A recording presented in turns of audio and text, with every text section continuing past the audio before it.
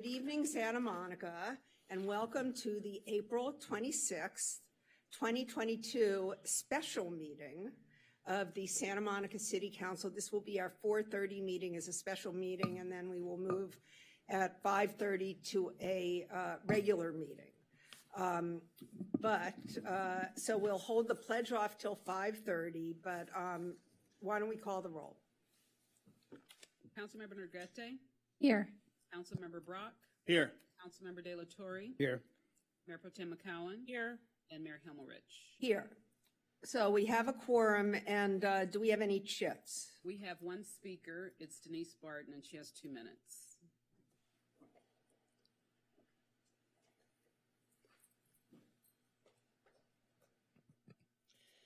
Good evening. Let's look at ways the city and downtown Santa Monica Inc. previously looked for extra parking downtown. Many of you may be oblivious to this, but Gleam Davis, who was the liaison for downtown Santa Monica Inc. after Elaine Politic left the city until the promenade and until the pandemic, including all the times her husband's employer's project came before downtown Santa Monica Inc. board. But what do you know? In the minutes of downtown Santa Monica Inc. for these meetings, there is no mention of Gleam Davis. Gleam Davis's presence, making it look even dirtier. Now back to the issue of parking downtown.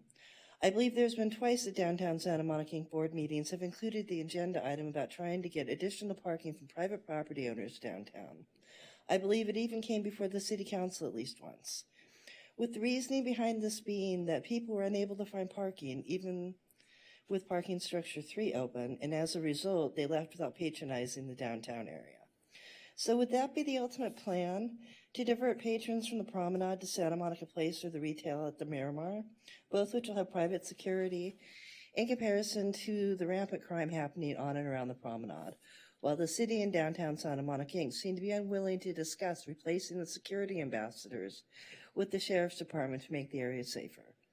Then as to the construction where structure 3 is, as well as on top of the buildings on the promenade for affordable housing and retail, do you not think that will be disruptive to businesses trying to serve customers? Or what about the lack of parking it will create for the promenade? Do the construction workers having SUVs and trucks so that they have their tools and equipment they need, right? Thank you. Thank you, Ms. Barton. I guess now you'll read. Yeah, let me read the items. Should we have done that before? Does it matter? Yeah, let me read the items that are, yeah, I guess I should have called them first. Okay, so here's the closed sessions. You have an existing litigation at Santa Monica Housing Council, a nonprofit corporation, William T. Dawson, an individual, Irma Vargas, an individual versus the City of Santa Monica.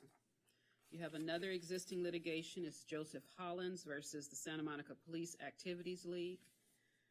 Another existing litigation, the name is Arash, and I'm sure I'm going to mess this up, Yaghabuzda versus the City of Santa Monica. Another existing litigation is Soloway versus the City of Santa Monica, Kalini, Kareem Lee. Another one is Santa Monica Housing Council et al. Versus the City of Santa Monica. And next we have Santa Monica Bayside Owners Association versus the City of Santa Monica, California Coastal Commission, Court of Appeal in the State of California, 2nd Appellant District, Division 7. We have one anticipated litigation. Then we have conference with labor negotiator. The agency designated representative is City Manager David White and Chief People Officer Lori Gentles. The bargaining units are the Administrative Team Association, IBT, California Teamsters Local 911, FEMA, Santa Monica Fire Executive Management Association, Santa Monica Firefighters Local 1109, IAFF, the Municipal Employee Association, AFSCME Local 4819, it's the Management Team Association, the Public Attorneys Legal Support Staff Union, Public Attorneys Union, Santa Monica Police Officer Association, SMART TD, the International Association of Sheet, Metal, Air, Rail, and Transportation Division, Local 1785, Supervisory Team Association, and the Coalition of Santa Monica City Employees. And then the final is the public employee appointment is the city attorney. And turning to the city attorney, so we'll come back at 5:30 and then, We will certainly try. no, but then we'll come back, we'll convene the regular meeting and then, Correct. but then we expect to go back into closed session. At 5:30. Okay, so for right now, we'll be back at 5:30. Thank you.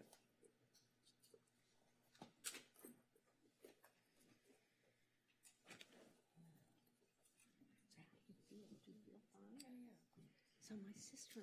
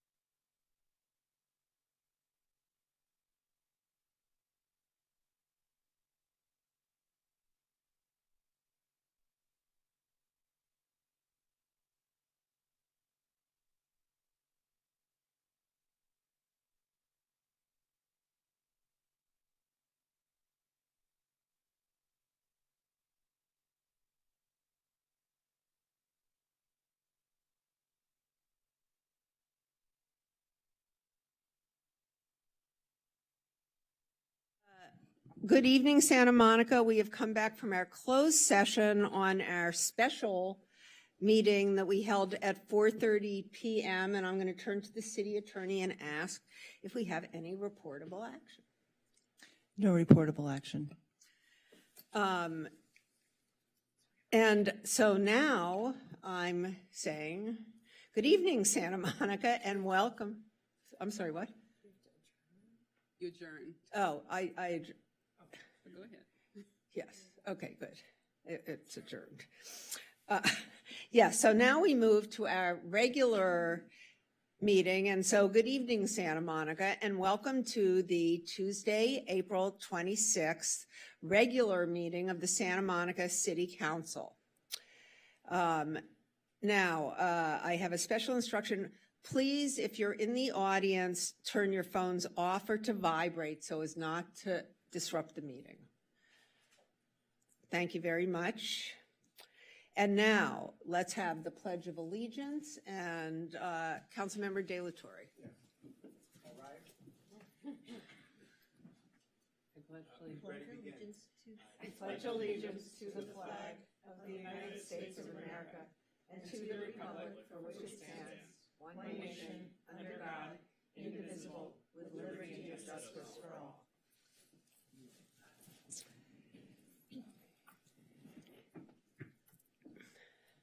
And now, Madam Clerk, will you please take the roll call? Sure. Councilmember Davis. Here. Councilmember Negrete. Here. Councilmember Brock. Here. Councilmember De La Torre. Here. Mayor Pro Tem McCowen. Here. And Mayor Himmelrich. Here. So now, do you mind calling the closed session items? And do we have any chits? We do not have any speakers on closed session. Thank you. Yeah. Okay, so first we have an existing litigation. Sir, you did not sign up to speak. I haven't been able to get a phone because of the things, the Sir. situation. Sir, if you want to speak, you would have to register, and it's past the point now. I did register. Okay, we have, did you register, and what's your name? Mr. Robinson, I don't have you, but come on up and you can have, are you speaking on closed session? Position. I'm sorry, you're speaking, What is about the housing situation that we have here in Santa Monica? okay, this isn't the time, No, so what we're asking for right now, so we are, Being misled because the lady told me that we were ready to speak about the housing and see about what's going on in Santa Monica. so sir, if you go up to our clerk and tell her what specific item you want to, I saw you pointing up to the screen. Well, a lot of people have been trying to contact the mayor's office about this situation that's happening. Okay, so let me stop you. So go back in, you can go back in the hallway, and there's a key, 8A?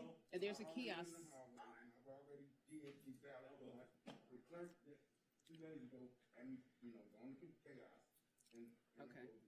Tell the city what they need to hear, not what they want to hear. Okay. Okay, sir, This is not. thank you. So I think you may need to go out into the hallway and register And with the register folks to out speak. there to speak. Right. So they're out in the hall, right outside on the landing, And there's a young lady. and they'll out give there. you a piece of paper to fill out. That will be the thing you fill Electronically. out, and then we'll welcome hearing from you.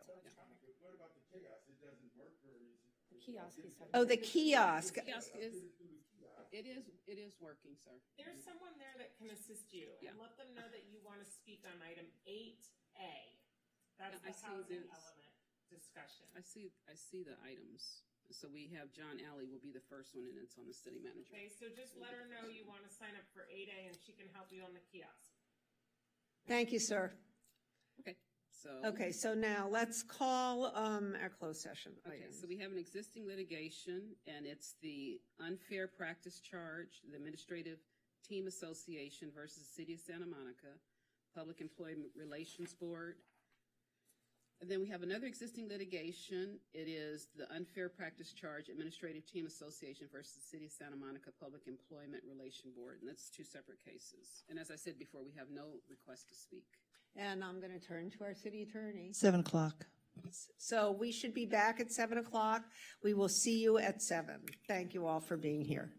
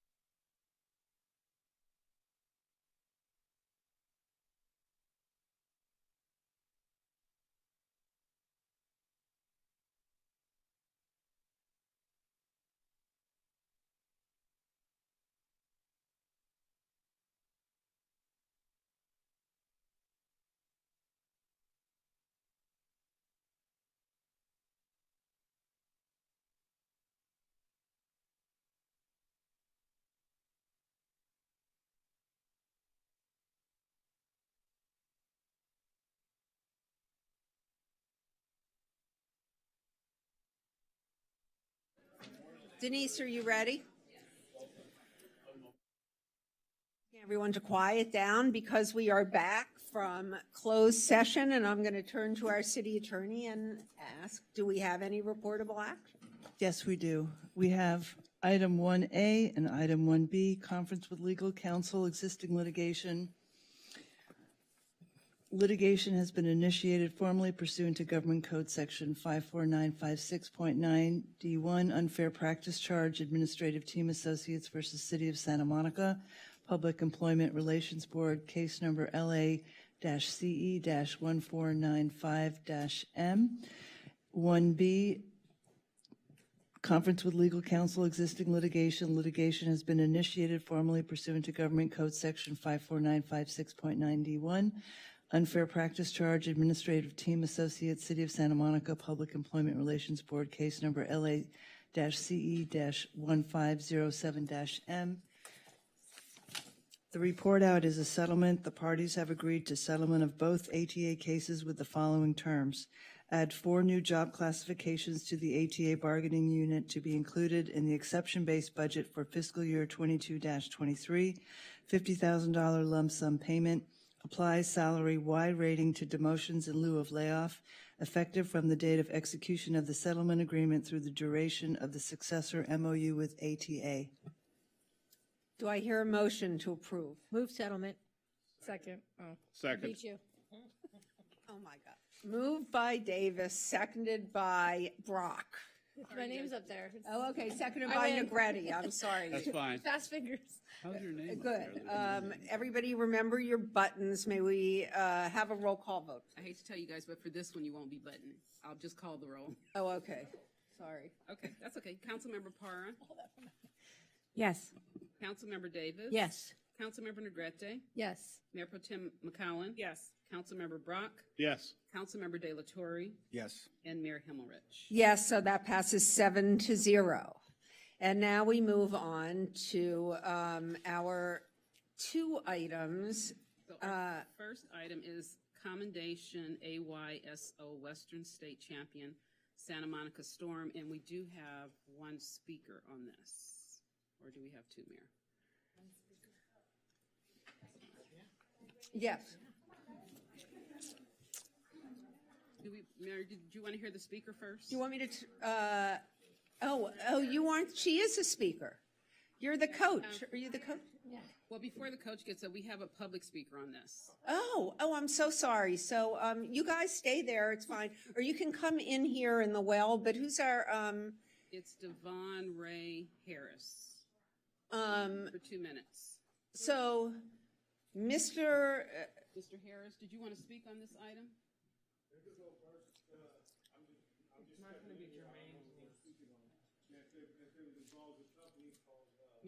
Mr. Harris, do you plan to, you have to come over to the mic over there for the public speaker. No, Mr. Harris, I'm pretty sure that this isn't the item that you meant to speak on. Hold on, guys. What? Okay. Yeah, it might be, if it involves a company called Venice Life Athletics, but it was changed, but it's just a different name under a tax ID and an EIN number, yes. No, this is a different item. This is about the soccer team, the Storm, that just won their championship. Oh, yeah, but like I said, if it involves a company that was originally under Davon Ray Harris with a different tax ID and with an EIN number, and someone else used the tax ID and EIN number without paying someone, yes, it does. I believe that that doesn't apply to this, so, Oh, so maybe like you'll I come up said. again, okay? Yeah, Thank you. Okay, Thank you. so let me yeah. congratulate these kids, okay? Thank you. So, here you go. Now you're up. So, this is a commendation for AYSO Western States Champion Santa Monica Storm. So, you know what? We're going to come down to you because I think, and Kristen, you want to come with me? Because, what? You lost your microphone. That's okay, because I have this one. I'm adjustable. Okay, so can everyone still hear me? Good. Okay. So we want to acknowledge the extraordinary accomplishments of a Santa Monica AYSO soccer team, which calls itself the Storm. Would that be you guys? Yeah. Santa Monica AYSO is the largest community youth sports organization in Santa Monica, serving over 1,500 kids. It is a nonprofit organization that is run entirely by volunteers. The Storm plays at the highest level of AYSO in the Extra program, representing Santa Monica against top soccer teams from other geographic regions. This Santa Monica team has remained undefeated the entire season. Over 20 games, yes, let's give them.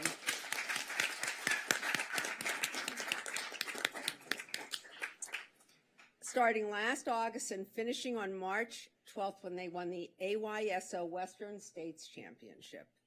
The Western State Championship is the finale of the AYSO soccer season, in which over 180,000 youth soccer players compete in 6 different states, including California, Arizona, Nevada, Oregon, Washington, and Alaska. Teams from all 6 states competed in several playoff rounds to earn one of only 4 spots for each age division at the Western States Championship. At the championships held near Gilroy, California, the garlic capital of California, on March 12th, the Santa Monica AYSO team won their semifinal game and then went on to the finals to defeat their Orange County opponent 4-2 in overtime to earn the title of Western State champions. The team is made up of some special Santa Monica athletes.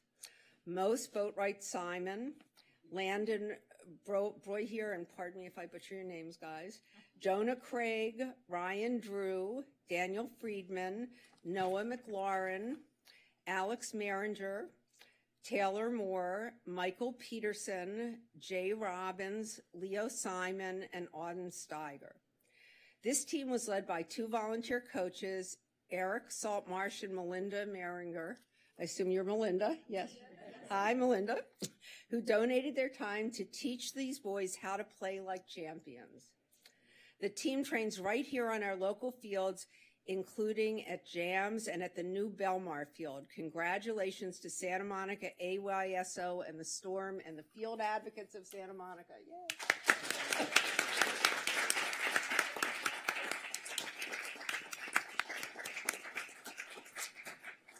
And now, Melinda and Eric Saltmarsh, you're up, I guess, and you can take the mic here. But the other thing I want to show them. Yeah, so let me show you. So each of you will be getting a commendation from the city of Santa Monica. Yes, one for each of you. There are 14, so we won't be giving them out. But it will look like this, and you can have it framed and put it on your wall. And Kristen's going to hand it to your coaches, right? This is Mayor Pro Tem Kristen McCowan. And we are very proud of you, and I can tell you as somebody who played team sports in my youth that you will learn how to collaborate with other people and be better members of any team in life by doing this. So I think you all should be really proud. And here's your coach. Thank you so much. I think you said it all, and I just want to thank the Honorable Mayor and this Honorable City Council for welcoming us and our team here tonight. We're all very proud of you boys and how hard you worked to achieve this incredible accomplishment. And hopefully you guys, like the mayor said, have learned the lesson is when you work hard, you can achieve great things. So thank you very much, and thank you very much to the City Council. Thank you.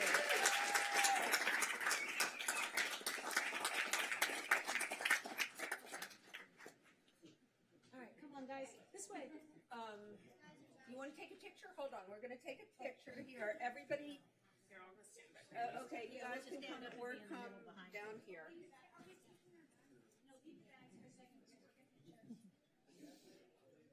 Okay, I'm going to this is the first time I've ever used this question.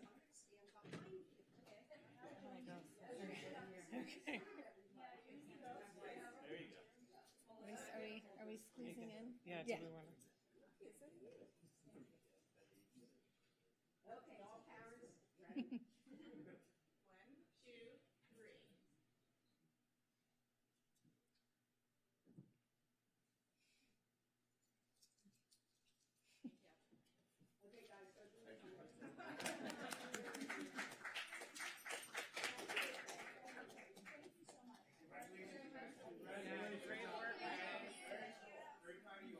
job.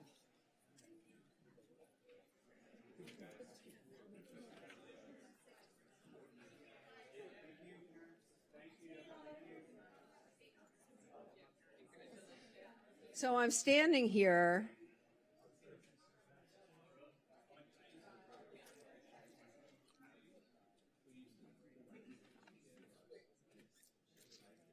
So Mayor, before I go to the next one, I wanted to make an announcement that we received some complaints that there was no audio. There is audio on YouTube. There's also audio on City TV. So just to, so if you guys receive. So I understand that people are having trouble with their audio, but we understand that there is audio on YouTube and audio on City TV, Yes. which on my TV is, I guess, channel 21. I don't know what yours is. So, 16. or 16 or 21. And now the next item, and can I have Denise? So the next one is Proclamation City Clerks Week, May 1st through the 7th, 2022. And we have one speaker, Denise Barton.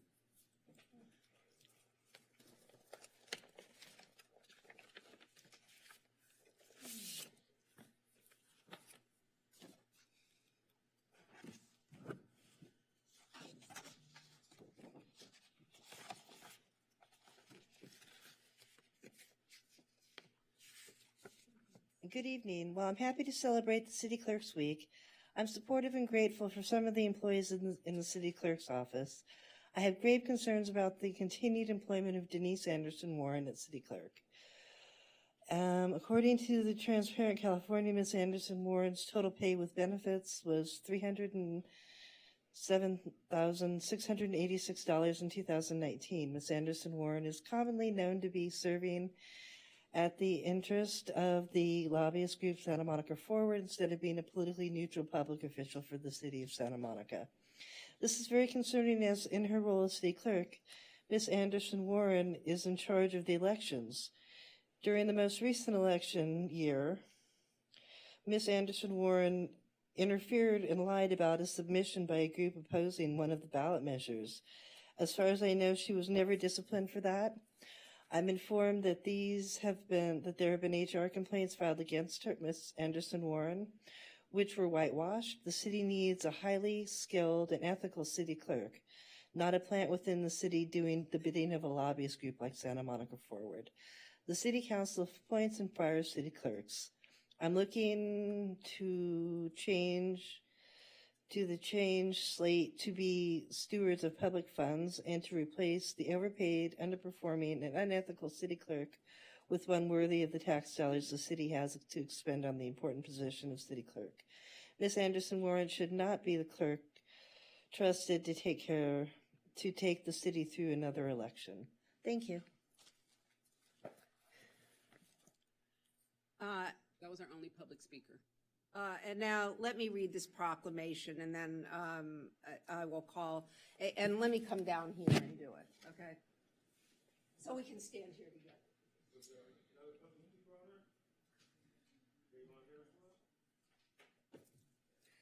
So, whereas the office of the city clerk, a time-honored and vital part of local government, exists throughout the world, and whereas the office of the city clerk is the oldest among public servants, and whereas the office of the city clerk provides the link between the citizens, the local governing bodies and agencies of government at other levels, and city clerks have pledged to be ever mindful of their neutrality and impartiality. Oh, good.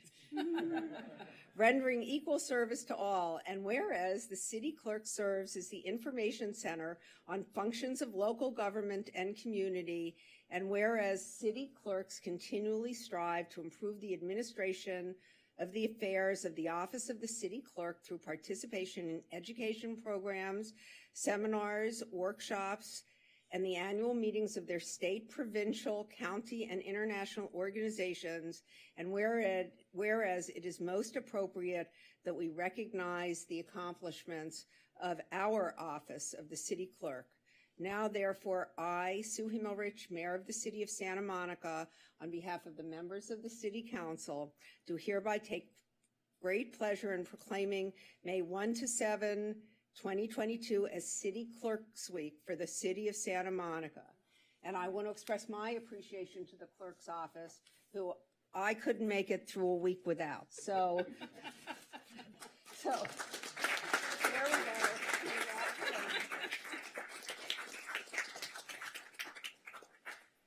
So I'll be brief.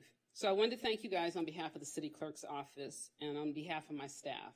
I just want you guys to realize how resilient they've been. They've been completely ethical, and they remain professional throughout this entire epidemic. You guys know just from how difficult the meetings have been and that sort of thing. But they stepped up. Nobody complained the entire time. And so I just want to thank them, and I want to make you guys aware of that is who runs the City Clerk's Office, really. So we look forward to continuing to provide quality customer service for members of the public. Because we're not back to pre-COVID yet, this year we're cutting back on the events that we do during City Clerk Week. So it's going to be a smaller scale, but we're still going to celebrate. So we're coordinating with the local libraries, providing coloring books that show an overview of what the City Clerk's Office does, what municipal clerks do. And it's sort of in a fun way. We will be out there. So some of the initiatives that we'll be doing this year, because you'll see us out there, we always participate in voter registration drives. We create our own. We go to the high schools. So we do that. We get out in the community. We go to the farmers market. This year we'll be promoting the upcoming June primary. So we're working with the county on that. So you'll see us out there. You'll see us coordinated with the county doing that. We also are getting ready for the upcoming nomination period for those of you that are interested in running for office. It will begin in July. That's a big lift for us, but we're looking forward to it. And we learned some things during COVID that we will bring with us for this upcoming year. Of course, we have our whole boards and commission trainings that we're going to be doing. We hopefully will be implementing a new agenda management program for those of you that sit up here. And our greatest gift, we hope, that we will soon get an electronic posting board. So those are just a couple of the initiatives that we're working on. But we are doing, you don't see us a lot, but we are doing a lot behind the scenes. And the amount of public records that we process is enormous. So City attorney's over here shaking their head thank you at that. so much. No, we do appreciate it. The meetings have been a challenge. We know the election is going to be a challenge. So let's give it to our city clerk.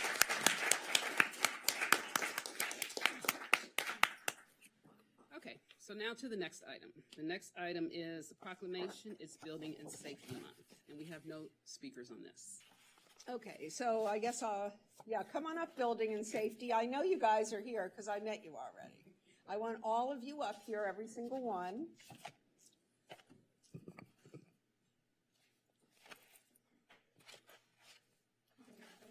You think I should?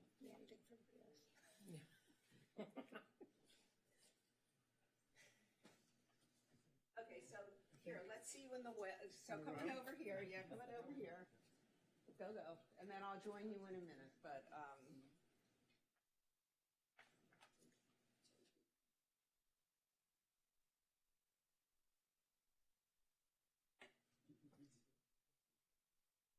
so these are our building and safety officers. We have here a variety of officers from our building and safety department. And let me read this proclamation. Whereas our city is committed to recognizing that our strength depends on the safety and essential role our homes, buildings, and infrastructure play both in everyday life and when disasters strike. And whereas our confidence in the resilience of these buildings that make up our community is achieved through the devotion of vigilant guardians, building safety and fire prevention officials, architects, engineers, builders, tradespeople, design professionals, laborers, plumbers, and others in the construction industry who work year-round to ensure the safe construction of buildings. And whereas modern building codes include safeguards to protect the public from hazards, such as wildland fires, I hope we don't have those here, and earthquakes, which we do have here. And whereas Building and Safety Month is an an opportunity to remind the public about the critical role of our community's largely unknown protectors of public safety, our building and safety staff, who assure us of safe, sustainable, and affordable buildings that are essential to our prosperity. And whereas Building and Safety Month encourages us all to raise awareness about planning for safe and sustainable construction, career opportunities in building and safety, understanding disaster mitigation, energy conservation, and creating a safe and abundant water supply to all of our benefit. And whereas the City of Santa Monica wants to recognize and honor the building and safety professionals all across the United States and bring awareness to the importance of building and safety to communities. Now, therefore, I, Sue Himmelrich, Mayor of the City of Santa Monica, on behalf of the members of the City Council, do hereby take great pleasure in proclaiming the month of May 2022 as Building and Safety Month in the City of Santa Monica. Encourage all citizens to join me in this observance. And who's speaking for building and safety? I guessed it was you, Ariel. So, and here's this, right? Thank you. I'll leave it here for you, and thank you. Wonderful.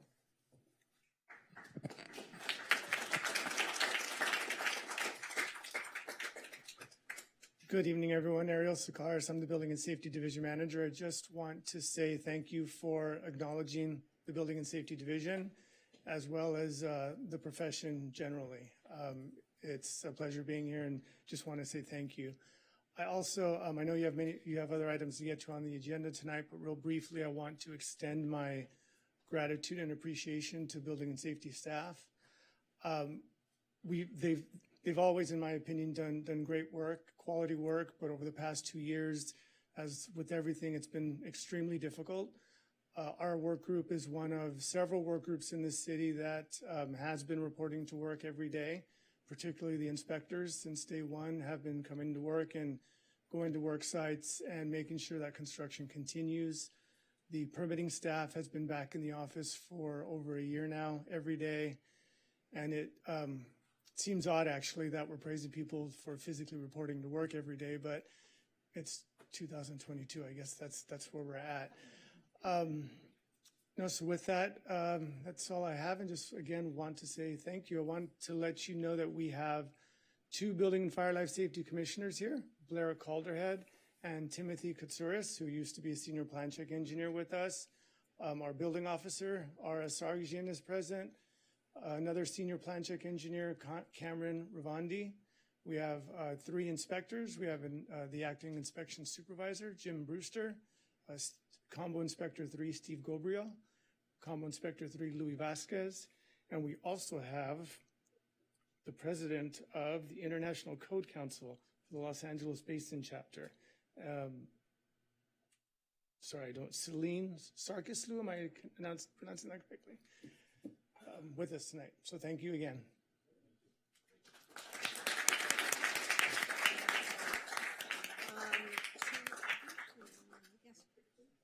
Do you guys want a picture? I mean, yeah, so come on back. Hold on, let's do it.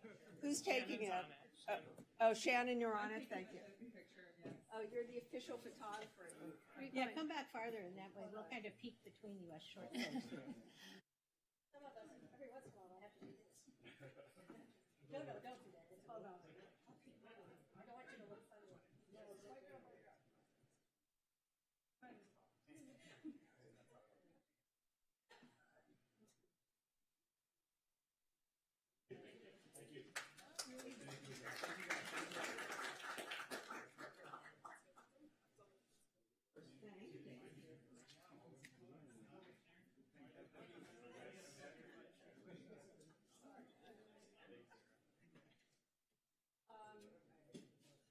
So Mayor, next we have Mental Health Month Proclamation, and we have no speakers for this.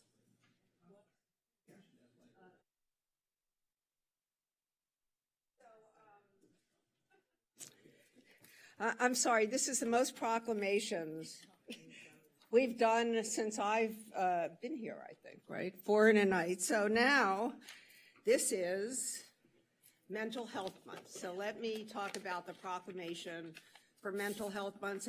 And let me say, and I just did a quote for the papers tomorrow about this, but I want to say that I lost my nephew Charlie 18 months ago. He was 21 years old, and he shot himself in his car in a parking garage. And we had no idea. I have 15 nieces and nephews, now I have 14. And so mental health awareness is, even for those who think we're aware, more important than we think. And I just have to say that you just don't ever expect it when it comes. And when it comes, it is a big hole in your family that you never expect. So on that note, let me read the proclamation. Whereas mental health is essential to everyone's overall health and well-being, especially as we emerge from the COVID-19 pandemic and mental illnesses are common and treatable, and whereas prevention is an effective way to reduce the burden of mental health conditions, and whereas with effective treatment, individuals with mental health conditions can recover and lead full, productive lives. And whereas the City of Santa Monica is committed to supporting a community where mental health is prioritized and diverse paths towards recovery are celebrated. And whereas the City of Santa Monica invests in education and programs to enhance community awareness of and access to culturally competent mental health services and treatment options now and in the future for people of all ages and racial and ethnic backgrounds, there in supporting all persons to participate fully in civic and community life. And whereas the City Council appointed the Santa Monica Disabilities Commission to advance awareness of disabilities, including mental and behavioral health, in its planning, decision-making, and advisory activities. Whereas Mental Health Awareness Month is a time for community members, government, public and private agencies, healthcare providers, businesses and schools to recommit to supporting our communities by increasing awareness and understanding of mental health, reducing stigma, and making appropriate and accessible services available for all people to prevent and recover from mental illness. Now, therefore, I, Sue Himmelrich, Mayor of City of Santa Monica, on behalf of the members of the City Council, do hereby take great pleasure in proclaiming May 2022 as Mental Health Awareness Month in the City of Santa Monica. And Alex Elliott, are you present? Great, thank you so much. So this is the chair of our Disabilities Commission, Alex Elliott, who will say a few words about this and who will receive this proclamation. And thank you for being here.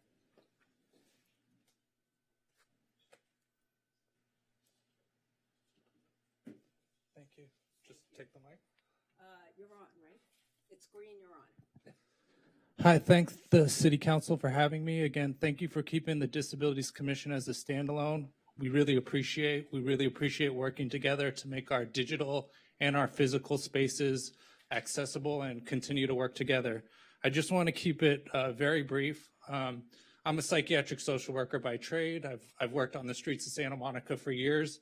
And I've worked with people with all sorts of mental health challenges. And when I think about recovery, I think about the 3 Ps. It's people, place, and purpose. Simply, it's something to do, someone to love, and something to hope for. And if we're working towards that goal, I think we'll be a more mentally healthy Santa Monica, and I look forward to working with you on that. And just a quick plug, we'd love to have more people join the Santa Monica Disabilities Commission. Thank you for having me. Thank you so much, and thank you for being here.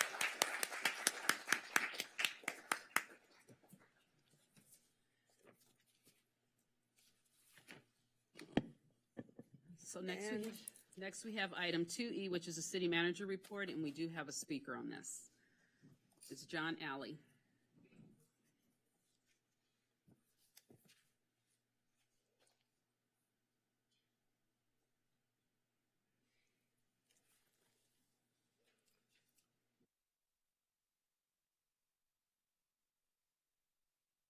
I'm sorry. Hold on, John. Madam Clerk, I have a slide Yes, hold on a presentation. second. City Manager, in the last council meeting, my comment was not made available to the public. Your primary responsibility is to maintain safety for residents and workers in our city. There we go. Every other item on the agenda tonight is secondary. Don, could you hold on a second? Sure. I don't want to cost you time, but hold on.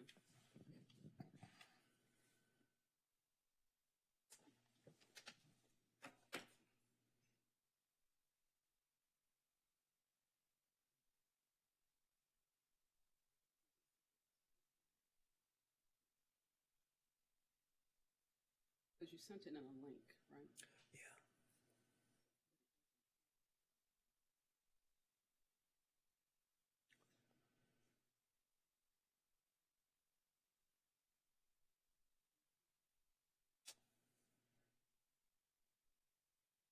Is it a PowerPoint? Has my name, yeah.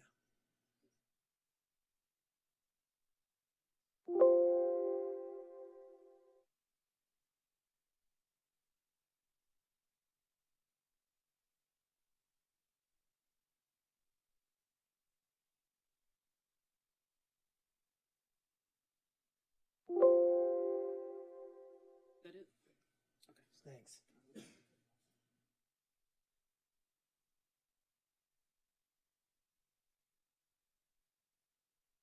City Manager, you continue to keep the garage dumpster rooms open all night for our drug dealers, sex workers, homeless, taggers who sleep in and behind the dumpsters.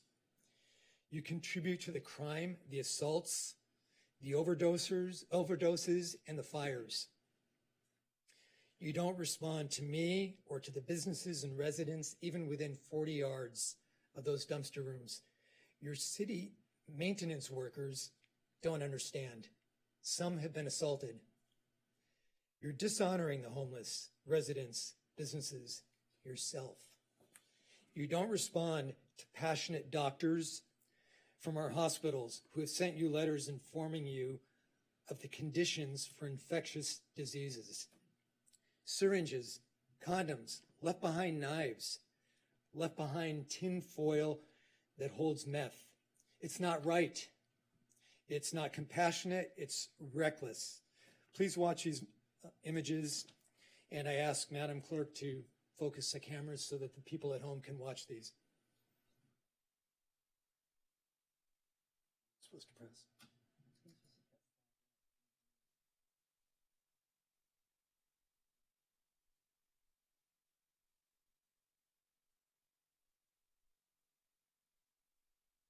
Well, we don't seem to see it working again.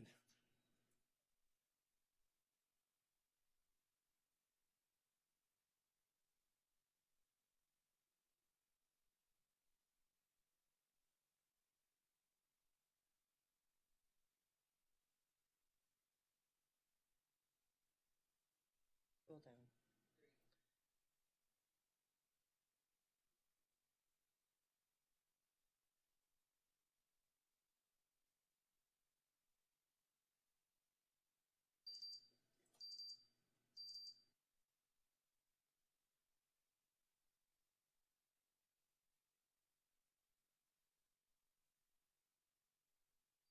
Okay, that's your 2 minutes.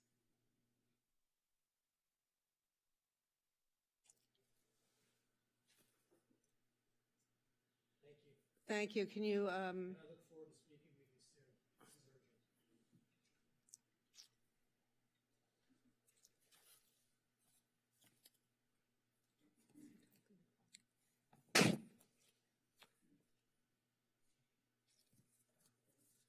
yes, please. Thank you.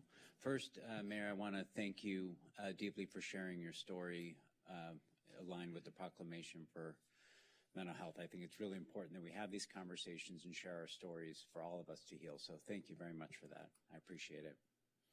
I'm going to make a stark pivot for a couple of announcements. One is this Saturday, we'll be celebrating at Virginia Avenue Park from 10 o'clock to 2 o'clock, our annual Art and Literacy Festival. So obviously everyone is encouraged to come out and enjoy with us.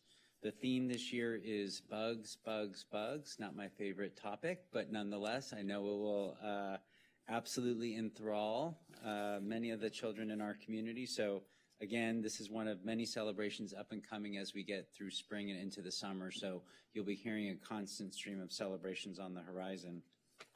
And then I wanted to share earlier today, was lucky to celebrate with the mayor this morning, the swearing in of 4 police officers to our fine police department. Our department is working incredibly hard to fill their vacancies. We're up to 9 new officers in our department for this year, which almost eclipses what we've done over the past 2 years. So I've communicated to all of you and to the community our very keen intent and focus on filling our vacant positions. Our department is doing a tremendous job doing it, and it was just wonderful to be in the room this morning to not only acknowledge them, but yet another promotion of Lieutenant Cody Green. So just wanted to share that for the community and the council that we're working hard at it. Thank you.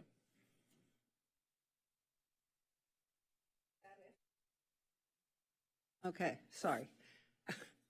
Another well-oiled machine.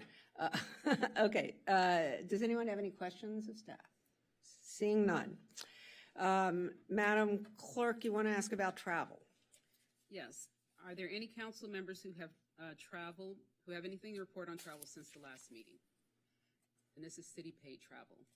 Councilmember De La Torre. I know that the report is mostly for travel that's the city pays for, but I do want to announce that I attended a conference. I applied for a scholarship. I attained the scholarship from the National Association of Latino Elected Officials, and we had a convening in Chicago from Wednesday to Saturday. And it was around emergency preparedness. So talking about the impact of COVID, the impact of climate change, what cities need to do to prepare. Met with leaders from the city of Santa Ana, Ontario. A lot of Californians were there, but also people from Chelsea. I met just a lot of elected officials sharing their struggles, their challenges. So this is something that's nationwide, and I'm happy to report that the city of Santa Monica is doing a pretty good job, considering everyone reported about all the good things they were doing to respond to COVID, and I checked off everything that they did and some. So happy to report on that. Good for you, Oscar. That's good. Thank you for representing us there.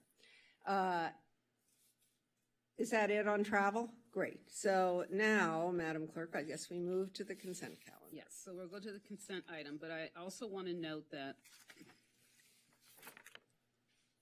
in accordance with Charter Section 615, the adoption of all ordinances and resolutions shall be by reading of title only unless a council member present dissents. And so for the consent calendar, all items will be considered and approved in one motion unless removed by a council member for discussion. And let me see how many speakers we have.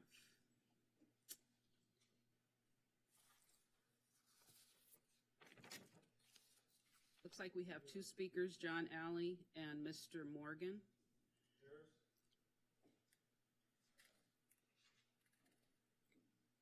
So I'm going to ask the speakers to line up on the wall over there. Is that Mr. Harris? Mr. Morgan. So I'm sorry. Sir, what's your name? No, the person standing at the podium. Yes. Morgan. Ray Harris. My DBA is Davon Ray Harris, but I go by Davon Ray Morgan.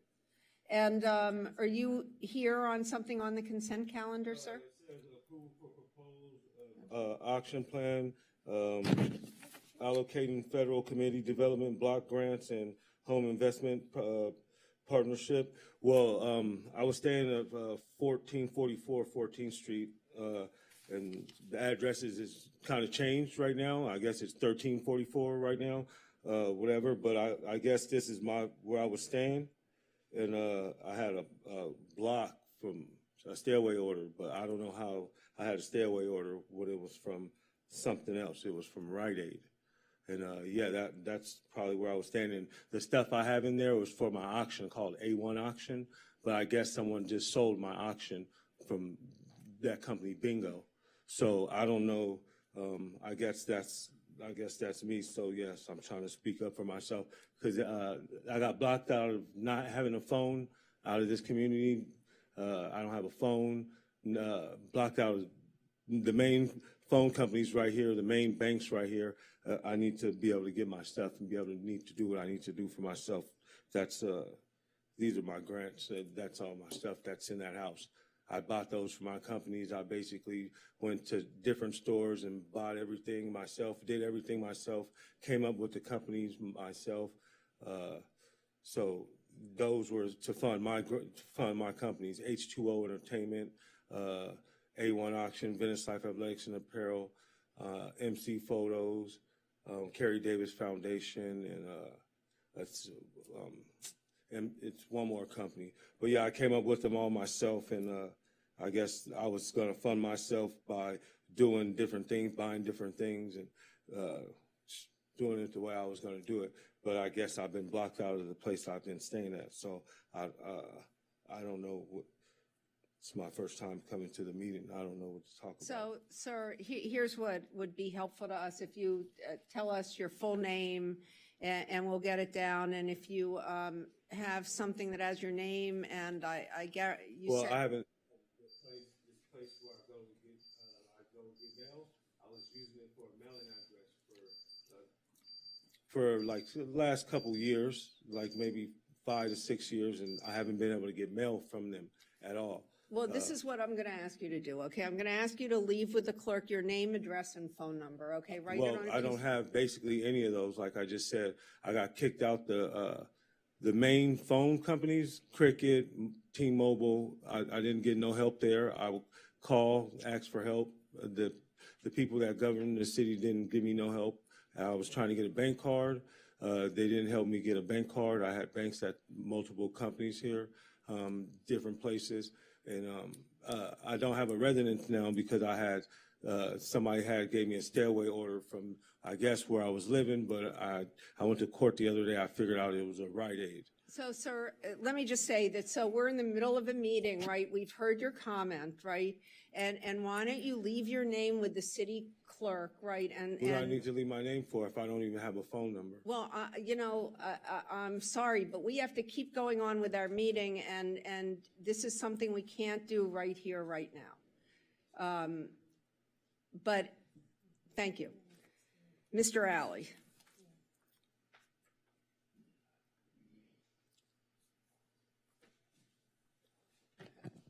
My remarks are for 13D, selection of. No, this is consent. This is different. So you want it for 13D? I'm sorry, 3D. 3D. Okay, go ahead. Regarding the security on the pier. Go ahead. Sorry. Staff has not made it clear why it is asking for an exception to the normal procedure of obtaining competitive bids, except to say that they lack the time during the 6-month period from January 1st to June 30th, when they were supposed to conduct a competitive bid process on this term. The city code requires any and all contract services agreement over $250,000 to be competitively bid. In the original contract award to Panther, there was no open bidding process. 3 firms were contacted to assist with this contract. Why the snubs? Why the rush? Where's the transparency? Maybe Panther is the right firm, maybe not. We don't know what the monthly payments are on the existing or the proposed renewal deals. We don't know the exact hours of operation that have been contracted. Staff has shirked their responsibilities. Staff had 3 months to complete a competitive bid process. Staff has failed each of you, our residents, and our businesses. We've already learned from the Ambassador program on the 3rd Street Promenade and DTSM's secret business contracts that charging stakeholders for services the city should pay for, then continuing to increase those fees over time, invites trouble. Rushing through this means not enough thought and reason. Thanks. Thank you, Mr. Alley. Does that conclude our speakers? No. Does any council member wish to pull any of the consent items from the agenda, from the consent calendar? 3D. 3D? Yes. Okay, any others? So 3A? So Councilmember De La Torre pulled 3A and Councilmember Brock pulled 3D. Does one of you want to move the remainder of the consent calendar? I'll move the remainder. A second. Moved by Brock, seconded by Negretti. May we have a roll call vote on the remainder?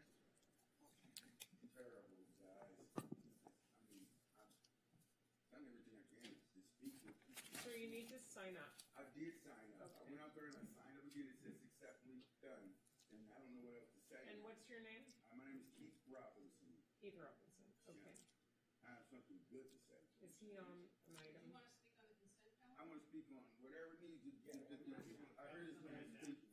Why don't you come up and speak now? Here, you come in, you're going to have, okay, sir, we're giving you 2 minutes like everybody else, so I'll try you to make go. it quick. My name is So Keith let's Robinson. go I've for been it. here. Thank God for that police officer over there. Great job we're doing. Hey, we understand your concerns. City Council, I've been standing here for 45 years as a resident of Santa Monica. Finally, I'm finally given that right 3 months ago by Ocean Park Community Center, a failing system that has failed everybody who donates to this place. I've been here for 45 years. That's my question.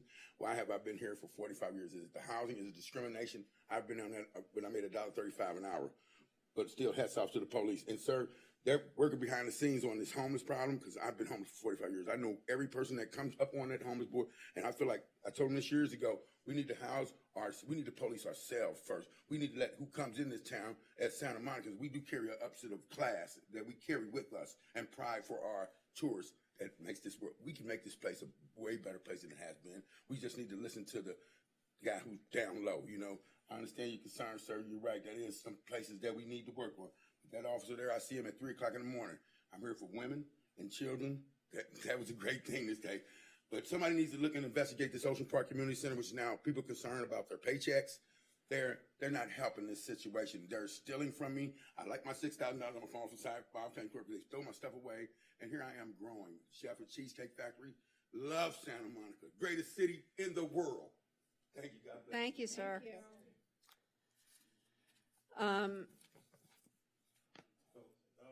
I'm sorry.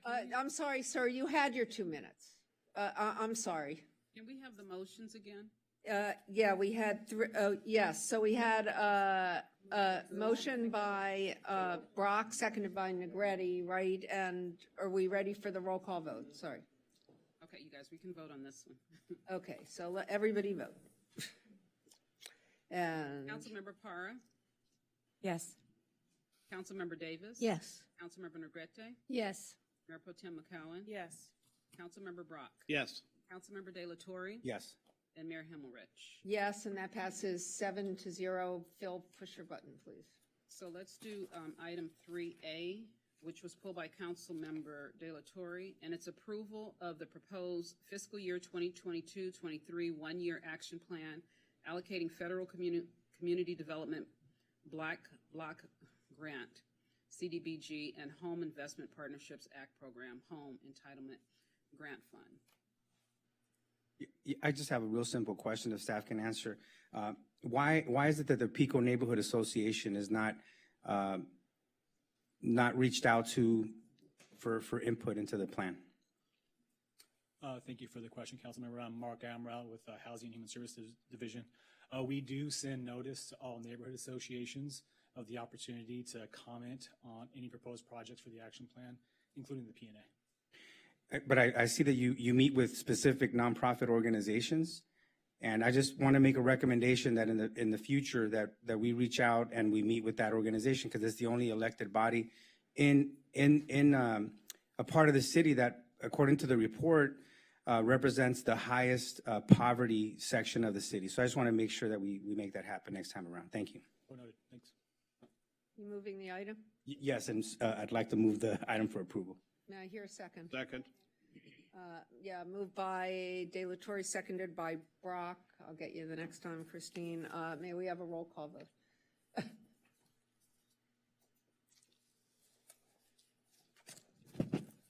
right, I don't know why it's not happening, but Councilmember De La Torre, Yes. Councilmember Brock. Yes.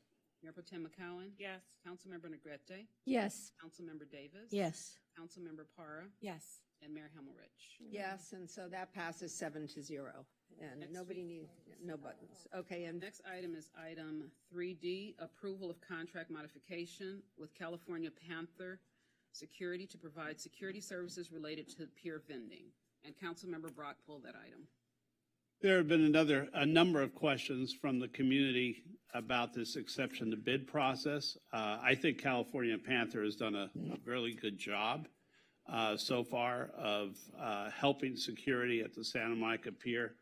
And I support their extension. However, there are questions from various members of the community and some of the neighborhood organizations about why there could not be a competitive bid process for this vital security service. So I'd like to, on behalf of the community, I'd like to hear where we are in this and what happened. Okay, good afternoon. Good evening, council members. My name is Cheryl Shavers. I'm the Senior Administrative Analyst for the Code Enforcement Division. So initially, there was a contract with Allied Security and Public Works, and we wanted to contract with them, but they wouldn't contract with us, so we had to piggyback on their contract because of the urgency as to what was going on the pier. So while Allied Security was at the pier, we went out to get 3 bids, Allied Security, CA Panther, and Intercon Security, which have all done business and are vendors here with the city of Santa Monica. So we reached out with them based on the urgency to get the bids, and it was approved for us to go under the city manager's authority for less than $250,000. So that's what we did. However, this is a new contract or an extension of the contract, which is over $250,000. So I think what residents have been asking the last few days is if we had gone to bid, could we have got a better deal from California Panther? And did we not? I think this extension starts when? June 30th? Yes, so we've had 6 months. So the question begs, could an RFP been done during that time? Or was this absolutely, did we negotiate the best deal we could to extend California Panther? I believe that we did because we worked with the city attorney's office, we worked with the city manager's office and procurement, and this decision was reached that we would extend this contract due to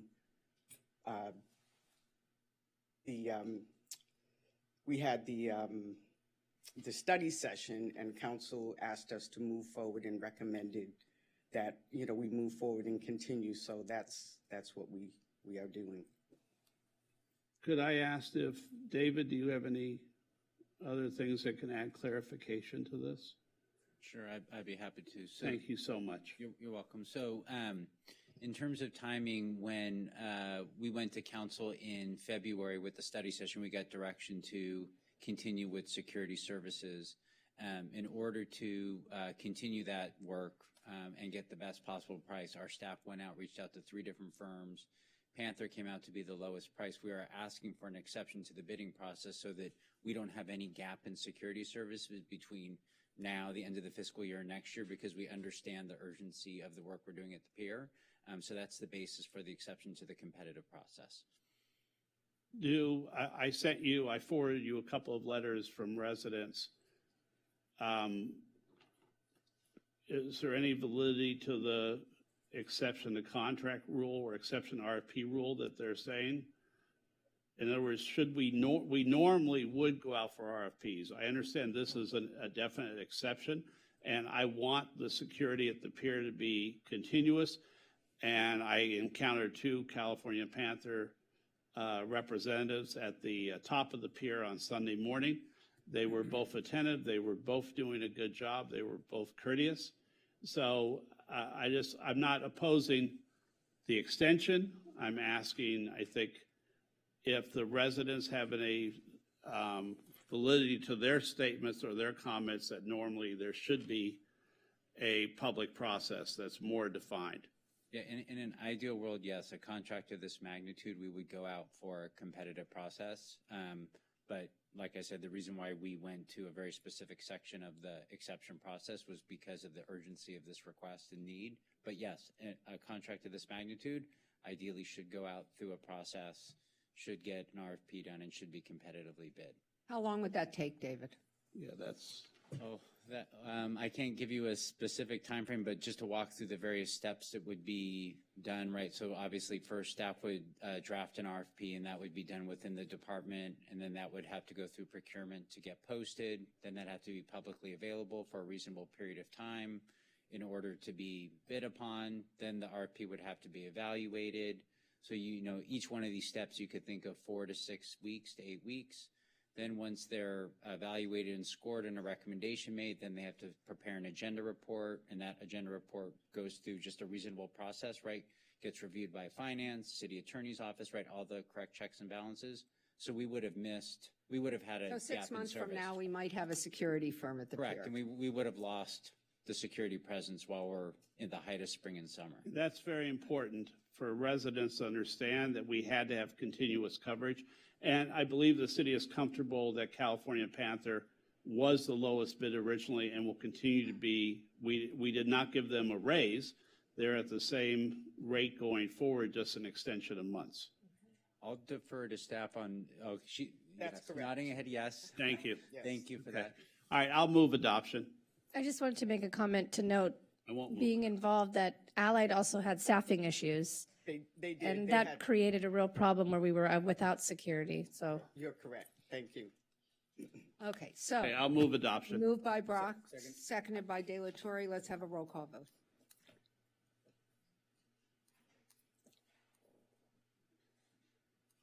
Councilmember Para, Yes. Councilmember Davis. Yes. Councilmember Negrete. Yes. Mayor Pro Tem McCowen. Yes. Councilmember Brock. Yes. Councilmember De La Torre. Yes. And Mayor Himmelrich. Yes, so that passes 7-0. And that concludes our consent calendar, I believe, and we're on to continued items. Yes, so we're on, so the first one is appointment to one unscheduled vacancy on the Disabilities Commission for a term ending June 30th, 2022.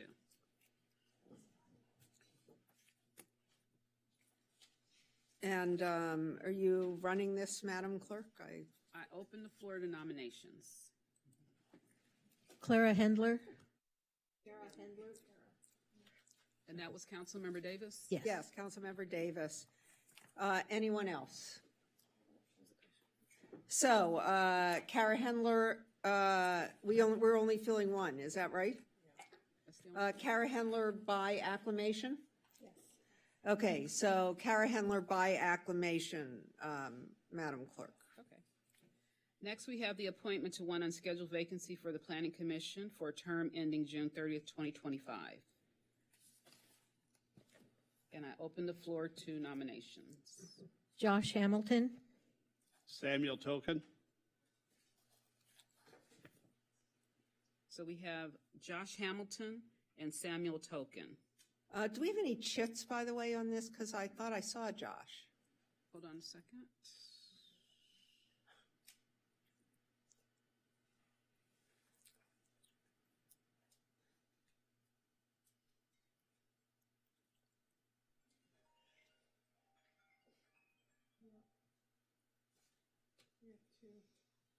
Oh, Okay, we do have two. Look at that. hmm?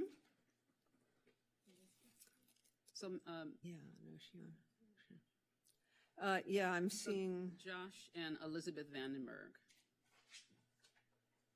Are they here? yes, so, yes, well, the speakers, yes. So, Mr. Hamilton, you're first, and Elizabeth Vandenberg, but, I don't see her. and, Oh, there's Josh. there you go, you're up. Thank you. Nice to see you. Good to see you too. Good evening, council members and mayor. My name is Josh Hamilton. I'm one of the applicants for the vacant seat on the Planning Commission. It's a pleasure and and an honor to be here with you guys tonight. I first want to just say thank you for your service. I know this is a volunteer position that all of you guys take on, so just thank you. I also want to thank each of you for meeting with me over the course of the last month. I'm honestly amazed that you could find the time in your schedules to meet, and thank you for your kind email last night, Councilmember Parra. It means a great deal to me, regardless of how this vote goes, that we have a council that is attentive and careful to each of your appointments, so thank you. I'm approaching this opportunity with no personal agenda. I have no personal axe to grind in this situation. This is simply an opportunity for me to serve and hopefully play my part as one of the many caretakers here for the city of Santa Monica.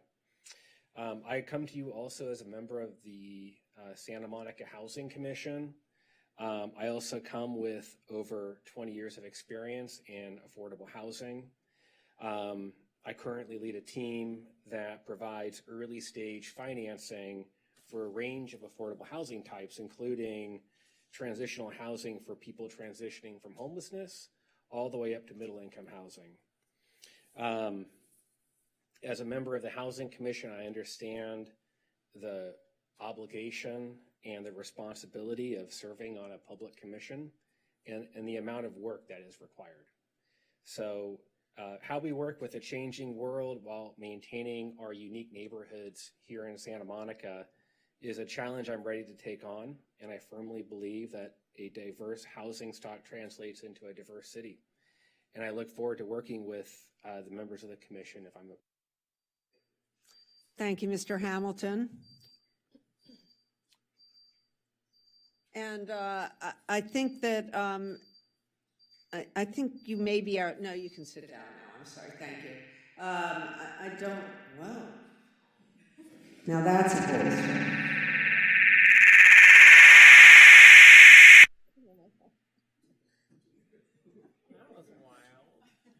Hello.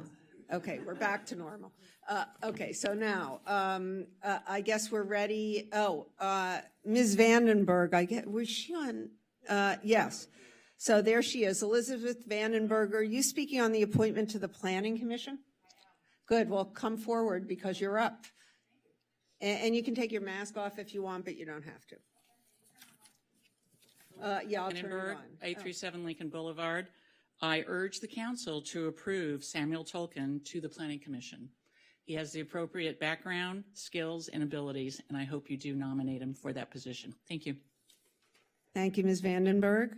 And I guess now that we've had our public comment a little out of order with our, right, we have two names, right? Hamilton right. and Tolkien, right? We have Hamilton and we have Tolkien. So when I call your name, tell me which one you want to vote for.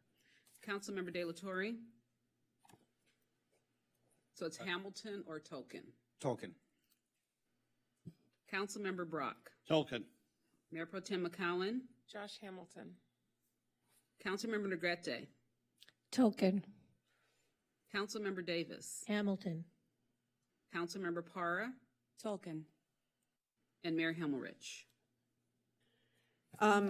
Hamilton and Josh, thank you for what you've done on the Housing Commission, but now let me change my vote to Mr. Tolkien.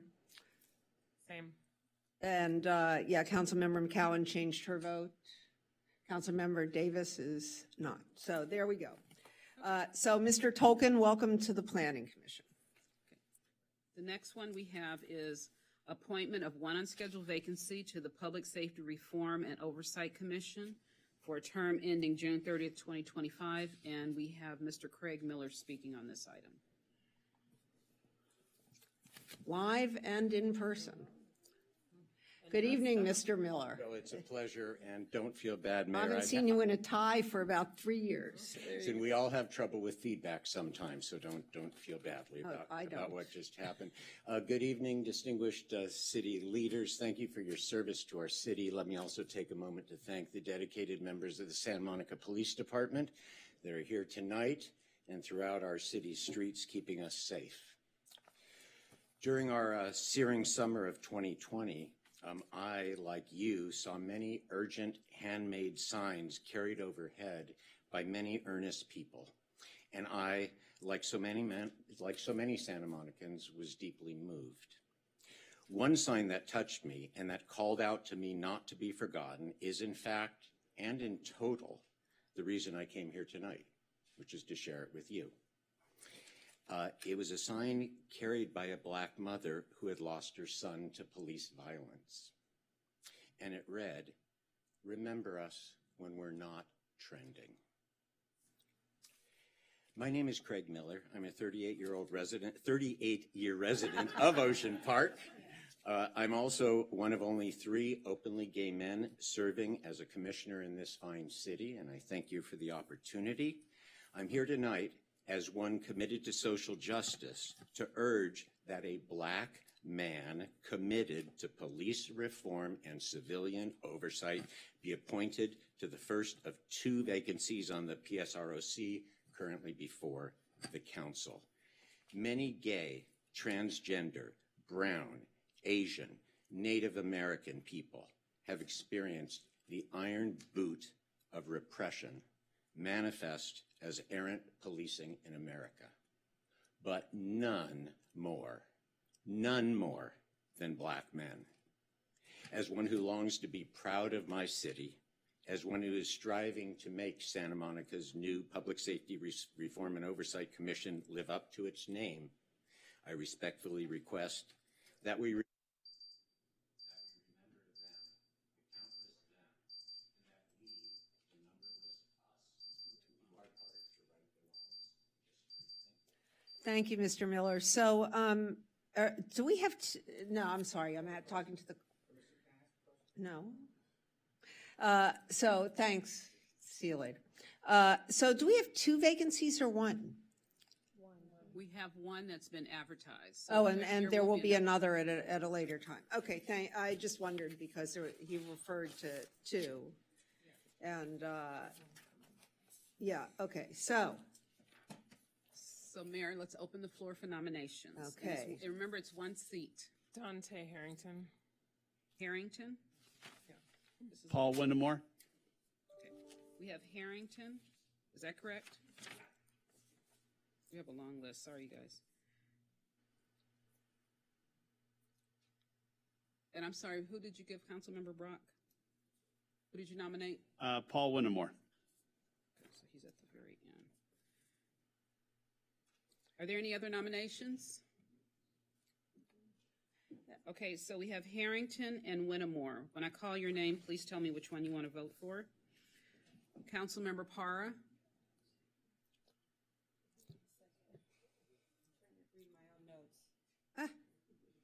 So it's Harrington and Winnemore are the, or did somebody else want to nominate somebody else? We have another one next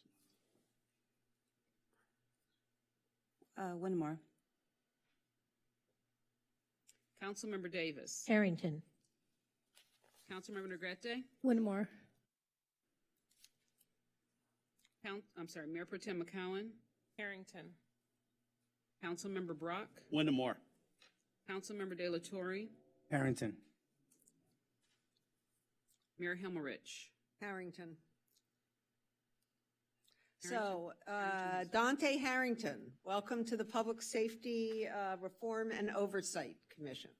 I changed my vote to support his. Yes, yes. So, Councilmember Negrete switched to Harrington. I'll switch as well. As did Councilmember Parra. I'll also switch. As did Councilmember Brock. So, Mr. Harrington, you now have unanimous support of the City Council. Congratulations. Okay, and so Mayor, now we go to item 6A. The centerpiece of the evening, right? We have quite a few speakers on this. So it's introduction and first reading of an ordinance amending Santa Monica Municipal Code, Section 9.08.020, and appeals of Planning Commission's denial of 2 conditional use permits to allow meal and alcohol service to the general public at the Oceana Hotel's existing restaurant. And Mayor, did you want to do the ex parte communication now? Yes. Do we have any ex parte disclosures on item 6A, the Oceana? This is since we had our disclosures, so I believe this would be so we did disclosures when we heard this before. Now it's coming back. So I'm assuming that the disclosures that have to be made tonight are for any contact since the first hearing, but is that wrong?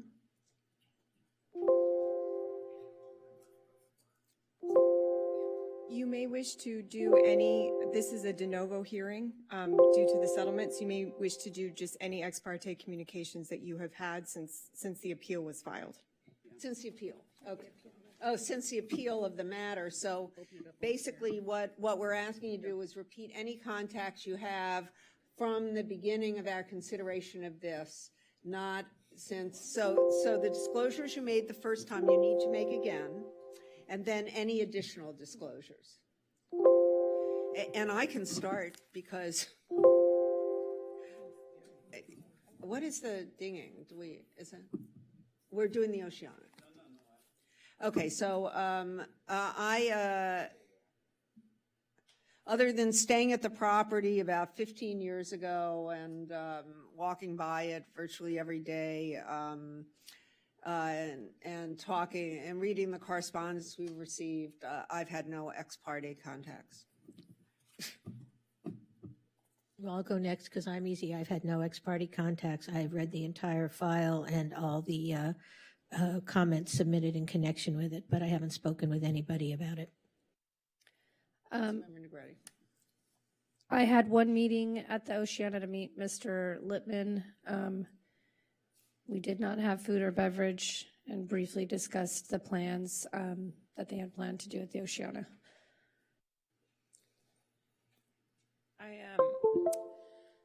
I disclosed this last time that I met with Mr. Lippman and the gentleman to his left.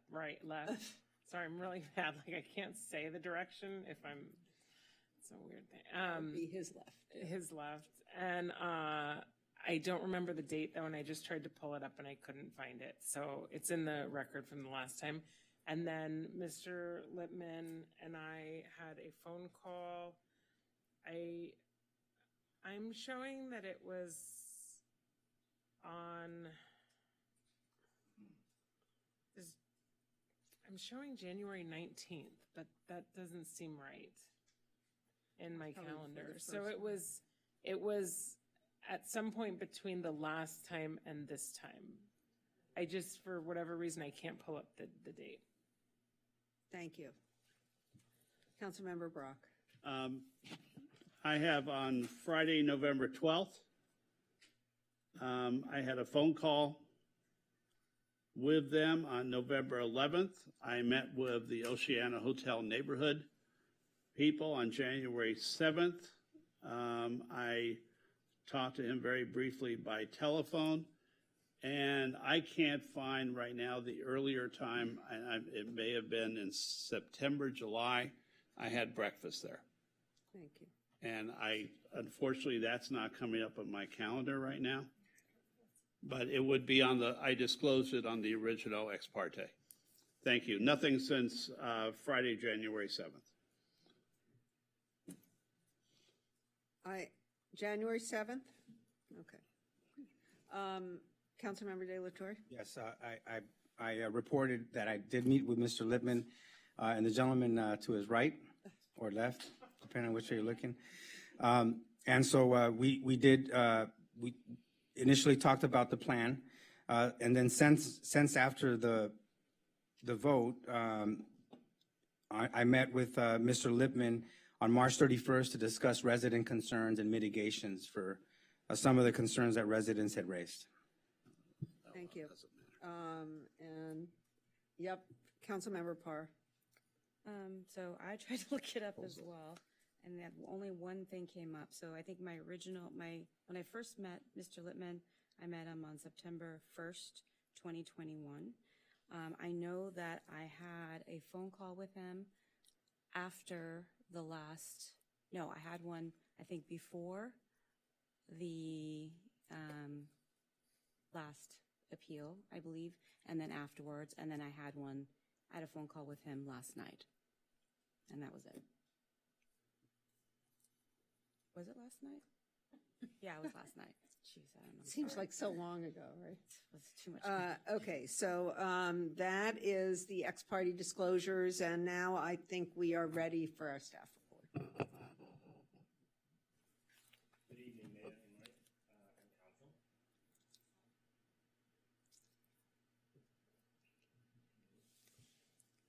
Do you have the clicker?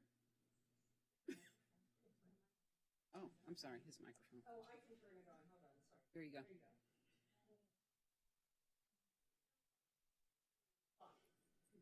Thank you. Good evening, Mayor, Hemorrhage and Council. My name is Radha Duong. I'm an associate planner with the City Planning Division. I will be presenting item 6A before you tonight. I know the staff report contains a lot of information, including background information relating to this project, but the purpose of my presentation is to provide you some highlights of this proposal before you. This is a proposal by the Oceana Hotel that involves 3 applications, a text amendment, and 2 conditional use permit applications associated with the hotel existing on-site restaurant.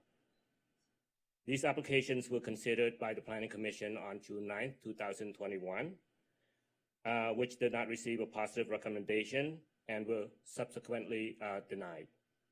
So tonight, as a result, Council is considering the proposal once more as appeals and as a de novo hearing. The essence of the Oceana Hotel request is to extend its existing meal and alcoholic beverage services to the public in its on-site restaurant. Due to its residentially zoned property, which prohibits the establishment of a publicly accessible restaurant, the proposal requires a text amendment in which staff is recommending a new CUP review process, as well as 2 conditional use permit applications in order to open the restaurant to the public and modify the existing alcohol CUP that is currently active for the Oceana Hotel. Based on the proposal, staff is recommending that Council adopt the determination that the proposal for the Oceana Hotel to open its restaurant to the general public is exempt from CEQA Guidelines Section 15301 Class 1 for existing facility. 2, introduce first reading ordinance amending the zoning ordinance under a text amendment which establishes a new CUP process and requirement. 3, grant both appeals and approve 2 conditional use permits. And finally, approve the statement of official action. It should also be noted that both conditional use permits, if approved, would only become valid if the text amendment is approved also. The proposal also highlights a number of key issues for Council to consider. 1, whether or not the text amendment adequately balances various goals in promoting the city's economic recovery efforts, support a complete neighborhood, and create a public hearing process to hear and gather input from the community. 2nd, the appropriateness of extending the existing hotel guest-only meal and alcohol beverage services to the general public. And finally, the effectiveness of the recommended condition of approval as a way to mitigate potential impacts. The Oceana Hotel is located at 849 Ocean Avenue on a property that is zoned R3. The site was originally developed as a 3-story apartment building in 1957, and in 1958, the building was converted into a hotel when it was a permitted use within that zone. Today, there are a total of 70 guest rooms. Over a span of many years, the hotel remains a continuous use, but the underlying zone has changed along with associated regulation that resulted in the hotel being identified as a permitted use, a legal non-conforming use, and an allowed limited use as explained in Attachment H. The corner site fronts Palisade Park and the ocean beyond, but surrounded on 3 sides by all 3 zoning districts, to the north, south, and to the east. These properties are developed generally with apartments and condominium buildings. The property is within the Wilmont neighborhood, considered to be one of the densest residential neighborhoods in the city. These photos illustrate the existing site context surrounding the hotel property, as well as the complementary scale and design of buildings within this neighborhood. These three multi-story buildings are immediately adjacent to the Oceana Hotel on the north, south, and east sides. The building is generally constructed to the property lines with landscape planters along the front and side. The primary pedestrian entrance is from Ocean Avenue, while the rear alley access provides entrance to the garage. The building is designed in a courtyard style with a punch opening in the center for pool and common outdoor spaces. All guest rooms around the courtyard and the common outdoor areas.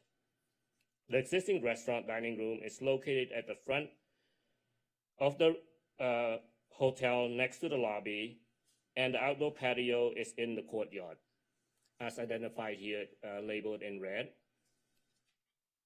Entrance to the restaurant and access to the outdoor dining patio are internally located and can only be accessed from the courtyard with no openings facing the street or its neighbors. This courtyard design and placement of the restaurant seems beneficial in that guest rooms surround the public and restaurant spaces, essentially creating a buffer around the most potentially noisiest area of the hotel, shielding potential noise impacts from reaching adjoining property and public right-of-way. On this slide, I wanted to provide some more detail of the requested applications. Text Amendment 20 ENT-0236 intends to amend SMMC Section 9.08 to require a new CUP in order for an existing legal non-conforming hotel restaurant located in the R2 or R3 zones to extend its meal service to the public. Conditional Use Permit 21 ENT-0090 is the new CUP application required by the proposed text amendment to establish a publicly accessible restaurant on the hotel property. And finally, Conditional Use Permit 20 ENT-0237 is required to amend the existing CUP approved in 1996 to extend that alcohol service to the general public consistent with meal service. The proposal would amend a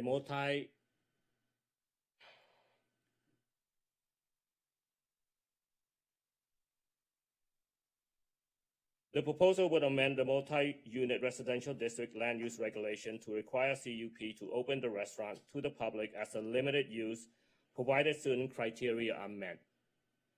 One point worth noting is that the text amendment is not intended to change the underlying classification of the hotel or motel use within the R2 or R3 zone as a prohibited use. In reviewing the overall proposal, staff recommends a new discretionary process, in this case a CUP, as a way to fully vet public outreach and public hearing process for a non-conforming hotel to request changes. This process allows for public participation that facilitate formulations of appropriate condition of approval to mitigate potential impacts. Under the proposal, there are three criteria a legal non-conforming hotel restaurant must meet in order to apply for this conditional use permit. One, that the hotel is established as of January 1st, 1995. Two, that the conditional use permit for on-site alcohol service to hotel guests and their visitor was approved prior to July 23rd, 2015. And that the existing restaurant prepares meal in an existing kitchen for on-site consumption during operating hours for breakfast, lunch, and dinner, and that it is ancillary, and the ancillary restaurant use has existed prior to July 23rd, 2015. The Oceana Hotel meets all three criteria. The hotel was established in 1958, and there is an existing alcohol CUP that was approved in 1996.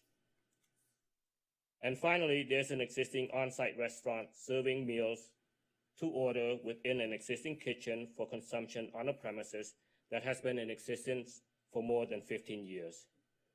Criteria 2 and 3 emphasize the incremental and modest nature of the expansion of both the meal and alcohol services to the general public, since such amenity already exists on the premises for hotel guests. In analyzing the restaurant CUP application within the context of the surrounding neighborhood, and as heard from neighbors, a number of potential impacts were identified, such as noise from the patrons, competition for parking on surrounding streets, and commercial intrusion into the neighborhood. The new CUP intends to address those concerns in a public forum, as well as provide the ability to mitigate impacts through condition of approvals. As far as concerns over noise, the design of the building and location of the restaurant help mitigate noise from impacting residential neighbors by facing the courtyard and with a waiting area located in the lobby that eliminates outside queuing and waiting.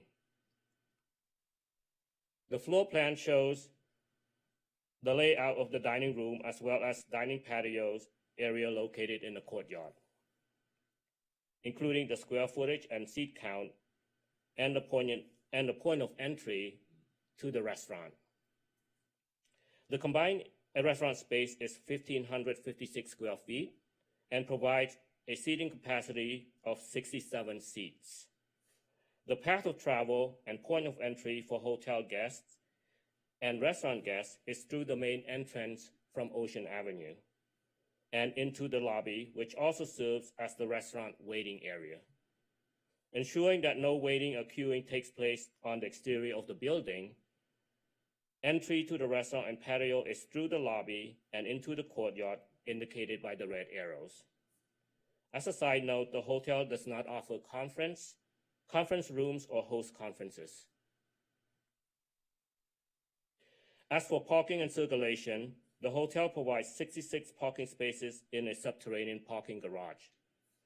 Two parking studies conducted in 2006 and 2015 during pre-pandemic time concluded that on-site parking is generally underutilized at the hotel, even when the hotel is near or at 100% occupancy. The decrease in the reliance on on-site parking may also be explained by the popularity of ride-hailing services such as Lyft and Uber. Also, there are a number of preferential parking districts located directly south and southeast of the hotel that would prevent restaurant guests from parking on local streets. Nonetheless, potential impacts from noise, traffic, circulation concerns were raised and prompted a number of recommended conditions for council to consider, which will be discussed later. These photos show the interior design and layout of the restaurant and patio dining area south of the pool deck. The restaurant entry is from the courtyard, and the outdoor dining area is buffered by guest rooms and help contain potential noise to within the property.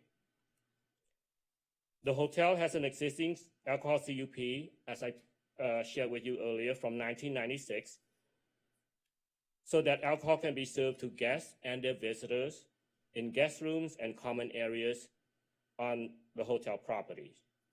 The existing license will be retained. The alcohol CUP amendment would allow the extension of the alcohol service in tandem with meal service to the public, which aligns with the restaurant CUP under a different license type, which is type number 47. Again, the extension of alcohol service to the public is contingent on council approving the text amendment and the restaurant CUP. At the June 9, 2021 hearing before the Planning Commission and the community were divided, with about equal support and opposition of the proposal. The Commission highlighted a number of issues, such as appropriateness of CEQA exemption, question of spot zoning, and policy discussion on expansion of a non-conforming use in a residential zone, just to name a few. The community highlighted a number of points of view for and against the proposal as well, such as noise, traffic, and commercial creep into the residential zone, as well as applauding the proposal as a benefit to creating a walkable community, resulting in a local serving use and an expansion that will facilitate economic recovery. In its denial of both the CUP, the Planning Commission expressed reservations for long-term implications of the proposed use in the neighborhood and difficulty in achieving a balance between realizing a policy goal for a complete neighborhood while protecting the existing neighborhood. For its part, the applicant appealed, believing that there is ample evidence to support the proposal and that the denials were not supported by appropriate findings. As such, council consideration of the hearing tonight is essentially a brand new hearing. Based on staff analysis of the project, coupled with concerns expressed by the community, a number of recommended operational conditions are proposed for consideration by council, including hours of operation, the availability of valet service, and that the restaurant operates as a full-service restaurant, including prohibition on a separate bar within the restaurant, along with other considerations such as alcohol service related to meals and limitation on special and private events, and so on and so forth, which we'll discuss at length in the staff report. In addition to staff recommended condition, the Planning Commission offered a number of revised conditions, placing further limitations on operating hours, expand valet service to bicycle and other modes of transportation, and require for a multi-year compliance review, as well as deletion of condition prohibiting private events. The applicant is in agreement with these changes.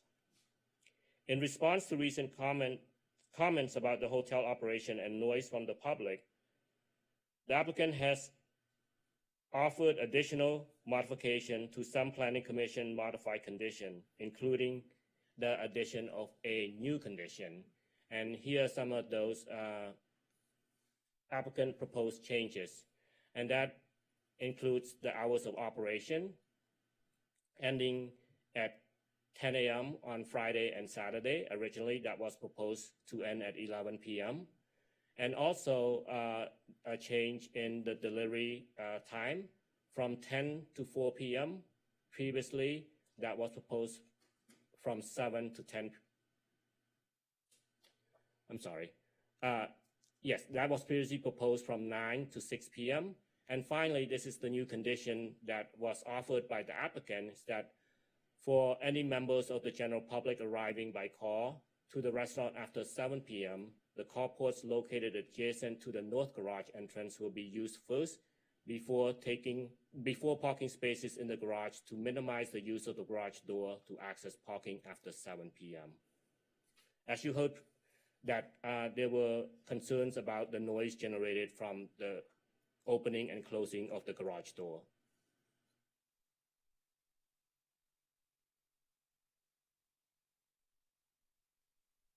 As far as neighborhood compatibility, the Oceana Hotel is a long-standing entity within the Wilmont neighborhood, spanning through a number of zone changes that were intended to support this hospitality business while protecting the neighborhood surrounding it.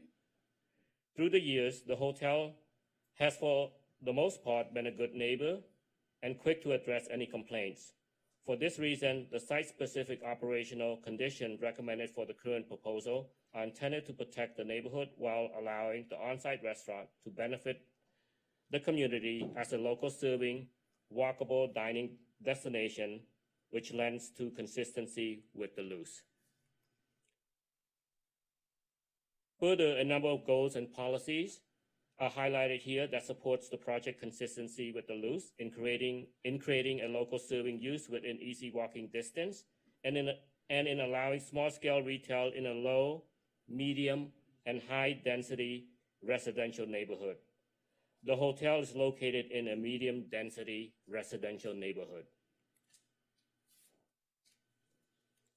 So staff also conducted environmental analysis and determined that the proposal to open the hotel restaurant to the public is exempt under Class 1 of Section 15301 for existing facility. Staff also wanted to note that this exemption class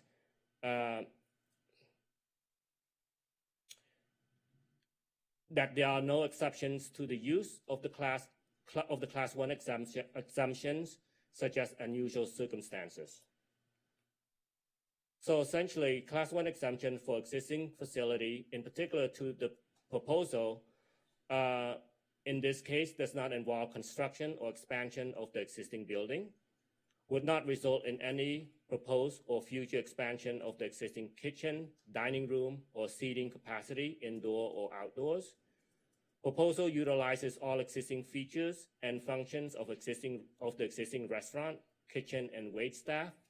And finally, the proposal would not increase restaurant and seating capacity beyond the limits of the existing restaurant under the plan submitted for review with this application.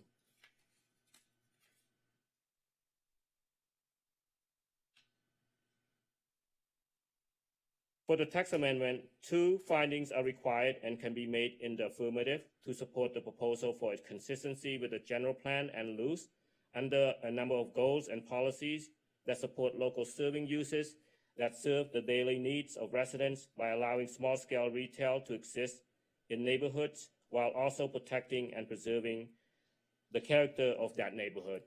And to that end, staff also wanted to say that affirmative findings can also be made in support of the conditional use permit application under consideration by the council as well.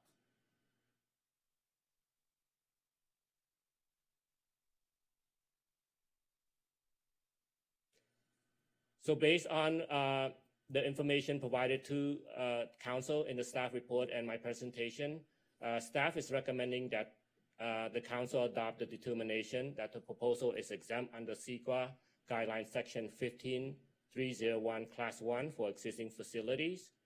Introduce the first reading, the ordinance provided as attachment A, approving the proposed text amendment to allow an existing legal non-conforming hotel in the R2 or R3 zoning districts to apply for CUP to open its existing full-service restaurant to the general public.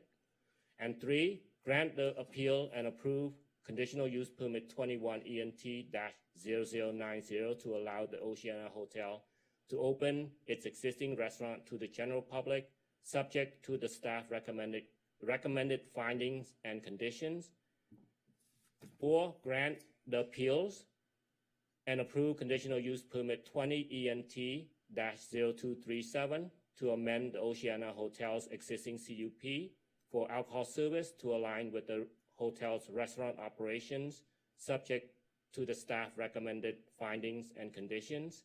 And finally, approve the statement of official action.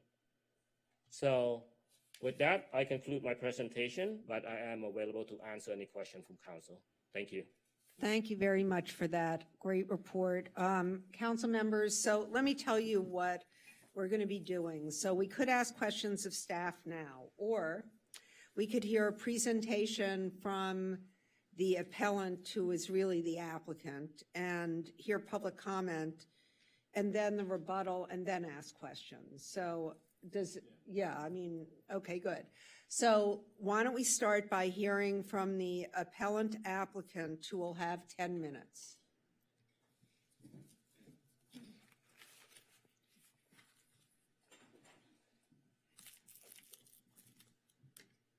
And could you tell us how you would like to use your 10 minutes? Yeah, so so typically people leave a little bit at the end, so after the public speaks, they can address what the public said. Unlike last time, I didn't time it exactly, so I'm not sure. I think we'll leave a few ample minutes for anything else that I have to do on a rebuttal. Well, do you want us to warn you at a certain point? Yeah, 7 minutes, warn me. Okay. Denise, you're better at this than I am. You got it. Thank you. Thank you.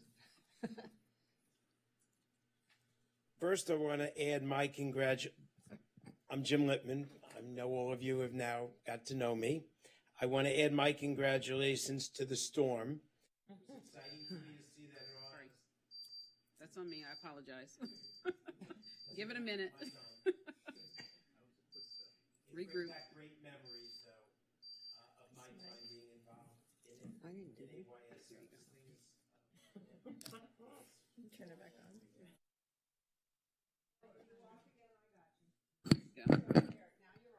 Oh, there it is. Thank you. First, I want to again thank city staff for their time and most of all their recommended approval of this text amendment and CUPs. I also want to thank the City Council for taking the time to hear this issue again and for hopefully following the city's recommendation to approve the text amendment and the new CUPs. I have had the opportunity to speak with a number of you to hear your feedback and have ensured that we address those concerns. I purchased the hotel from the original owner in 1994. Hotel Oceana is and will remain a family-owned and operated hotel. The restaurant, the Sandpiper, is named after my 3-year-old granddaughter, Piper, and my daughter, Alex, who is here tonight, oversees the hotel. I have been a good, quiet neighbor for almost 30 years. We have designed and maintained the hotel to be discreet and quiet, a hidden gem in the neighborhood. The hotel itself is designed to feel intimate and give the feeling of being a guest's second home.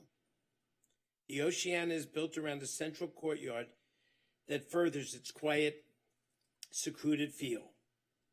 Our reasons for requesting this is first and foremost to be a good neighbor and provide a walkable neighborhood restaurant. Over the years, we've been forced to turn down our neighbors who visit the hotel asking to have a cup of coffee or a quiet breakfast. We want to be able to invite these neighbors into the hotel to enjoy our views and hopefully, most of all, to tell their friends and family who come to visit that the Oceana is a place to stay. This will enable our restaurant employees, many of whom have been with us for over 20 years, to hopefully make a little more in tips and enjoy a more stable schedule. Our restaurant is small. We have only 12 tables. We do not advertise. There's no separate signage for the restaurant. The restaurant has no entrance from the street and is only open to and accessible through the internal courtyard of the hotel. We will further commit to never creating any additional entrance from the street. We have spoken with numerous neighbors leading to this meeting and know we have overwhelming support. That said, we want to make sure we address those few concerns raised by some of our neighbors. In conjunction with city staff and in response to comments and suggestions from City Council, we have agreed to a number of restrictions and changes to operations as set forth in the new CUPs. 1, presently there are no restrictions on the restaurant's hours. The new CUP will limit the restaurant's hours to between 7 a.m. and 10 p.m. 2, again, concurrently, there are no restrictions for deliveries at the hotel. Under the proposed restrictions in the CUP, we will only be permitted to have deliveries 3 days per week between 9 a.m. and 6 p.m. They stepped on my thing. We offered last time to change that to 3 days between 10 a.m. and 4 p.m. to reduce it further for our neighbors in the alley, which we've agreed to. Under the CUP, we'll agree to never lease the restaurant out to a third-party operator. The 4th, under the CUP, we will introduce an incentive program for neighbors enjoying the hotel so that if they come over, we will offer them a complimentary dish or non-alcoholic drink to those who walk or bike to the hotel. As set forth in the CUP, we will park all visitors to the hotel through our valet on Ocean Avenue, which is open 24 hours. And we will establish a bike valet for those guests arriving on bikes. But we are proposing going even further and we will commit to park any outside restaurant guest who arrives after 7 p.m. in our carports, which do not require the opening of the garage gates at all. And if we should run out of carports for outside guests, we will agree to leave the garage gates open and have them attended by staff. Under the CUP, there shall be no queuing associated with valet parking on or along Idaho Avenue. Valet and associated queuing shall be conducted in front of the hotel on Ocean Avenue. 7, under the CUP, there shall not be a bar within the restaurant or in any public or common areas on the premises that exclusively serves alcoholic beverages. 8, under the CUP, alcoholic beverage service and consumption shall only be provided and served to patrons in conjunction with meal service or food to non-hotel guests.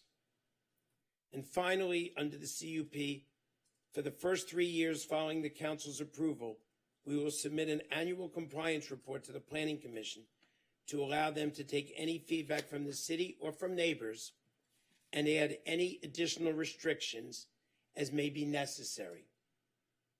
That said, as I said before, I will not wait for the years to pass to address any concerns of my neighbors that may come up, as I intend to continue to be a good neighbor, as I have been for the last 30 years. I hope all of these changes address the concerns and make Oceana an even better neighbor in the community. Thank you again for your time and consideration, and I hope that you will follow the city staff's recommendation and approve this text amendment and the CUPs. And I'd be happy to answer any questions. And I don't know if you're having them now. Thank you, Mr. Lippman. Great job. You have 3 minutes and 53 seconds left. So, any questions for Mr. Lippman? So let's, seeing none, you may have a seat because now we're going to take comments from the community, and I have the list, so let's do it now. I'll read the first 3 names. So for those of you who haven't been here for 2 years, like the rest of us, okay, this is what we do. I will call 3 names, and you'll line up on that wall and come up in order. Each of you will have 2 minutes. After the second person, I'll call the next 3 names, and we'll fill in accordingly. So our first 3 speakers are Grant Schaefer, Stephanie Lineback, and Emily McCarron. And Mayor, just a reminder that we have an interpreter if one is needed. Oh, thank you very much. And we do have an interpreter should you need one. So, and Mr. Schaefer, you can step up to the mic, and it's on, and go for it. Hey, guys. Hello, Mayor and council members. I'm Grant Schaefer, and I'm a Santa Monica resident, and I support the Oceana's application to make the small restaurant available to members of the community. When I ride my bike path to meet my sister at the park near the Oceana, she lives on 3rd on Montana, I always glance over to see if the Oceana's small restaurant is open, thinking I may grab a spur-of-the-moment coffee or lunch or work from home at one of their tables. Of course, it still isn't open, and that's why I'm here tonight. If the Oceana receives permission to serve a few extra customers, it'd be a great option for the locals and their families. I'm a huge proponent of supporting local businesses to help economic recovery post-pandemic, and I urge you to grant the appeal and let the hotel move forward with their idea. Thank you very much. Thank you, Mr. Schaefer. And for all of you out there who are, no, you go, but I'm going to say to all of you out there, that's a good example. You don't have to use your entire 2 minutes. So next. Yes, and this is Stephanie Lineback, yes. Right? Hello, my name is Welcome. Stephanie Lineback. I've lived in Santa Monica for the last 5 years. I used to live on 10th Street, and now I live on 6th Street. During this time, I've always really enjoyed walking around the cities, especially to the various restaurants. I run near Palisades Park and pass by the Oceana frequently. I've always wanted to go inside and check out the restaurant. By allowing Oceana to open its doors to community members like myself, my friends and I will have access to a nice neighborhood restaurant to walk or bike to instead of driving south to Venice or east to Hollywood. The hotel's restaurant is already there, so I really don't see this as any sort of increased intrusion to the neighborhood. Therefore, I respectfully ask you to approve Oceana's request. Thank you, Ms. Lineback. Another good example. Okay, Ms. McCarron. Good evening, Mayor and City Council members. My name is Emily McCarran. I'm wearing a million masks because of an immune issue, so I will try to speak as clearly as possible. I also urge you to adopt the 13 item that provides for in-person and phone testimony for at least a little while. I have lived in Santa Monica for 13 years. I've never owned a car while I've lived here, and I've managed to get to events, to classes, and even to city council hearings by public transportation or on foot. We're used to hearing about amenities that are pedestrian friendly, but I'd like to use a common term, foot traffic. Foot traffic is super important to small businesses and restaurants that are adjacent to residential neighborhoods. A lot of small businesses and restaurants depend on it. I assume some of you have had a meal at Chez Mimi on Colorado Avenue. It's a great example of a neighborhood restaurant that depends to a great extent on foot traffic for new diners and repeat business. The Open Door Oceana, as I call it, and the Chez Mimi restaurants are different in many ways, but they have the same role. They provide a third space for people who want to get out of their apartments or condos and have a meal with friends. Small neighborhood restaurants can serve as the glue that holds committees together. There's nothing like breaking bread with friends and seeing familiar faces. The north end of the Ocean Avenue begs for a small eatery. Please provide the CUP and the text amendment. Thank you very much, Ms. McCarran. And the next three speakers, Laura Wilson, Elizabeth Lehrer, and Jacob Gorin.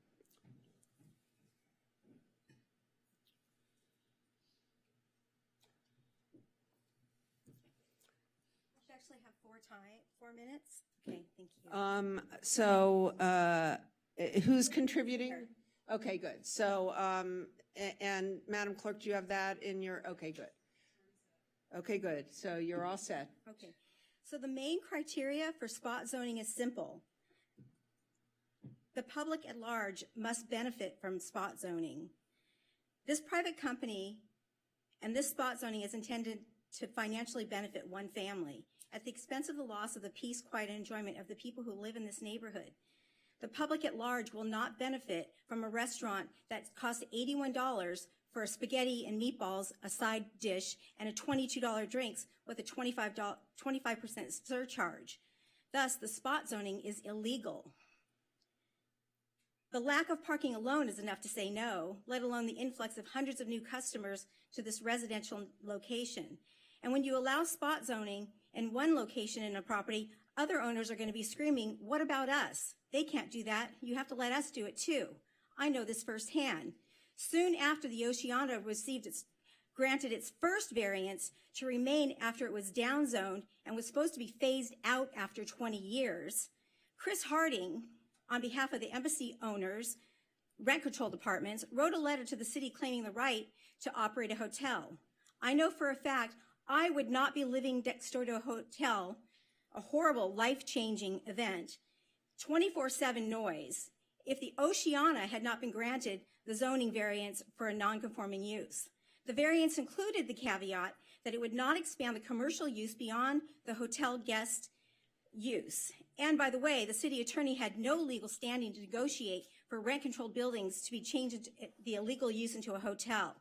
According to the rent control charter, only the rent control board has the power to negotiate that. How the city attorney was able to negotiate the illegal conversion of a rent controlled building into a full-scale 24/7 hotel baffles me and leaves me with little trust that this variance change will not affect where I live now. It leaves me with little trust in our city staff, our city attorneys, and our city council people. The big joke I heard at Planning Commission is that it will somehow help with the recovery of the city. Allowing the commercialization of our residential neighborhoods with a bar, really, does that what the city believes is what is going to be good for recovery? How many times are you going to use this as an excuse to invade our residential neighborhoods? If you want economic recovery, start with the downtown zone where commercial zones are already allowed. Clean up the 3rd Street Promenade. 13 stores are closed on the first block alone. Another attempt to justify this argument that it's walkable. Hello, we live in a walkable city. There's about 50 walkable places just from this location alone. This argument is a joke. I've seen firsthand how one little variance for the Oceana had a ripple effect that destroyed people's homes. When the Oceana was granted their first variance, the ripple effect was we lost 38 rent-controlled homes. And I lost the peace, quiet, and enjoyment of my home. I was woken up this morning at 6 a.m., 5 a.m., 4 a.m., 3 a.m. And your staff is lies. You have to know that. They said that the Poly House always had a restaurant. I lived there for 15 years. There was no food service now. So now you're going to say it's exempt from the Environmental Act because it already has a restaurant? It never had a restaurant. That restaurant was put in after you let them illegally convert. The fact that some people on this dais are blind to the fact that the variance will have a massive impact on the residents that trusted you to protect them makes it clear you do not belong in the seats you sit in. You do not belong in the seats you sit in if you grant this variance, period. And the parking, it's not utilized because it's $61 and it's free to park 2 blocks away, 1 block away. That's why their parking is not utilized. Nobody wants to pay for the parking. I wish you'd ask me questions because I know everything about this. Thank you very much, Ms. Wilson. So, Mr. Gorin, if you hold off 1 minute, I'm going to call the next 3 names, which are the last 3 names, and that would be Peter Rogers, Jerry Rubin, and Elizabeth Vandenberg. Mr. Gorin. Thank you, Mayor and Council. My name is Jacob Gorin. I've been living in Santa Monica for the past several years. To me, one of the most attractive parts of living in this city is the accessibility to all the local businesses and restaurants. I do love that I can walk or bike to several places near my house, anywhere in the city, with great restaurants, businesses to stop into. Part of the reason why I moved here and part of the reason why I have people come visit. What the Oceana is proposing would fit perfectly with what makes the city great. I have no doubt that the Oceana would keep its brand as a modest and peaceful establishment with this change, and can't see how it would be a negative impact for any of the neighbors, given that the restaurant already exists here. See nothing but a net positive here for the city. With that, I respectfully urge you to approve Oceana's request. Thank you for your time. Thank you, Mr. Gorin, I'm sorry. Peter Rogers is next, and then Jerry Rubin, I'm sorry. Good evening, Mayor and council members. Thank you so much for your time tonight. My name is Peter Rogers, and I support the Oceana's application to make their restaurant available to members of the Santa Monica community. I first moved to Santa Monica in 2017 and am a proud citizen of this city. In January, I moved into a new home on Montana Avenue with my girlfriend. We frequently walk to the Palisades Park to picnic or watch the sunset, and we have ventured into Oceana's lobby several times to ask to get a coffee or a meal, only to be told that hotel guests can enjoy the restaurant. Santa Monica is supposed to be a beautiful and inclusive community. This restaurant would allow for neighbors to enjoy a quiet meal after watching a sunset over the bluffs in a part of the neighborhood that is devoid of restaurants. I urge you to grant the appeal and let the community get more out of their local businesses while supporting the city's economic recovery after COVID. Thank you very much. Thank you very much. And Mr. Rubin, you're up now. Thank you very, very much. Jerry Rubin, Santa Monica, Madam Mayor, council members, city manager, city staff, and fellow Santa Monicans. Well, after hearing the city staff's thorough report, hearing many of the compromises that have been made, that I think the appeal should be granted. I'm not going to be able to afford to eat there, ever. And I'm kind of a big fan of union hotels, and I wonder if that'll ever happen. But there's residents there, even living right nearby, that can't eat there. And that just doesn't seem right on Ocean Avenue. That people, not only residents, but people visiting from around the country, around the world, are told, I'm sorry, if you're not paying to be a guest here, no, you can't eat here. This sounds un-Santa Monica to me. I can't imagine it really getting out of hand. And I do hope the gentleman here that spoke, that promised all these things, will do it. And I think the council will make sure that happens. So I don't think the fears are really going to be justified in the future. And the people that do want to eat there and can afford to eat there will be able to do it. I wonder why they won't consider getting a quieter garage door in the first place, too. That might be a good idea. Anyhow, thank you very much. Thank you, Mr. Rubin. Ms. Vandenberg.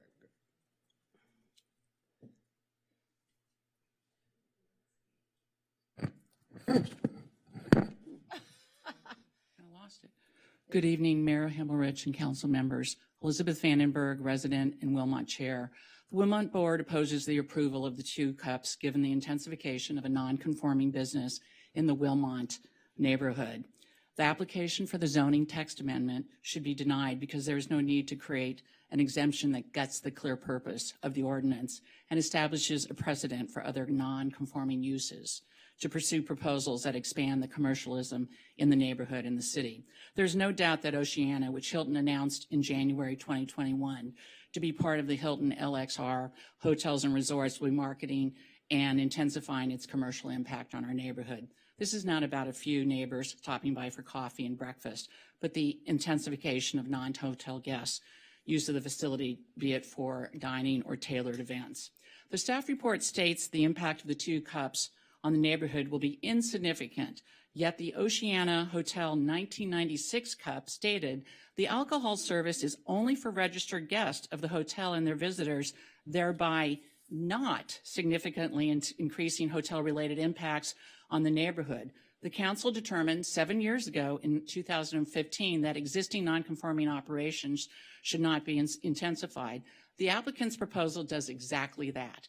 Is it just old-fashioned to ensure that residents are protected from commercial impact? Our residents continue to be blindsided by the continuing commercial invasion into our neighborhood. The 24/7 Pally House at 3rd and Washington, which Ms. Wilson talked about, and the event space being built on 4th and Montana. What is next? The Sovereign and the Charmont apartment buildings being sold so they can evict hundreds of residents and turn them into hotels? What would we prefer is that the Oceana Hotel be changed back into its original state, an apartment building that houses its restaurant, houses residents. Sorry, I'm looking at the owner. Thank you very much. Thank you, Ms. Vandenberg. And I believe that ends our public comment unless I'm missing something. Do I have control over that beeping, by the way? That's the minutes. Oh, okay, sorry. No, unfortunately. Okay, so I'm turning now. Council, it's time for us to ask.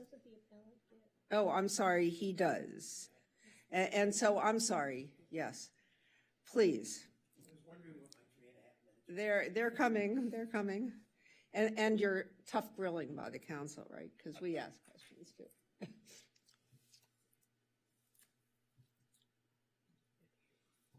So I want to, is it on? Yes, it is on. So I want to clarify a couple of things. The discussion about the Pally House has nothing to do with us. And we've been running our hotel for over 30 years. In addition, there's some misconstrued additional things. This hotel, I met with the owner's son, who was in his 60s when I bought the hotel in 1994. I actually met with him in 1993. This hotel has always been run as a hotel. It was built as a condominium or rental, whichever. I'm not sure which one. They said condominium, but it always operated as a hotel, certainly since 1958, which I thought was even the opening. So the 57 and 58. So again, I want to point that out. In addition, in terms of parking, when our hotel is full, and on weekends, fortunately, more recently, after struggling for a couple years, we've been full. We have checked, and we never run with more than 25 to 30 cars in the parking lot. Lastly, we have tried to do, excuse me, I would appreciate if you allow us to talk. No, please, we need no comments from the gallery. He is entitled to his time, and we'll give you additional if you need it. Go ahead. Thank you. Lastly, I will make a commitment to the neighborhood, which is what I've been trying to do with each and every one of these things, to find a win-win. And as for the garage doors, which we've addressed in so many ways, I want to assure everyone that we have worked with multiple companies to try to find ways to reduce the noise as much as we can. And if there is a way in the foreseeable future, whether it's a year or two, that they come up, which they usually do with advances, that can get us to make them even quieter, I commit that we will go forward with that as well. And as we pointed out, we will be coming before you or having a report before you for each of the next 3 years. With that, I don't really have much more to say other than to answer any questions you may have. Thank you. Does anyone have any questions? Councilmember, okay, so raise your hands if you have questions. Okay, so Councilmember Davis, Councilmember Negretti, and then Councilmember Brock. Thank you. Thank you, sir. I just have a couple of questions. One is, would you also agree not to advertise the restaurant as a separate entity? I mean, I understand you'll advertise your hotel and say you have a restaurant inside of it, but will we start seeing advertisements for the Sandpiper restaurant without being connected to the hotel? No. Okay.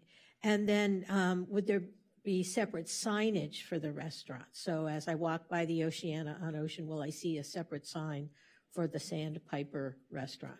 Absolutely not. And would you have any objection to those two restrictions being included as part of the CUP? Not at all. And then my final question is, oftentimes neighbors, if they do have concerns, aren't quite sure who to call.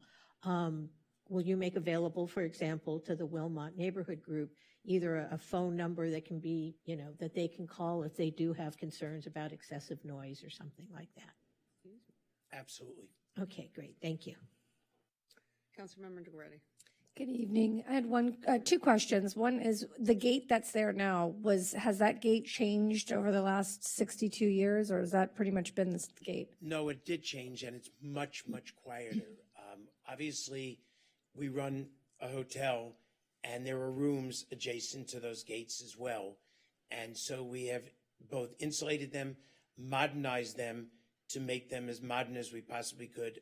And obviously, in our case, if we can find a way, we've done the same thing with windows for the hotel. If we can find a way to make them quieter, we will even do that. But they are not that noisy. They don't go up very often because we don't have that many cars parking in the hotel. And is it the equivalent to what an apartment gate would be in the same alleyway? Certainly quieter than what they would have in the Okay. And then my other question was, there was the comment made that alluding to the fact that there would potentially be more than just people dining in the small restaurant. So just to be clear, there's no plan to allow large-scale events in this? By no means. The hotel is mostly for the use of our guests and the quiet enjoyment of our guests. What we are trying to do is, and one of the speakers came up and said it, is we have people coming in and they ask to come in to have a cup of coffee or whatever, and we have to turn them away. And some of you have come to the hotel and have never stepped in before as well. So the opportunity for someone to not be turned away, who doesn't like the Oceana because they're turned away, and to come in and see how nice it is and recommend it to their family and friends would be a great thing for us. And I just want to reiterate, it is not to sell alcoholic beverages without your meal. So in essence, it's not to turn it into a bar or a nightclub. Farthest thing from what we want to be. Okay, thank you. So I know we've talked about garage doors a lot, and the residents directly east of you have complained about the garage doors and the deliveries. Is it possible for you to actually restrict deliveries to 10 to 4, 3 days a week, and still operate the restaurant with fresh food and fresh supplies? Yes, absolutely. We went over this with both our general manager as well as the president of our hotel division, and there'll be no problem with us doing that. Okay, so you will reduce the amount of noise that some neighbors have complained about for years when they've said that they've called hotel management or the front desk and haven't got any results. We will go further. As you asked for, we will have a number that people can call. We are going to reduce the hours significantly, but with that phone line, we will actually keep track of that phone line. And if we have a delivery one, we will make the city council aware of it, and we will tell you what our action is, because we will make sure that those deliveries take place between 10 and 4, 3 days a week. And you and your daughter are committed to be good neighbors to the Wilshire, Montana neighborhood. Absolutely. And my mom and dad, which I said lived in that for the latter part of their life on 201 Ocean Avenue. Thank you very much. Councilmember De La Torre. Go ahead. And I want to make it I want to, and this may be a question for staff, but you will be filing reports annually. And can staff require that if something is askew that we change that conditional use permit once it's been granted? That's probably for you. Jinx got it. I had to get you up for a minute. I'll be here all night. For CUPs, they actually run with the land. So once you grant, well, you're not granting a CUP tonight, you're allowing, the authorization of it, but they run with the land. So once that permit is granted, it runs forever. Now, the way the condition number 13 talks about that annual compliance report for 3 consecutive years. And what it allows us to do is evaluate the operations and then impose, hold a public hearing at the Planning Commission and impose additional conditions and adjust to address any operational concerns that are raised.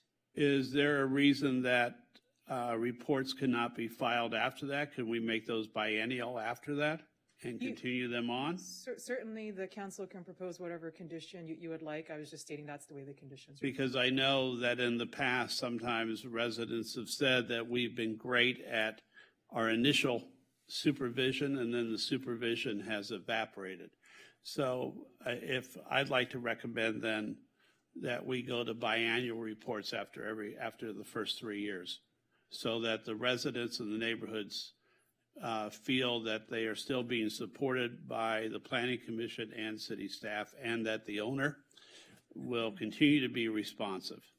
I have no problem. Is that okay with you? Absolutely. Okay. Thank you very much, sir. Thank you. There you go. Councilmember De La Torre. Yeah, it was, wanted to ask a question about the, I'll ask you, Mr. Lippman. First of all, thank you for your responsiveness. Everything, every problem that has surfaced so far, you have been agreeable, to find a solution for it. So I appreciate that, that you're taking that position, because I think that shows you being responsible in terms of the concerns that the residents are raising. What's your expectation of this annual report? What do you think needs to go in it? I heard one thing in terms of tracking phone calls, but just what is the expectation that you have for this report? We're going to basically, and I thought the phone line was a great recommendation, we will basically track any and all issues that any neighbors are bringing up and investigate those issues, okay? We do not expect to have very many, because the restrictions that we put in place are going to only benefit for the neighborhood and our neighbors in the alleyway as well.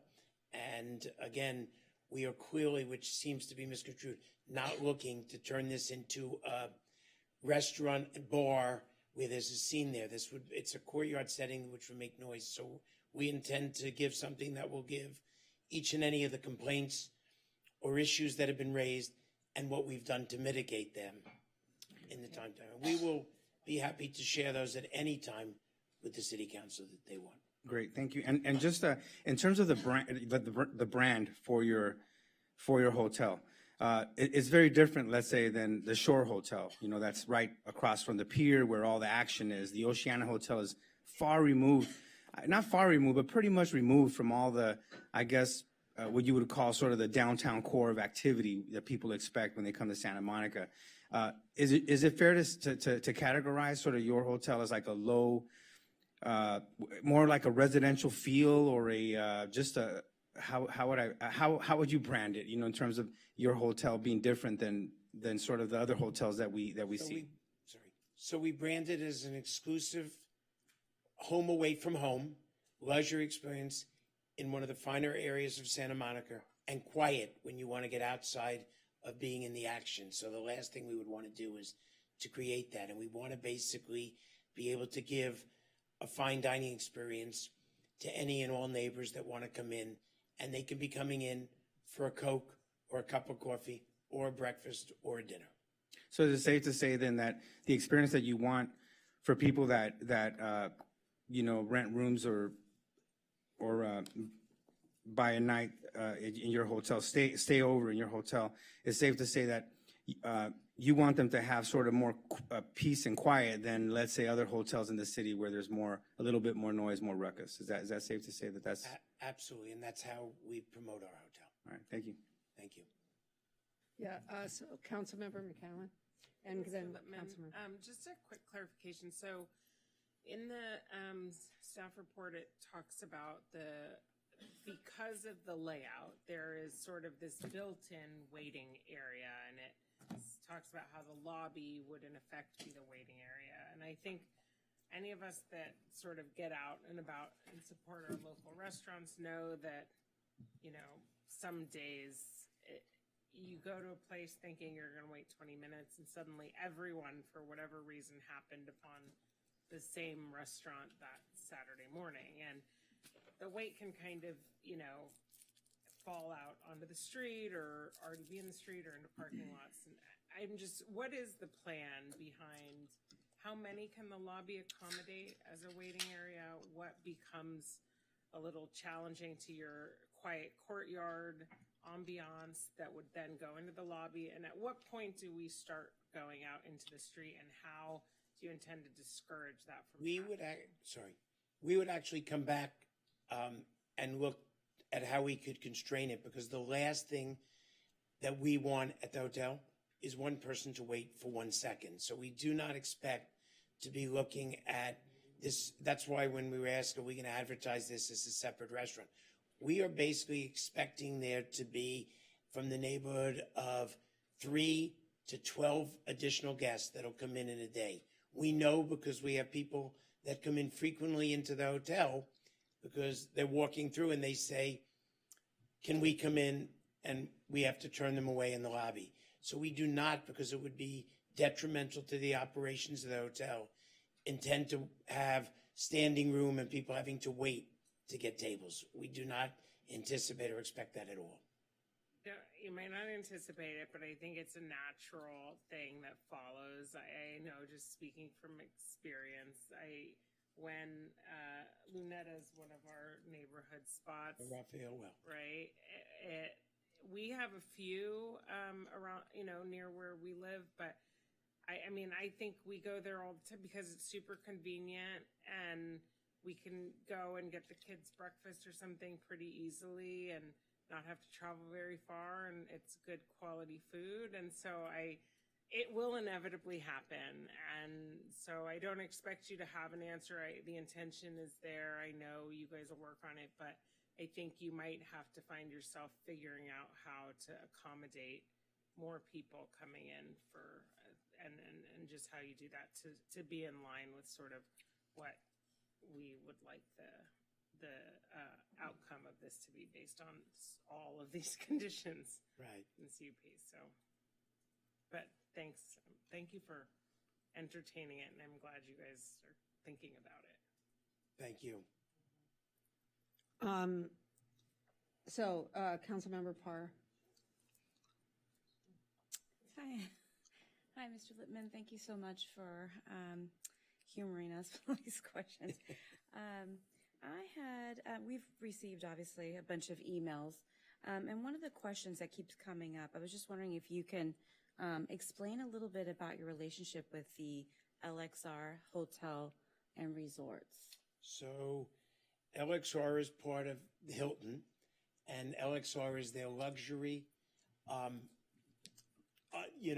brand that is a soft brand, meaning we are still Hotel Oceana, but we get to use their distribution channel. The principal benefits that we get from LXR is, again, when I have my friends, and my accent gives it away, I'm a native New Yorker, although I've been living out here since 1989, so it's a long time. But I tell people Santa Monica is, when you're from anywhere else, quintessential LA. It's exactly what you think about. So we basically, and I lost it in terms of that. We repeat your question one more. No, that's okay. I just wanted to explain your relationship with LXR Hilton. So basically, we explain it. So what we end up getting at LXR more than anything else are redemptions. So when you have a hotel, the biggest thing that'll come in is guests that gain lots of points in the Hilton system who want to come in and use their points and stay at a luxury hotel. That's what an LXR brand hotel would be, because it's high-end. So we get a lot of redemptions. They assist us in procuring things for less money. They make sure that they check on the quality service by having people come in all the time to make sure that we're meeting the quality expectations of what they are. But we still keep the identity of a family-run and owned and operated hotel. Okay. Thank you for explaining that, because I know there's a lot of rumors out there about what that relationship is and what it means. And so I'm glad you're able to clarify that a bit. And then also, I think one thing that I just realized right now that I didn't communicate during my ex-party, I drove by the property, so I should have communicated that, right? I drove by the property and I drove by the back of it, and because I wanted to take a look at the garage again, and I noted and I counted, I think there was 15 garage doors? Bays? Carports? Is that what you were calling carports when you were talking? So we have 2 garages, which you would have seen. Those are the ones with big gates on both sides, one on the south and one on the north. In between, we have carports, a couple of them with no gating. Those are ones that if we had outside restaurant guests that come up with a car after 7 p.m., that would be the first place we would park them. And That's what you were calling carports. That's Okay, so that's what I was going to ask. The ones that have gates on them are closed because those are used primarily for storage. Okay, so that was my other question. Okay, and then my other question was, but I guess Jean kind of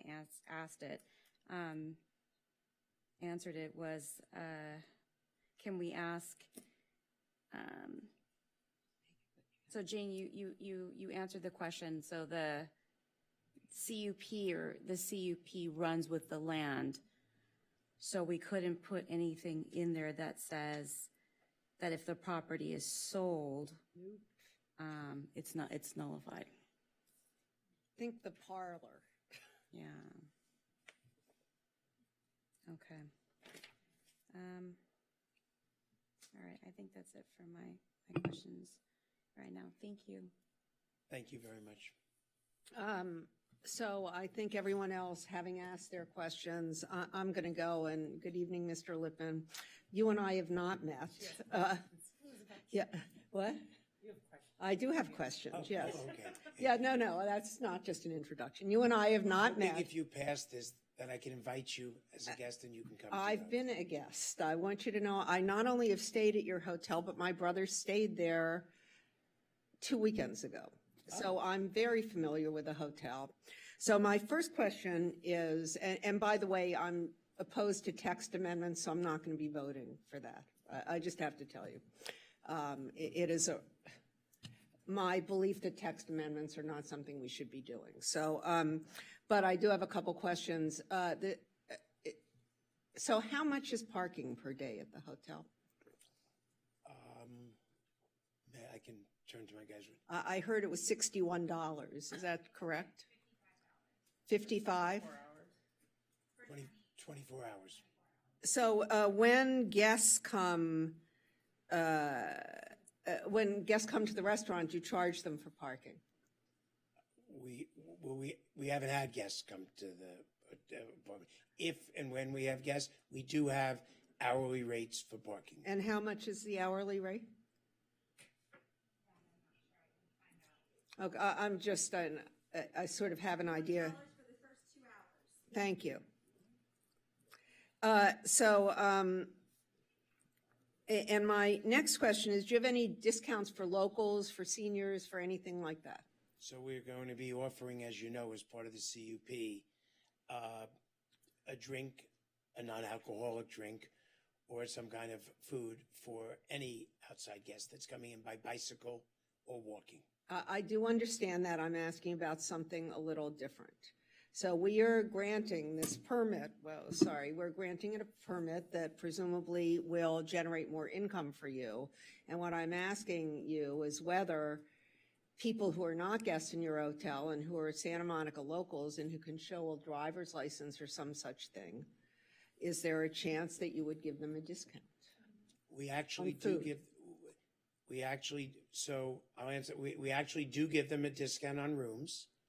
So we do have a local discount if they're calling for that. As it relates to food, we lose over $500,000 a year on food and beverage today. We would be happy to do that if we were ever making money on food and beverage. What we are going to be doing is allowing our employees that work there to make a few extra dollars and to have more stable employment. From the food standpoint, we're going to be offering them the opportunity to come in and enjoy the quiet enjoyment of the Oceana. Thank you. And do you provide parking to your employees? We do. All of them? Well, most do not, which we just checked on. Yes, but many of them commute by public transportation. And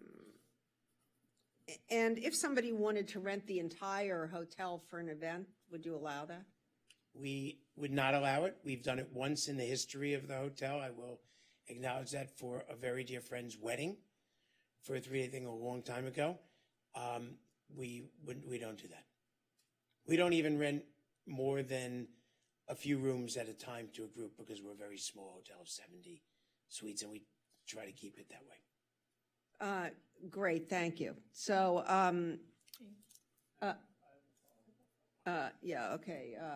Brock and then Negretti. Jim, following up on what Mayor Himmelrich said, I am concerned about a rate of what for 2 hours to eat there? Once you open? I'm sorry. What is your what it would be the parking charge for a guest who is just going to have dinner there? So the parking charge for 2 hours is $20.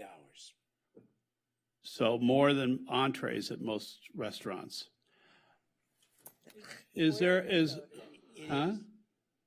Sorry, your staff is saying your team is saying that's. So my point, I think, would be I think one of the problems that the neighbors are worried about is increased traffic in their neighborhood. If you're charging that much money for someone to eat at the hotel, then I know I would look on the street to find a place to park rather than pay the cost of one entree at a normal restaurant to park there for 2 hours. Now, I know there is free parking on Ocean Avenue after 6 p.m., and it's not a permit zone. But not everyone will know that, and I want to make sure people are not trying to park on 2nd or 3rd or Washington or California or Idaho. So I would recommend, I don't know if we can put this in as a condition, but I would recommend that valet parking be no more than, let's say, $6 to $8. I think that's ridiculous. And by the way, I'm not advocating for people to drive to the restaurant. So I want you to know that I want people bicycling, walking, e-scootering, whatever. But if they do drive to the restaurant for dinner and you're charging $20 to $28 for valet, for me, I will use extra gas to park in the neighborhood, regardless of whether it makes sense or not. Well, I think Mr. Lippman may have an answer on the dollar amount on the parking. Thank you. We don't have an answer on the dollar amount yet. You're trying to find out. No. So I'm sorry, we don't take what So, I just Jim? wondered. You just had. I will give you some, so to answer in a couple of ways and take under advisement for the other.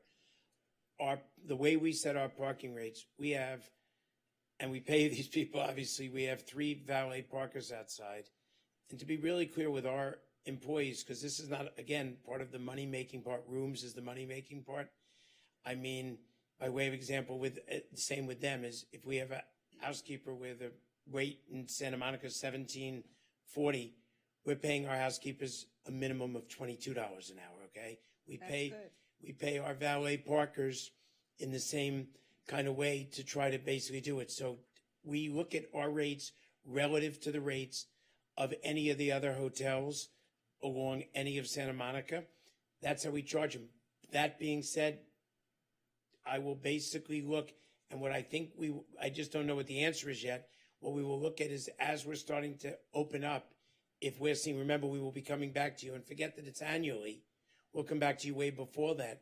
If we're seeing that people are coming in and spending money on the dinners, we will come back with a way to offset that against the parking happily. The issue that would make it more difficult is if someone comes in for a Coke and I have that issue. So we will clearly come back to you, which is one of the requests that you had, with ways that we can further enhance that. Yeah, I would at least look at FIG, other restaurants at hotels in Santa Monica, find out what they're charging at the Mexican Spanish restaurant on 20th and Santa Monica, at FIG, at Lowe's, at the other restaurants, and keep that comparable. Because what I don't want to see is tons of people, even though it's a small restaurant, looking around the neighborhood trying to park, and then residents can't park there. Residents will then want a permit parking zone. This is I'm not like trying to other. stop the tumbling. So thank you. So let me just say, because we're sort of verging into discussion, but this is not like a restaurant in, like the Mexican restaurant at the corner of 20th and Wilshire, or like anything, or Santa Monica. I understand. I'm saying it is not the same, but it's not the same because it's not in the middle of a residential neighborhood. The difference here is that unlike Shutters or that, right, that's all.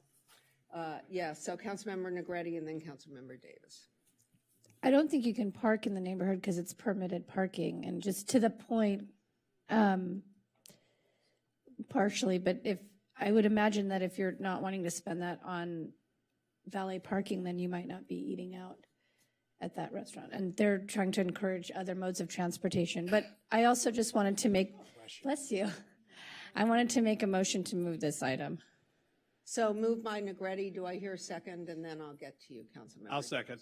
Seconded by Brock and Councilmember Davis. Well, right. I was going to say much of which Councilmember Negretti said, which is actually that entire neighborhood, with the exception of Ocean Avenue, is heavily permitted.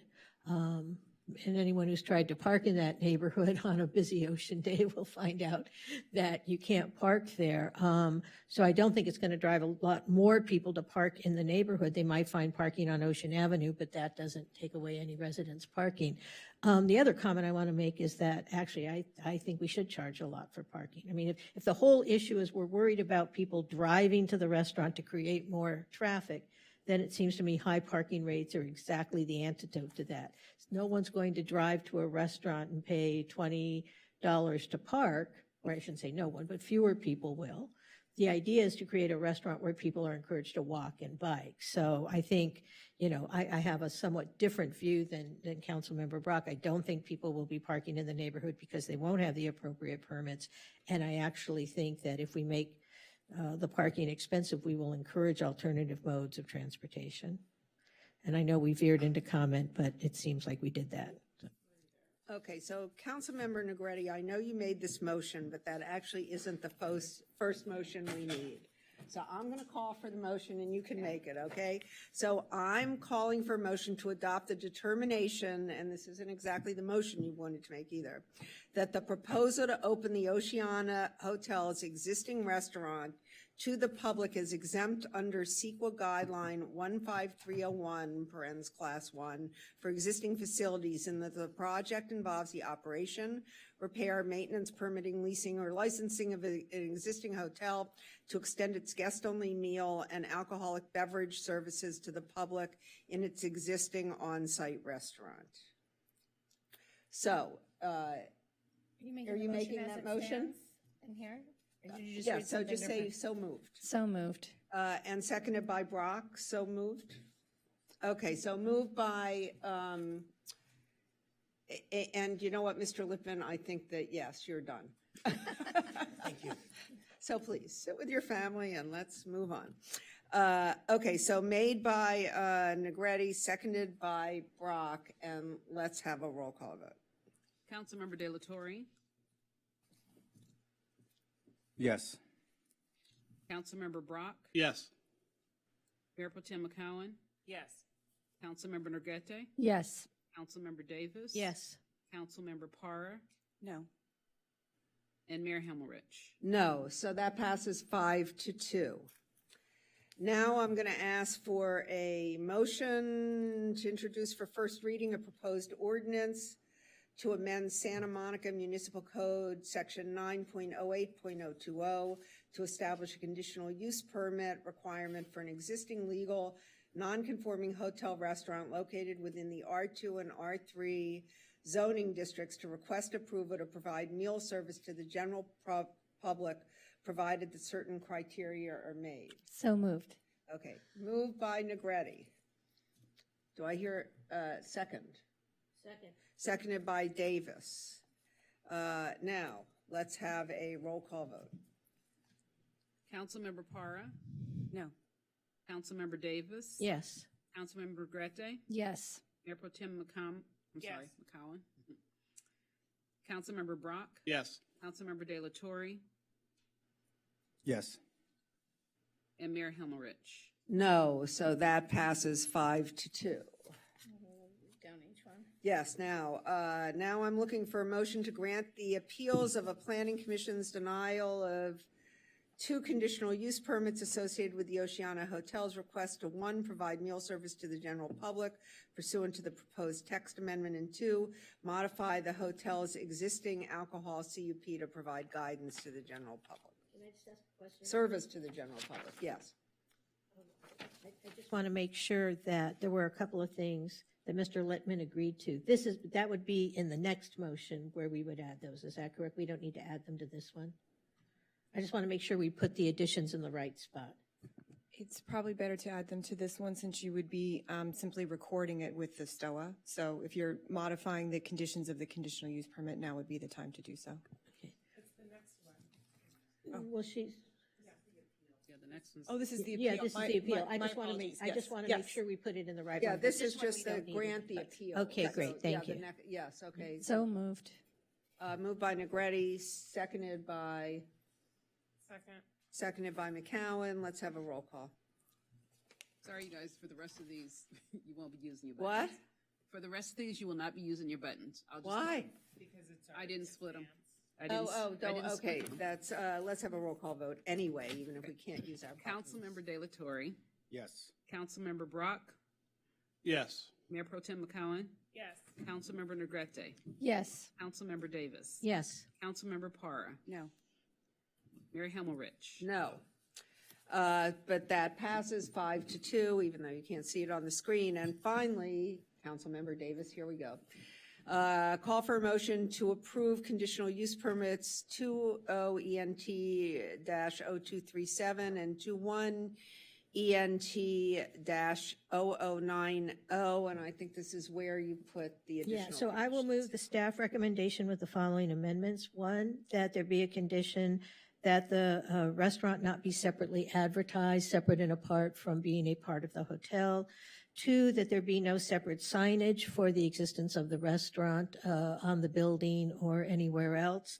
And 3, that the hotel establish a direct telephone line for neighbors to register complaints, and that the hotel will keep track of those complaints and the disposition of the resolution of those complaints as part of its reporting process. And Can we add the additional biennial reports, reports biennial reports. after the first 3 years? So Okay, so, all right, that's fine, and adding biennial reports after the first 3 years. And were there any other amendments that, no? Okay, so thank you, Councilmember Davis. Do we have a second? Second. Moved by Davis, seconded by Negrete. May we have a roll call vote, please? Councilmember Parra, No. Councilmember Davis. Yes. Councilmember Negrete, Yes. Mayor Pro Tem McCowen, Yes. Councilmember Brock, Yes. Councilmember De La Torre, Yes. and Mayor Himmelrich. No, and that passes 5-2, as amended. And now finally, I need a motion for approval of the statement of official action. So moved. Moved by Negrete. Second. Seconded by Brock. Roll call vote, please. Councilmember De La Torre. What? Oh. Oh, hold on. This is for the STOA? Yes. Yeah, so we would advise you not, like, you need to see specific language for the STOA, so we can either flash the language on the screen or bring it back. Next. Do you want to flash? If you'd like, we've been typing conditions, we could put them up on the screen, or we can bring it back at the next meeting. No, just do it now. Okay. Why would we bring it back? Well, no, because then I'm worried that if we don't vote on this now, that when we come back for second reading, then this won't be complete for the second. You're the experts, but help me with that. Read it now. Why wouldn't we just read it now? Yeah, let's just read it now. Okay, good. So we will do this. I think that what we'll do is we'll continue this until after 7A. These are all 7A and 7B. How about that? Okay, so I hate to do this to you, Madam Clerk, but we're skipping to 7A and we'll go back to 6A. Okay, no problem. Okay, Thank you. item 7A is second reading and adoption of an ordinance amending Chapter 2.48 of the Santa Monica Municipal Code, consolidating the Commission on the Senior Community, Commission on the Status of Women, and the Social Services Commission into a newly named commission, and repealing Chapters 2.56 and 2.60. And this is a second reading. Yes, so may I have a motion, please? Move adoption. Moved by Davis. Go ahead, you can. Seconded by De La Torre. Let's have a roll call.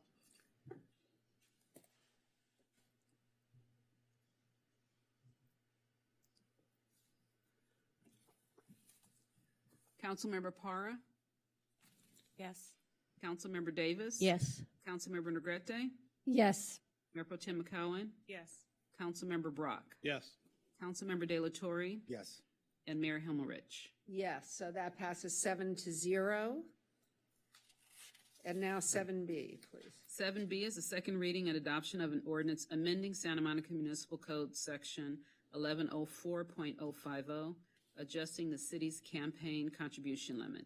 And this is also second reading. May I have a motion? Make a motion to move. Moved by Negrete. Negrete, seconded by Para. May we have a roll call? Councilmember De La Torre, Yes. Councilmember Brock, Yes. Mayor Pro Tem McCowen, Yes. Councilmember Negrete, Yes. Councilmember Davis. Yes. Councilmember Para, Yes. and Mayor Himmelrich. Yes, so that passes 7-0.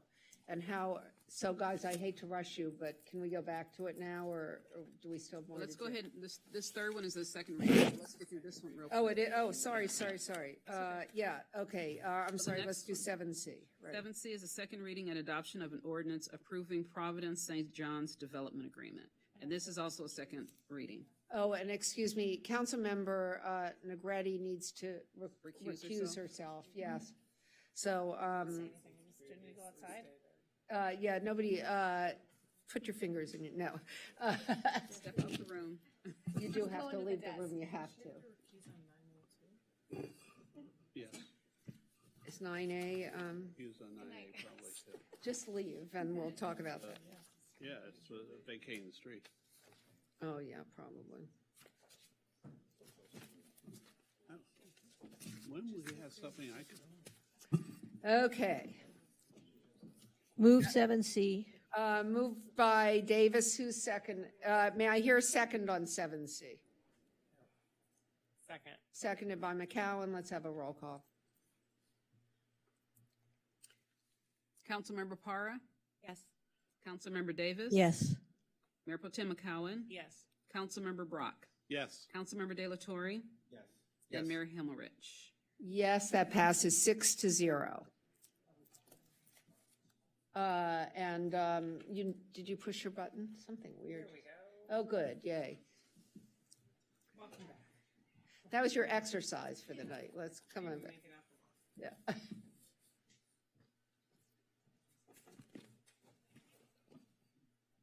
Okay. Are you ready to come back to the? Look behind, look that way. So these are the three new conditions that have been added. The first one is a new condition. An on-site contact person shall be designated to serve as a neighborhood liaison to address any neighborhood concerns related to the hotel operations.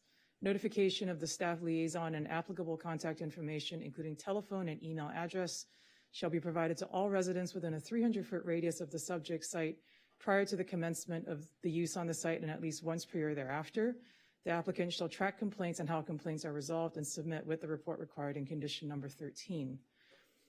Before we move on, can we add also to the local neighborhood organization to residents within, because they can then disseminate it if they so choose? Did you want to specify Wilshire, Montana, or? Well, no, because, Okay. I don't know, 10 years down the road, maybe they'll call themselves something else. I just think Or it could be NOMA, I mean. yeah, I mean, yeah, I just think, yeah, the local neighborhood organizations, I think is generic enough. And it might be local neighborhood organizations, because as Mayor Himmelrich points out, NOMA may also want to get notified of it as well. Downtown. Yeah, so, and if there's a downtown group at some point, maybe, so I would just say neighborhood organizations. Has everybody looked at the language and does that suffice, Ms. Yo, for, Yeah. so can we vote on that now? Yeah, so there's that, I'll just read them all. Then there's a modification to condition number 5. This is just adding to the end of it. This is already talking about that the hotel cannot operate, or excuse me, the restaurant can't operate separately from the hotel. So the applicant shall not separately advertise the restaurant from the hotel. No separate signage for the restaurant shall be permitted. And then a modification to condition 13, which is the annual compliance report. And we've added there, after 3 consecutive years, the applicant shall file a compliance report on a biannual basis thereafter. Great. So on that note, shall we move back to item 6A? And may I have a motion to approve the statement of official action? The motion was by Councilmember Yeah. Negrete. Oh, I'm sorry. Seconded You by moved Brock. it as amended, correct? Okay, so moved, whatever the motion was. Let's have a roll call. Whoever made it. So the motion was made by Councilmember Negrete, and it was seconded by Councilmember Brock. Okay, good. Thank you very much. No problem. And, Councilmember De La Torre. Yes. Councilmember Brock. Yes. Mayor Pro Tem McCowen. Yes. Councilmember Negrete. Yes. Councilmember Davis. Yes. Councilmember Para. No. And Mayor Himmelrich. No, so that passes 5-2. So you have your permit, you have your restaurant.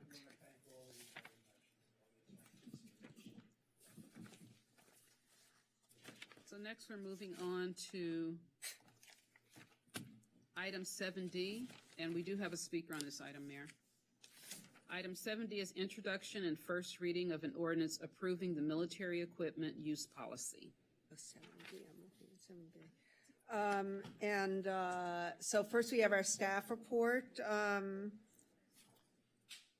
I'm guessing it's Captain Covarrubias, but is that right?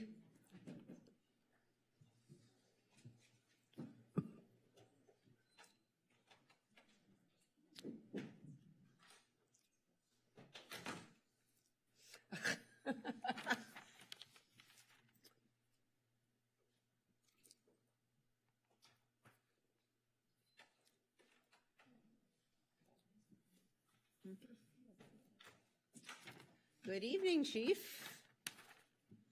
Come on up. Good evening, Madam Mayor and Council. I'm going to be handing over the reins here pretty quickly to Captain Covarrubias to go over the entirety of the staff report. I'll tell you that in the last 6 months that I've been here, I know that we have been through changes that stemmed from the riotous conditions that we experienced in the city of Santa Monica 2 years ago on May 31st. We made changes to our policy in dealing with protests, according to the OIR report that was handed. And then here more recently, we made changes to our policies in accordance with California Post and this new California law that we're going to have the ordinance on today. So we have made the continual changes. The equipment that we have on hand, although deemed military equipment by California law, is equipment that was made solely for domestic policing, domestic public safety in the United States. So I'll hand it over to Captain Covarrubias to give you the full explanation. Thank you, Chief. Good evening, Captain. Good evening. Good to see you all. I'm no C. Right? Okay.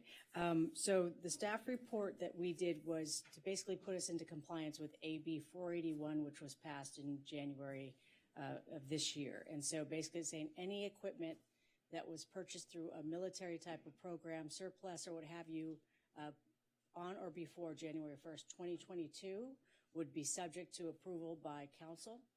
And then it would basically be us coming to council every year with a list of our items that we have in our inventory that qualify under military equipment. And you guys would approve it, and then we would move forward with that. It's something that has to be done every year. So prior to us coming to council tonight with the staff report, we were required to post our policy that we would like approval from tonight on our department website. And that has been up for 30 days. We have not received anything from the community, questions or anything to that nature. And so there's a variety of equipment that we have in our inventory that is deemed military. However, it's not been purchased through the military surplus. Things such as the drone, the mobile command post, our less lethal munitions, our breaching tools that we have. The only two items that we have in our inventories, you'll see in the staff report, are what are called spotting scopes, and that is basically used by our special weapons and tactics team. And it's specialized equipment that basically allows high magnified optics in order to see at a long range distance. And how that works is it's just basically you have someone who's in charge of the rifle and you have someone who's got the spotting, and you always want two eyes or four eyes on a situation, as we feel that that is better than just one set of eyes. And so that is the only two pieces of equipment that we have that fall under a military surplus or that were purchased via the military surplus plan. So what we do from here forward is, if with your approval, we'll go ahead and basically the policy's been posted. We'd like to move forward and present this policy to the PSROC to make sure that their input is included in it. And then every year we will come to you with a list of our equipment for you to review, approve, and then we can move forward from there. If we acquire anything new, that also has to be brought forward to you for review. It's something that we do annually. We will also host annually a community meeting, which will discuss all of this and provide a forum in which our community, our residents, our business owners can come and talk to us about the equipment we have, why we use it, its importance, and the significance of that. So it's a lot of community outreach, and we feel that it's going to definitely bridge that communication, especially as it pertains to our equipment. We know that there's a lot of questions why we use certain things that we do, and we want to make sure that the community knows that we're open and we're available to commentary and discussion. So in terms of public outreach, and I guess I'm a little, because when we were doing the agenda setting, so the 30-day notice has already been satisfied. You're going to the PSROC, but that the ordinance passing is not contingent on that, right? So you'll come back to us for our second reading, but are you going to the PSROC before the second reading? Well, I would like that. I just felt a little funny going to the PSROC first before talking to council. I hear you. Look, I'm a little confused about this myself. And with respect to the public hearing, do you think that will be, I mean, usually this is the public hearing or the commission meeting is the public hearing? Yeah, I think we had to commence the process, which is why we had to come before you tonight. However, if they go to the committee and there are significant proposed changes, it would basically have to come back for a new first reading. So okay, but this is so we're introducing the ordinance and the concept, but we may come back for more. Correct. Yeah, all of this had to be done or attempted to be done by May 1st, at least our first reading. Got you. Had to be done by May 1st. Right, so the public hearing, right? Is this the public hearing? Yes, I Yes. see not, Yeah. yes. But this I is think the once public- the ordinance is passed and everything is okay with council, we're able to move forward. Every year, we will host a community meeting. Oh, The Police okay. department will host it to open up the conversation with our residents. Great. Councilmember Davis. Well, and I was just going to say, Mayor, real quick on timing and looking at the staff report. So the approval process has to begin by May 1st, so we're satisfying that objective. And then it must be adopted within 180 days thereafter. So to the extent there are any changes, there is time. No, I was just worried about what the hearings were going to look like in terms of public outreach. So, okay. So, thank you. And Councilmember Davis, yes. Thank you, Captain. I just have a quick question. So after we get over this initial adoption, it says there's going to be a military equipment coordinator and that there will annually be reporting and notifications for the chief, the council, and the annual community engagement meeting. I'm wondering, is there any issue with adding the PSROC as being on that annual list of people that you would formally report to? Since we're consulting with them initially, and presumably they may have some input, I'm just wondering if it makes sense to also annually report to them. Well, I don't think that that would be an issue, but I think that would be part of, they would be a part of that community town hall meeting that we would host, because they would definitely be invited to that.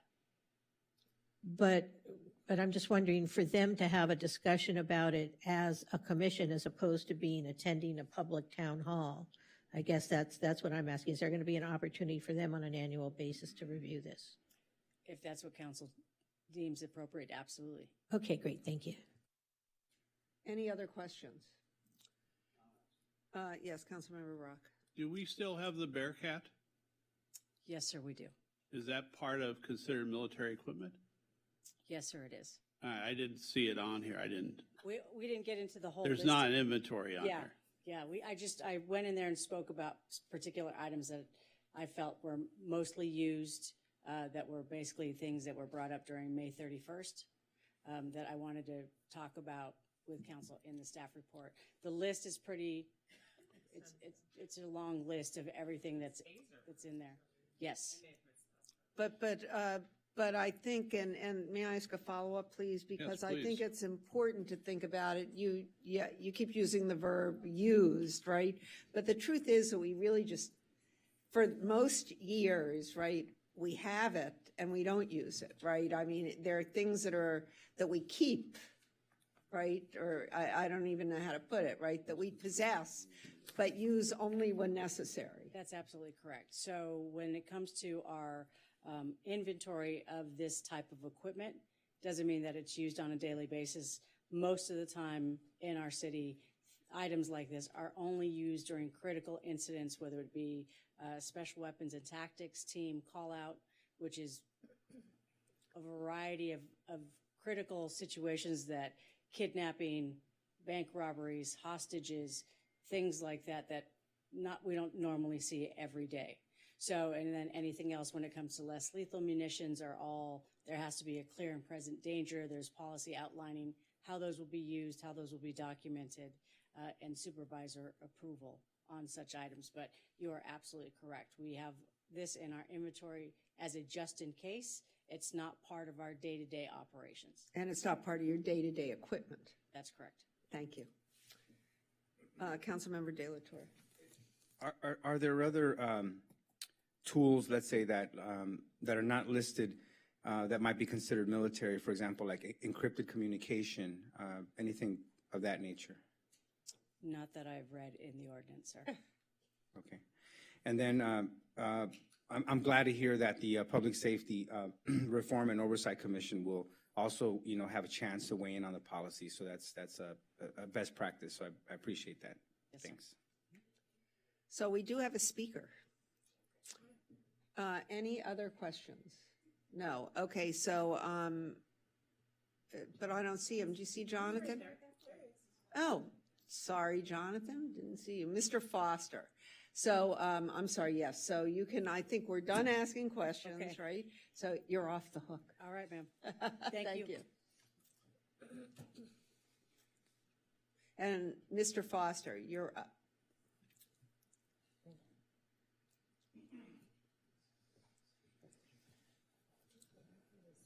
Hi. heart's always beating when I get up here. Hi, everyone. I have to start with apologizing to Anna at dispatch, operator 42 at dispatch, Officer Fedona on the message it went, so I wasn't sure, and Officer Cardona, because I called and called and called and called, trying to figure out if they were going to call me back, and my ringer was down. So my apology to the Santa Monica Police Department, because I've dealt with them for 22 years on 3rd Street Promenade, so I've seen them do awesome things.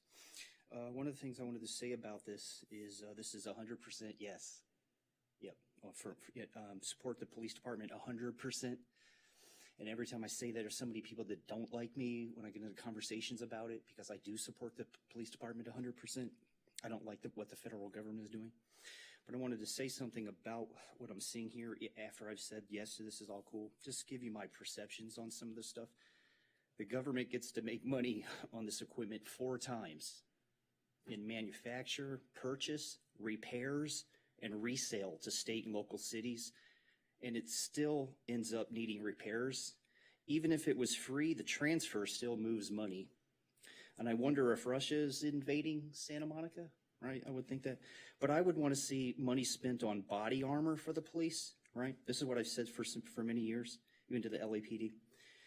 I know it's hard to fight if you're doing an arrest where they're not cooperating if you're in body armor, but that can be mitigated with more officers.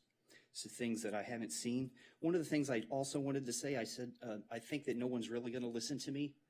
So I should do the Peanuts teacher thing and go wah, wah, wah, wah, wah, wah, wah, wah, wah, wah, because I know you're not really going to listen to me.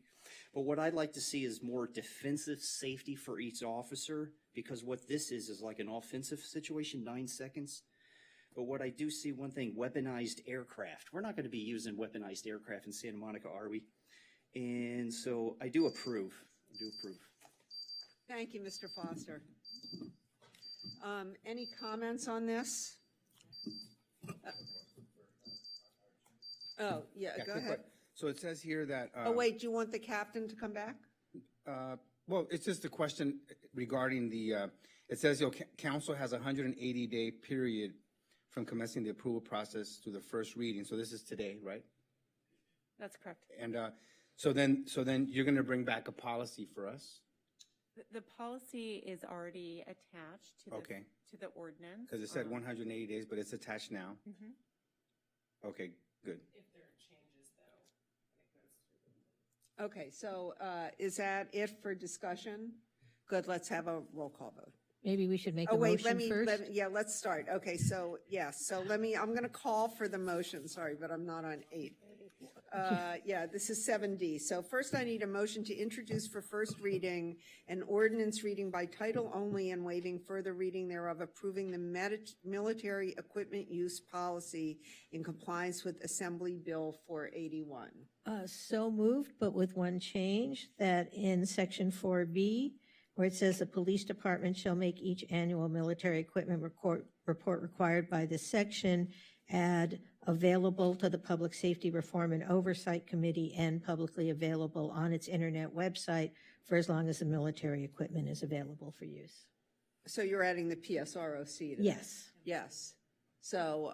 That they be specifically Well, I notified of the. understand. No, I get it. Where is that being added again? I'm sorry. Section 4B, annual reports on the use of military equipment. You're in the ordinance. Yeah, I'm sorry. Okay, I was looking at the policy. Second. Moved by Davis, seconded by Negretti. Roll call vote, please. Councilmember De La Torre? Yes. Councilmember Brock? Yes. Mayor Pro Tem McCowen? yes. Councilmember Negrete? Yes. Councilmember Davis? Yes. Councilmember Para? Yes. And Mayor Himmelrich? Yes, so that passes 7-0. So And can I ask a question of the interim city attorney? Is it okay that we took one vote for both items, or does it need to be separated? no, I haven't done the second one yet. There's another vote. Right, because we still have to, I was going to call for a motion to direct staff to bring the military use. This is a different bringing it to the PSROC. What'd you say?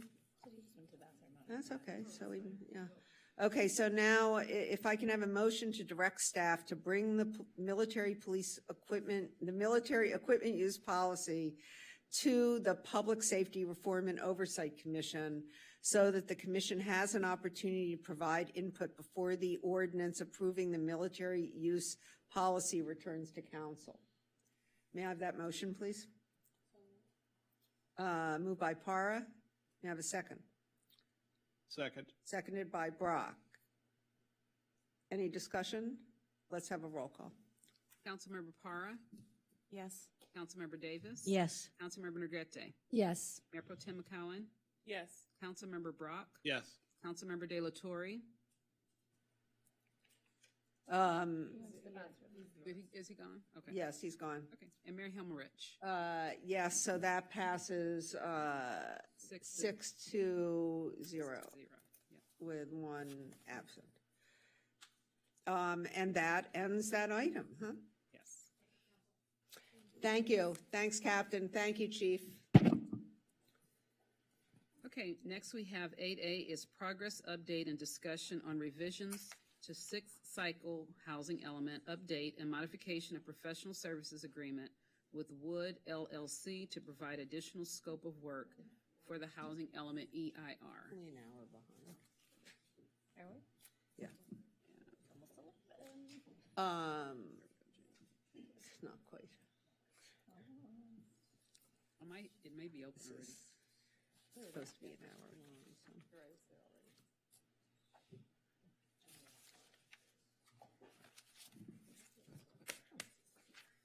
Good evening, Mayor and Council. Jing Yo here to provide an update on the housing element. Just to give you a sense of where we're at in the timeline, this is really sort of a high-level progress update. We will be back to Council at this point, anticipated in June, with additional details as to response to HCD comments. So the purpose of tonight's meeting is for the council to receive an update as to where we're at in our consultations with HCD, provide you more information in terms of what it means to be out of compliance, go through some key deadlines. There is another action to approve a contract modification to the EIR because revisions are necessary, and we'll explain why. And then third, we're looking for direction from the council to direct the city manager to prepare an advocacy letter for legislative changes to request extra time to complete the housing element rezoning process. So just as a background, as a reminder of where we've been, RENA, I think everyone knows what the RENA is at this point. Santa Monica's is 8,895 units, and the purpose of the RENA is to demonstrate that we have the zoning capacity to accommodate those units. You know, it doesn't mean the city has to build all of them. You just have to demonstrate that you have the capacity to accommodate those. The adopted housing element studied 11,070 units. That's what we studied in the EIR. Of that number, about 9,000 were affordable. So those are all above our actual RENA allocation. And that is a guideline that HCD sets, that every city, plan with that buffer in mind. Of those 11,000 units, 1,884 units were designated as affordable units on city-owned sites. And the timeline of where we've been, October 12th was when council adopted the housing element. We transmitted it to HCD on November 10th for the 90-day review period. The city received the comments on February the 8th, 2022. That was the time that the city was notified that our housing element needs revisions, and the city is formally determined to be out of compliance. So the key deadlines, that October 15th, 2021 deadline, that's the first statutory deadline. That is the deadline by which all cities in SCAG were required to have adopted a compliant housing element. And compliant housing element, it's not that we decide it's compliant, it's HCD decides it's compliant. So HCD's position is that they had to have certified the housing element before council adopted it. For a variety of reasons, there wasn't really even time to get to that point, but that is HCD's position. There is an extra 120 days within the statute to allow cities to continue to adopt, to have extra time to adopt that compliant housing element. And that was for the purpose of avoiding updating the housing element every 4 years. That provision was changed by Assembly Bill 1398 that took effect on January 1, 2022. So it changed that 4-year requirement to a requirement to rezone to accommodate the RENA by October 15th, 2022. So 1 year from the statutory deadline. So that's a change that sort of, took effect after we'd already been in this process. So what does it mean to be out of compliance? There are some immediate consequences. The city is out of compliance right now. So one is that there's an obligation to approve any housing project that includes 20% on-site units affordable to lower income households. So that's basically up to 60% AMI, or the project consists of 100% moderate units. And it's even if that project exceeds existing zoning or general plan maximums. So as long as that project includes 20% affordable or 100% moderate, we are obligated to approve that project. Any conditions the city puts on that project cannot render it infeasible. So that is a remedy that was added in a lot of the changes in housing element law in recent years, and it was intended to be a way to spur production even if a city hadn't finished its housing element or completed implementation. Another key consequence is that the city has lost access to funding. By being out of compliance on the housing element, there are actually two funding sources the city has historically accessed. One is a pot of money that funds affordable housing. Well, they both fund affordable housing. One is the local housing trust fund, and the other one is the permanent local housing allocation. And that's to the tune of roughly, it's about $3.3 million over 5 years, about $500,000 to $700,000 a year. And that's awarded, as the city requests it. And then the other one, the local housing trust fund, is one that the city has been awarded $5 million over 2020 and 2021. It is unknown in 2022 whether we would be eligible because we're out of compliance. So this has very, very real impacts on the city's ability to produce affordable housing that we've always historically done. As I indicated, the rezoning for the RENA has to be completed by October 15, 2022.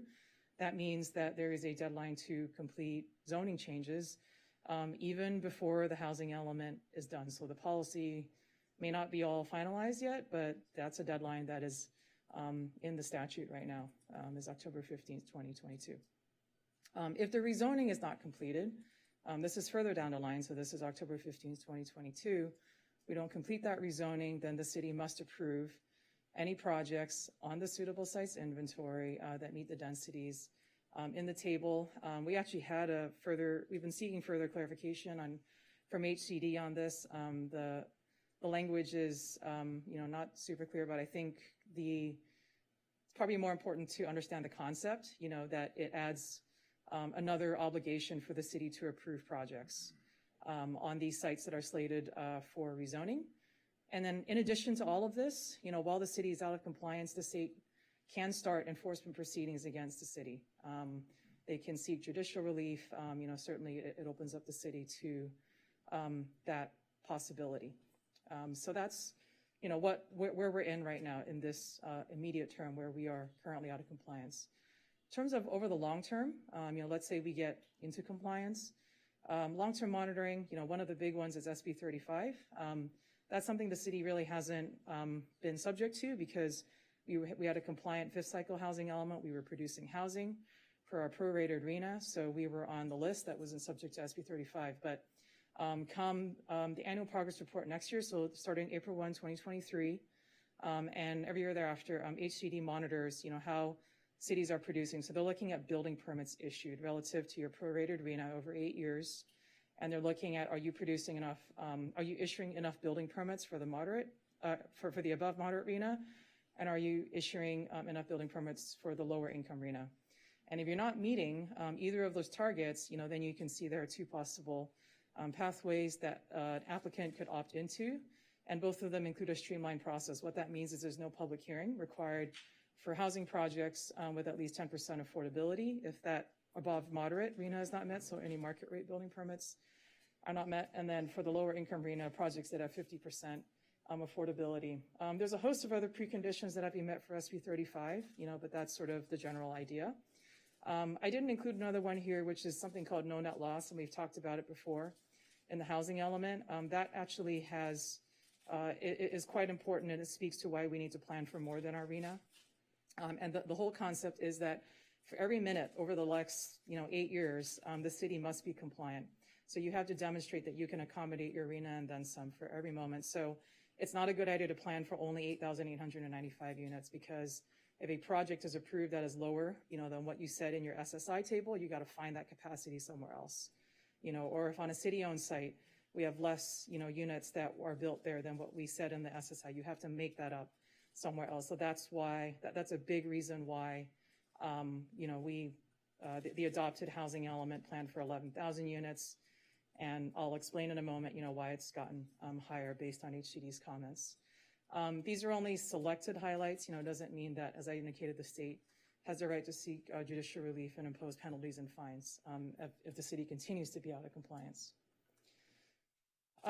So over the last, ever since we got that letter on February the 8th, we've had probably 6, 7, maybe 6 to 8 calls with HCD staff, really seeking clarification on the comments. If you've seen the letter, it's, kind of tells you you're out of compliance. It's not particularly specific on how you achieve that compliance. So a lot of these calls have been just trying to understand what is meant by the comment, how, what do we have to do to fully address the comment that's being made. And we're highlighting kind of 3 buckets, I guess, those comments fall into, that are relevant for the overall planning of the housing element. One is the city-owned sites, the ability to use those city-owned sites for capacity. As you heard me say, we have 1,884 units that we said are going to accommodate, 1,884 affordable units are going to be accommodated on city-owned sites. And so HCD's comment was, well, prove it, demonstrate that commitment. They were not seeing that commitment in the language, right? So that was one area. They also commented on affirmatively furthering fair housing. This is a brand new requirement for the 6-cycle housing element. I will say we are not the only jurisdiction by any means struggling with trying to understand how to achieve this.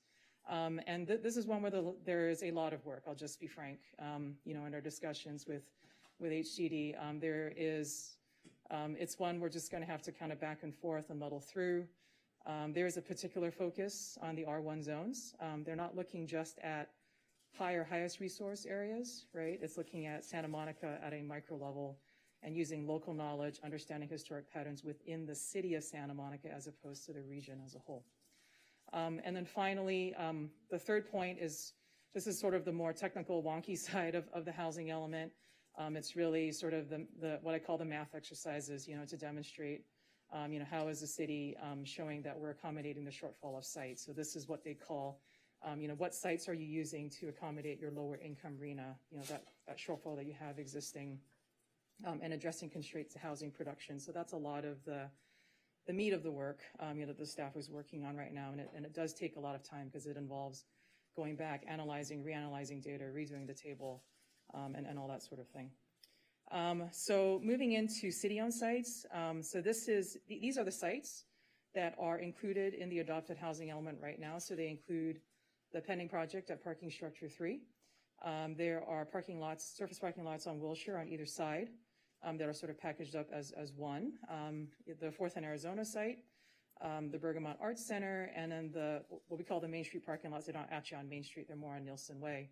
They're the parking lots behind Main Street. And so all of those have been identified in the housing element as city-owned sites, that can accommodate affordable housing. And you can see there that the constraints that are listed, right, not all of them are immediately available. So that is accounted for in the housing element. HCD's comment was that they didn't see enough commitment, in terms of how the city would actually bring affordable housing to those sites, things that are within our control. So in discussions with HCD, this is sort of the concepts on a potential revised program that they preliminarily said would work, which is to commit to a minimum number of units on city-owned sites, so maybe commit to that minimum of 1,884. Commit to issue RFPs on a city-owned sites on a regular schedule. So it's not enough to say that we'll issue one RFP by next year. They want to see it 2023, 2025, 2027, regular and routine schedule, so that it's something that they will monitor over time that the city's actually doing that. They want us to explain the process that the city pursues to develop city-owned sites. So fortunately, there is quite a history of that in Santa Monica. This wouldn't be new.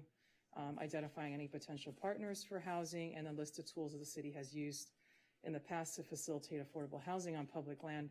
In the city's history, we have produced probably about 700 odd units of 100% affordable housing on city-owned land, and we've used a variety of tools to do that, including leveraging the city's own local dollars, subsidized rent, and the like. Those are the kinds of tools that have been used and will probably seek to continue to do. On affirmatively furthering fair housing, as you recall, the adopted program in the housing element spoke to incentivizing one additional ADU in the R1 zones. And then, as we discussed in our SB9 study session, Council gave direction to implement SB9 and incentivize it strongly in some of the larger lots. So that's kind of generally what we heard from the Council. We talked about that with HCD, and they basically said that's not enough to fully address the AFFH requirement. And this is a case maybe, there's a lot of information in our housing element about historic patterns, of where housing's been located, where number of housing units, disparities in demographics and the like. So, we're going through an exercise of tabulating existing units, demographics, comparing it to projected. They basically want to see that delta. What difference are you making? Where are you committing to introduce housing where you haven't seen it before? What are you doing to incentivize it in areas, that have not accommodated their fair share of housing? So, Santa Monica has a bit of a challenge in this regard, so we can't rely on that TCAC high resource map, right?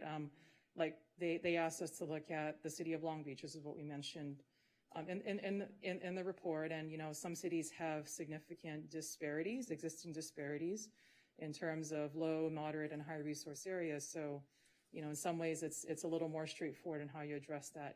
In a place like Santa Monica, where it's very homogeneous, at least on a TCAC level, where the whole city is either highest or high resource, HCD is placing a greater emphasis on local knowledge and local factors.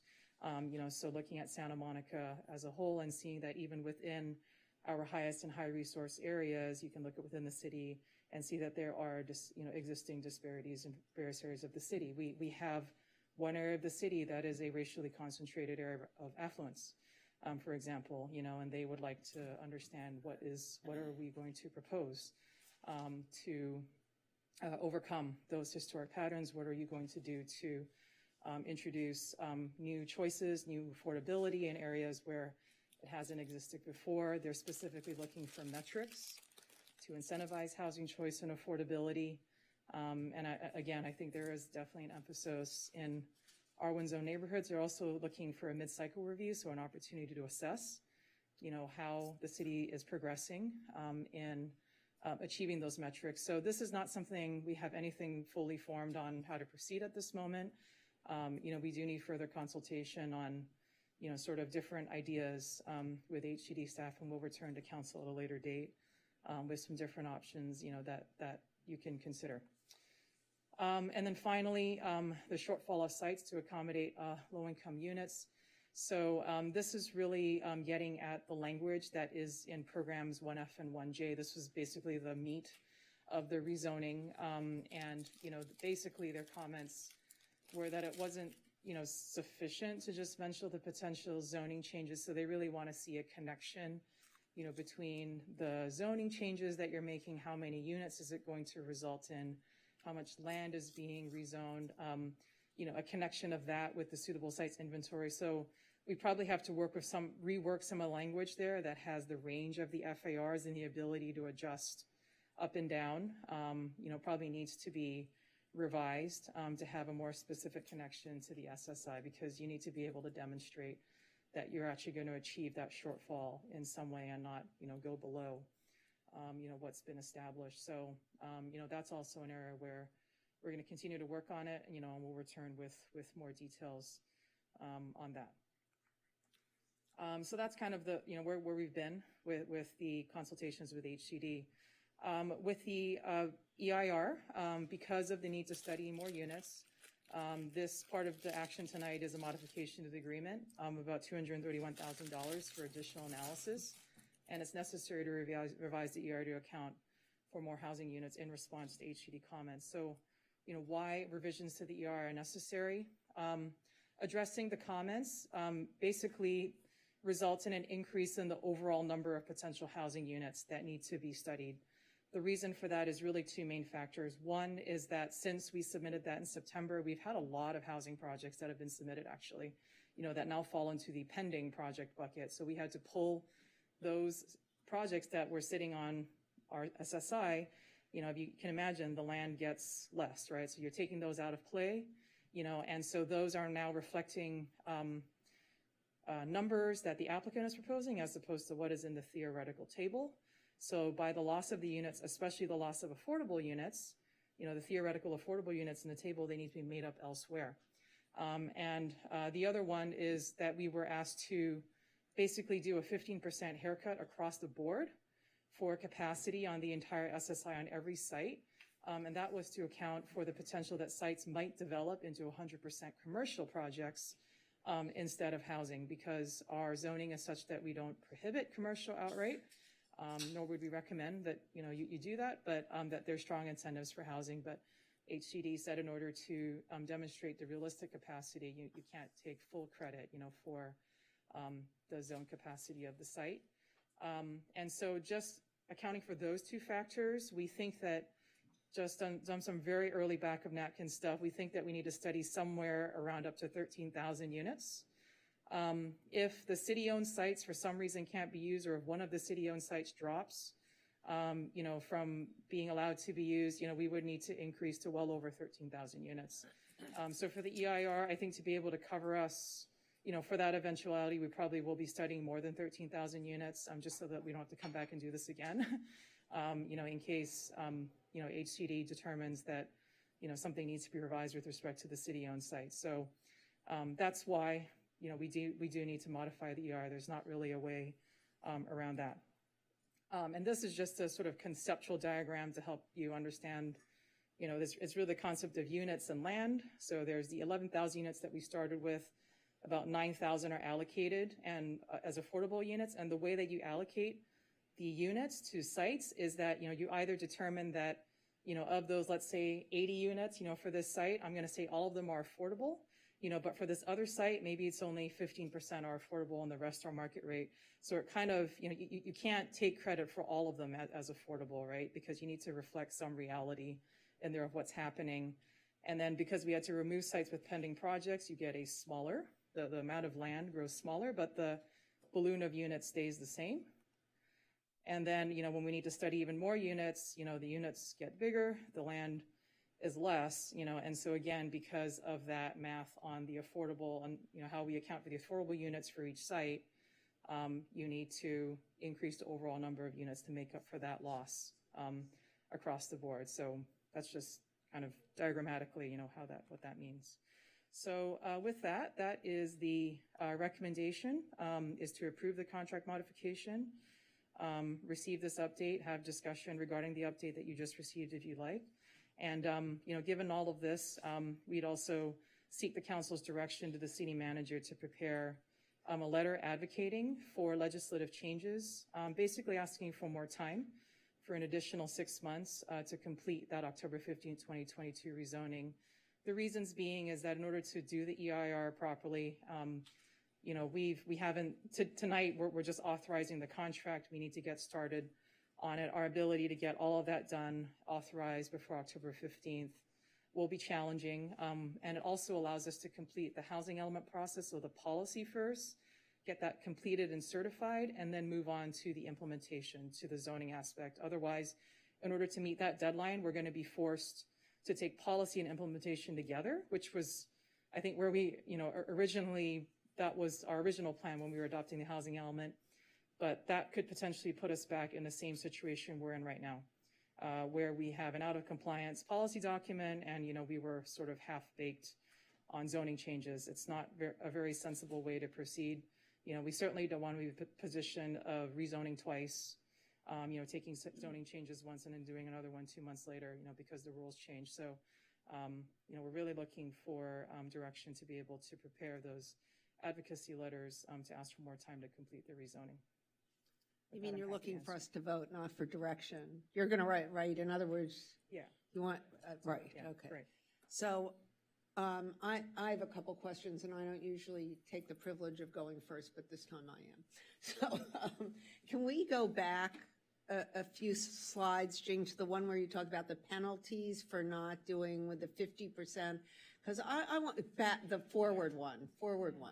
If lower income RENA not meant streamlined process for projects with at least 50% affordability, we have that. Yeah. I mean, that's like no penalty to us at all. We wish, right? I mean, because basically there are no projects with 50% affordability, right? Right, practically speaking, no. So that would just achieve what we want, right?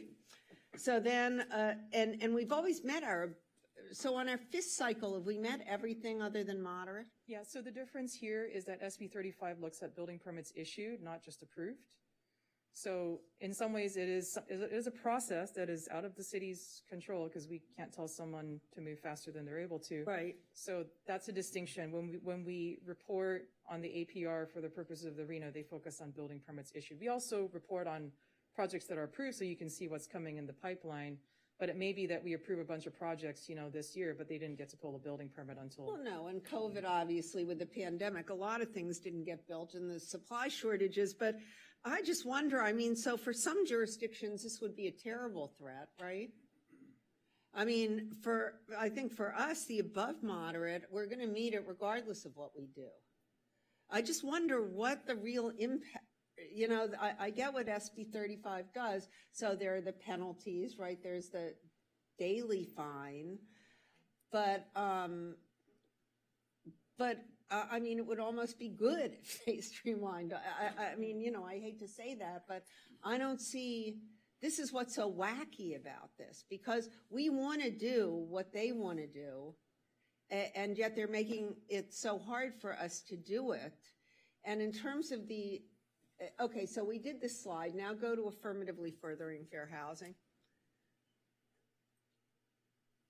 So if we did an overlay, an affordable housing overlay, which we had talked about doing, I mean, is that what they want, to have an affordable housing overlay over the whole city?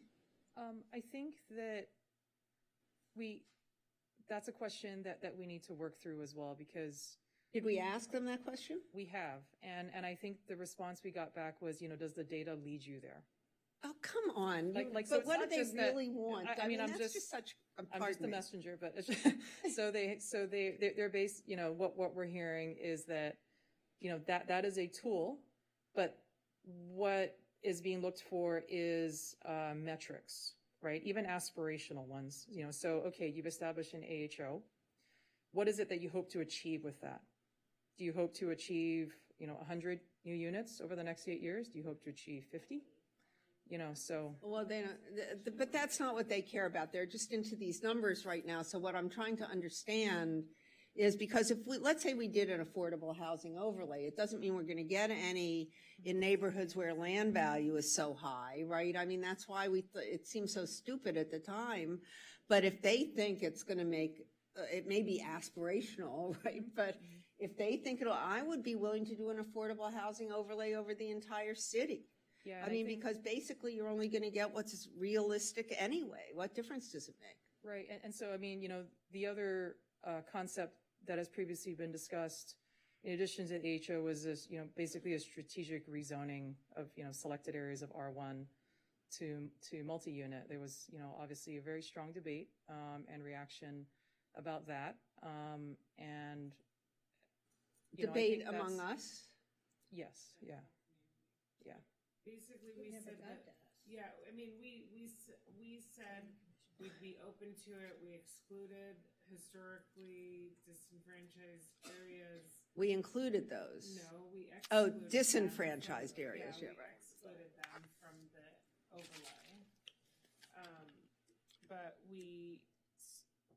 But it didn't get anywhere because there was there was opposition. Yeah, it was ultimately. What wasn't it? Just didn't account. I mean, we made that argument, but if they're just asking for numbers that mean nothing, well, that's what I'm saying. I mean, I don't think you can say it doesn't do anything. They're using it in Cambridge, and there are 4 projects in the last 2 years since they've adopted it that have added about 65 or 70, I think, units of affordable housing. Yeah, sorry, what I meant, Gleam, is that there are areas in the city where, to Sue's point, they won't actually become anything, even if we project numbers.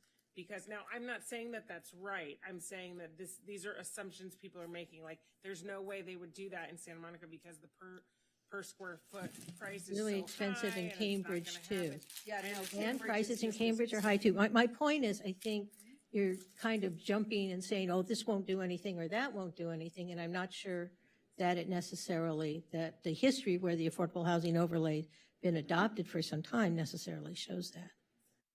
Well, you can think it won't do anything and be willing to do it. Well, if I hear you. I think it'll do something for their purposes. I think it might even lead to some projects. I don't know.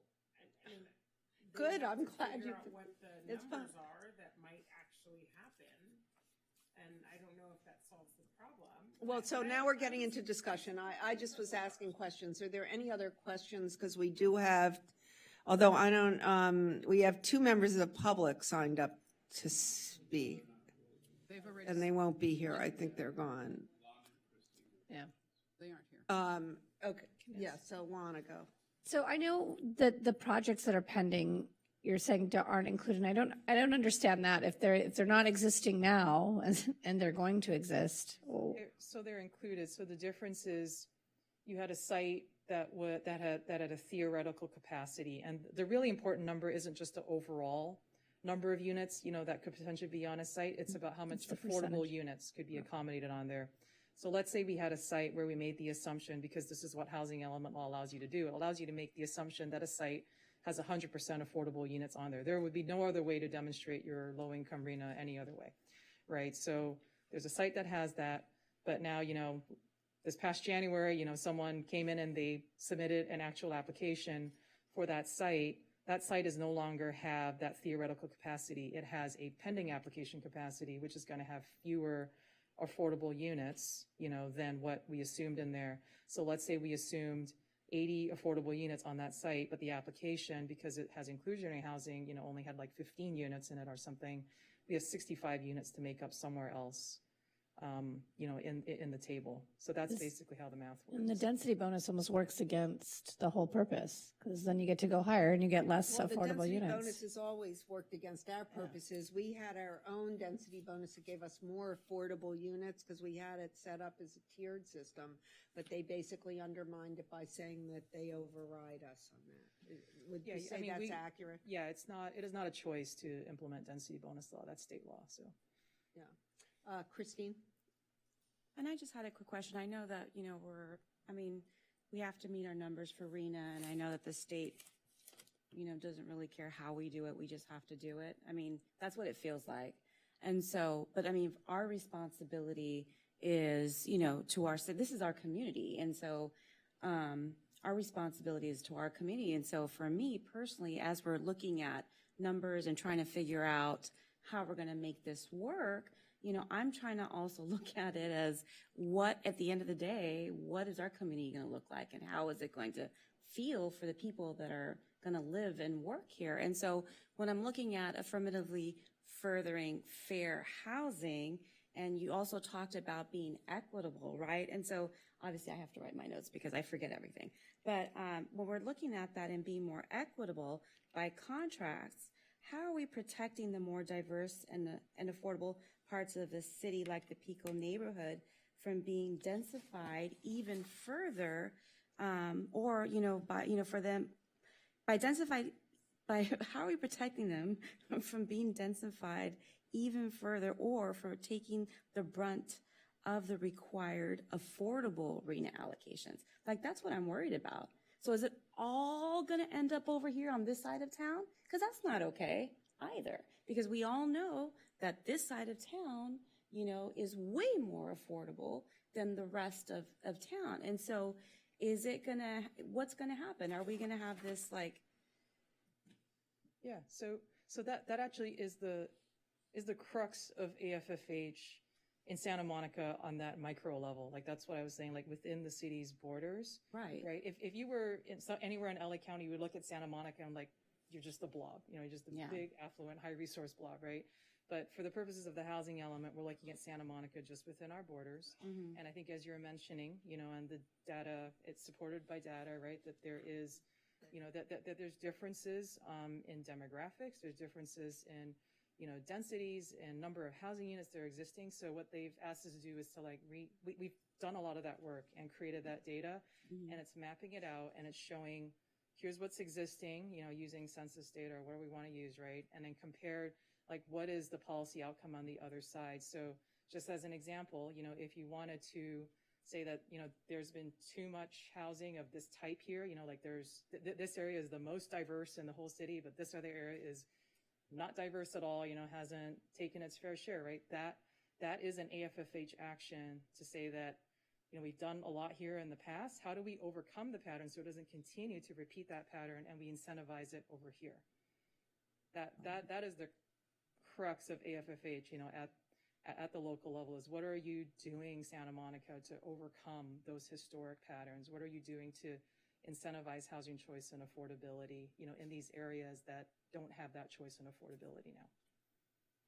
So, Yeah, no, I mean, because those are real concerns for me no, I personally. understand, and I'm going to talk about that because there are areas north of Montana, right, that, so there's the areas around Roosevelt that already are multifamily that could be expanded, right? I mean, they're already, the whole area east of Lincoln, right, there's a lot of multifamily there before you get it north, right? But then Roosevelt, the area there goes up, I think, 2 blocks, right, multifamily. 14th Street, where I live, is actually all single family, but is a big enough street that it probably could accommodate it, right? Could accommodate some multifamily, as could 26th Street. Right. I mean, if you want to look at areas that could accommodate it, I mean, and San Vicente, there are buildings on San Vicente, and it could have more buildings since there are bigger lots there. But then the other thing is that the Palisades tract, where the biggest lots are, right, that area like, Alta, Margarita, Georgina, they have 15,000 square foot lots there and single family homes. So there are areas that could accommodate apartments, right? Now, those lots, those homes go for $15 million.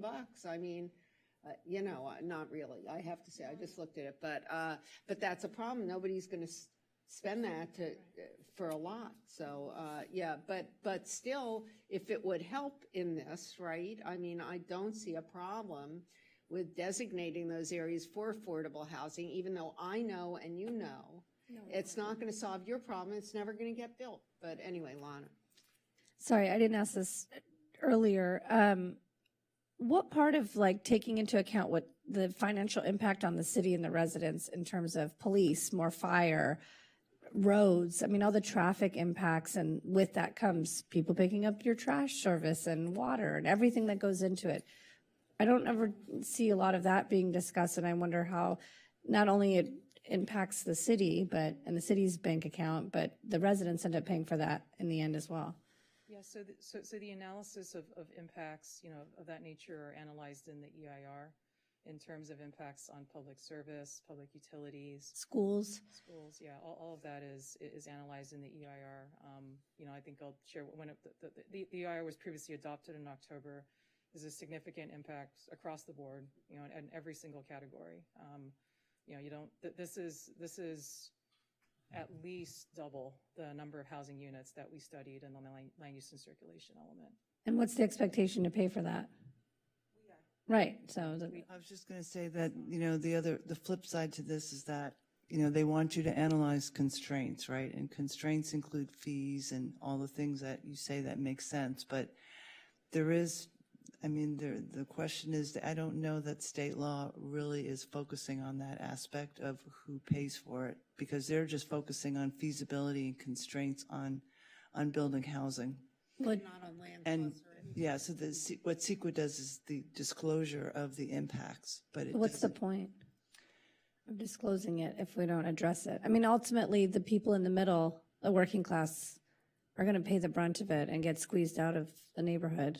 Yeah, I mean, and the purpose of CEQA is to disclose those impacts. It's so that the council, as a decision maker, understands, the full scale of the impacts of the project. what the city attorney is saying is correct, and that is a comment in the HCD letter. You know, I think we were told, wow, you know, your guys' fees are among the highest we've ever seen in the state. Like, so, you know, that is on the radar in terms of the impact fees that Santa Monica charges. You know, and that is a very particular focus of state legislation, is how much cities are charging. So, you know, I don't have an easy answer for that. You know, it is not something that appears to be a consideration, you know, when it comes to housing. That's a bummer. Okay, well, let me just say that I don't think there's much we can do about this tonight, and I think we have to approve the additional EIR, but yeah, Councilmember Brock. Well, I echo Lana and Christine's just despair in this, because, you know, we're faced with insurmountable charges that are going to destroy the character of our city. And I'm not sure that there's any relief in sight from the state at all. And that's tragic in some ways. I'm all for affordable housing in our city. Can you put a question in there, because we still haven't done our public speakers? Do we have public speakers? Yeah, we have No, we two don't. of them. No, we don't. Those are not. Those are the two that left early. Well, but we have to call their So, names. okay, so at any rate, so the question is, even though I think we're all depressed about this, do you see any hope on the distant horizon at all once we get all this stuff done? The head shakes, no. No. Your guess is as good as mine. Yeah, it's really I can't read the mind of legislators. You know, I think that the third recommendation tonight is, you know, what can we do given this situation is really ask for time, you know, just to be able to proceed in a sensible way through this. You know, I think, as you heard me say, I don't think it's anyone's interest to attempt to rezone, you know, twice in the next year. You know, just this allows us just the time to complete the work, get the policy done, get it certified, and then proceed into zoning. And that's, you know, really the path that we would like to pursue. Well, so let me ask you a different question, because West Hollywood is basically doing nothing, right? I mean, I assume you've talked to them. They've just said to HCD, you don't understand, go away. Pasadena is pushing, I mean, the good actors are being put in such a difficult position. So do you think, well, anyway, I think that, but we all understand that, but people are deciding not to rezone. I mean, and when you come to, maybe we'll have more resolution of this, but I'm not ready to jump to rezone under these circumstances where it's completely, nothing's acceptable anyway, right? Yeah, I think that's our concern, is that proceeding with a path of rezoning right now, it feels like you're chasing a moving target. That's right. You know, and I think that. I mean, we gave it a this is- great yeah, shot with this is City very, Hall. very tough, tedious work, and we don't need to be doing tables over tables. So, you know, I think the time is what Thank our you. simple ask. Yes. So can I get a motion? I'm sorry, but. Yeah, we do. You're right. Keith Robinson. I know, but their names are on the list. They put their names in, and so I feel like we should call them Devon Harris. And I don't think they're here. So now let me call for the motion. To authorize the city manager to negotiate and execute a second modification to agreement number 11112 in the amount of $213,041 and extend the term by one additional year with Wood LLC, a professional environmental consulting company, to provide additional environmental consulting services, resulting in a 3-year amended agreement with a new total amount not to exceed $580,427. So moved. Moved by Mayor Pro Tem McCowan, seconded by, what? Other way around. Oh, by, Davis McCowan. okay, Davis McCowan, sorry. Moved by Davis, seconded by McCowan. May we have a roll call vote, please? Councilmember De La Torre, Yes. Councilmember Brock, Yes. Mayor Pro Tem McCowan, Yes. Councilmember Negrete, Yes. Councilmember Davis. Yes. Councilmember Para, Yes. Mayor Himmerich. Yes, so that passes 7-0. And now we did receive an update. Call for a motion to receive an update on the status of responses to comments on the adopted six-cycle housing element update and direct the city manager to submit a letter advocating for legislative changes to provide for additional time beyond October 15th, 2022 to complete rezoning. Motion? Moved by Brock. Sorry. Seconded by Negretti. You can flop it. Let's have a roll call vote. Hold on a second. It's the other way around, right? Yeah. Brock, Negretti, yeah. Oh, yeah. All right. Councilmember Para, Yes. Councilmember Davis. Yes. Councilmember Negrete. Yes. Mayor Pro Tem McCowen. Yes. Councilmember Brock. Yes. Councilmember De La Torre. And Mayor Himmerich. Yes, so that passes 7-0, and it is 11 o'clock. Does anyone want to stop now? We'll have to leave for 9A. No, we have to move. Have to make a motion. This is where we need our motion to go past 11, right? Yes. Yes, to hear any new items. I'll move that we continue and finish the session. Second. Moved by Brock, seconded by McCowen. Can we do this by acclamation? Yes. Okay, does anyone object? Seeing no objections, it's Inside. approved. We go past 11, and let's move on to 9A. Do we have to do the third recommendation on this item? I don't, what's the third one? No, it was rolled into the second one. Can we bring that back if it goes past? The letter Every 30 is rolled into number 2. Yeah, check it. Hold on, I may have it open already. So. Somebody needs Get to it? talk like the guy who does the fine print at this point. Right. Okay, item 9A is the public hearing and adoption of resolution ordering vacation of public right-of-way on 21st Street between Santa Monica Boulevard and Broadway. Should I take my car keys too, or Nope. just, oh, okay. Nope, you've got some items coming.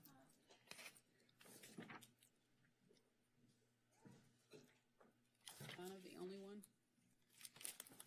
Sorry about that. We have, so because she needs to go out of the room because she's recused from this matter. But now you're up. Good evening, Mayor, Council. I'm Alex Nezarchuk, your city engineer from the Public Works Department. I'm here Tell me your tonight. last name again, I'm sorry. Nezarchuk. Thank you. You're welcome. I'm here tonight to quickly summarize the staff report for the 21st Street Vacation public hearing and answer any questions you may have. My presentation will be in the following order.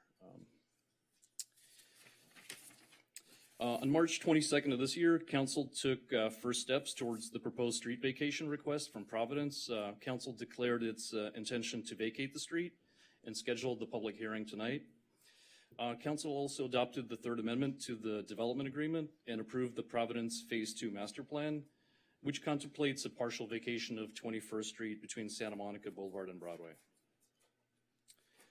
So diving into the details, Providence requested the city vacate the northerly 250 feet of 21st Street between Broadway and Santa Monica, which is the area shown in blue on the screen. Providence owns properties on both sides of 21st Street in the vacation requested area. The street was initially dedicated to the city as an easement for street purposes and to provide access for public utilities. And the development in this proposed vacation area creates an opportunity for a pedestrian-oriented, publicly accessible plaza. The plaza would open onto Santa Monica Boulevard and provide public access for pedestrians through the Providence campus all the way to Broadway. Today, 21st Street is a one-way southbound street. It would be converted to a northbound street with proposed circulation through two new city streets as shown in black and red. The area in red is a proposed north-south street, tentatively named 20th Place, which is located between 20th and 21st Street. And the area in black is a new westbound one-way street, tentatively named St. John's Way, connecting 21st Street to 20th Place. So the southern portion of 21st Street would remain a public street and continue to provide access to neighboring residential developments and connect the two new city streets, the ones shown in red and black.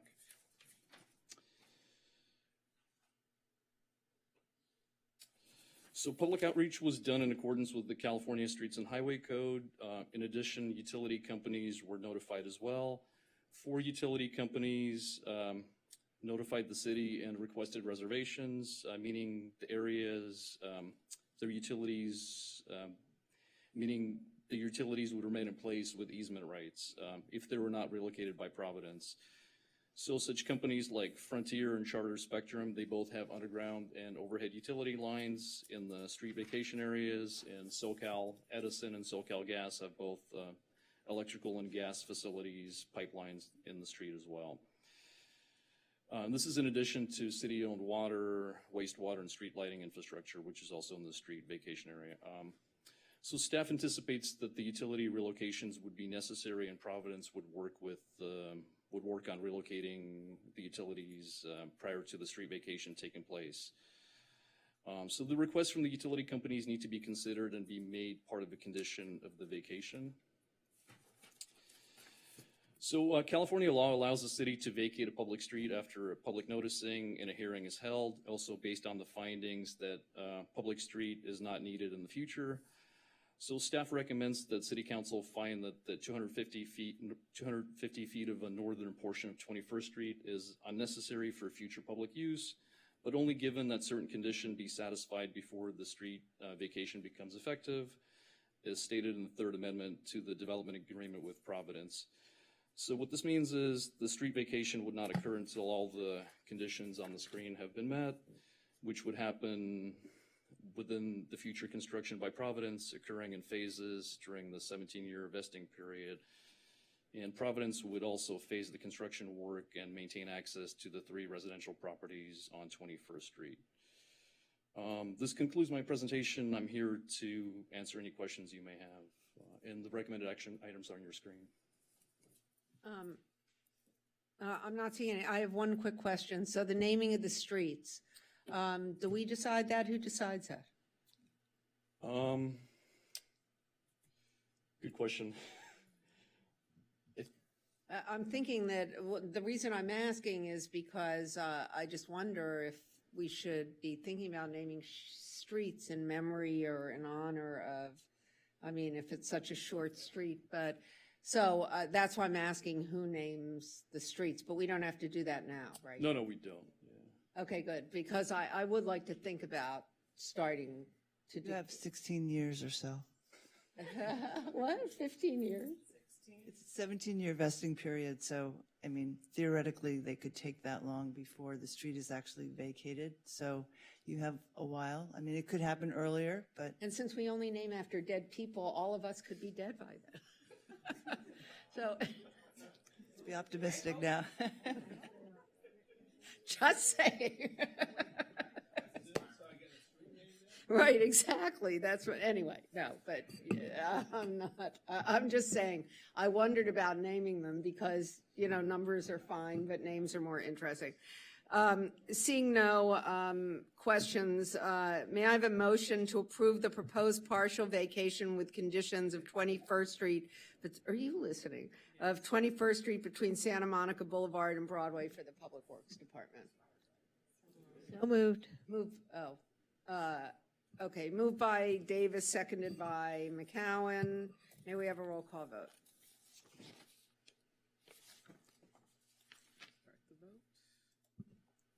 Councilmember De La Torre, Yes.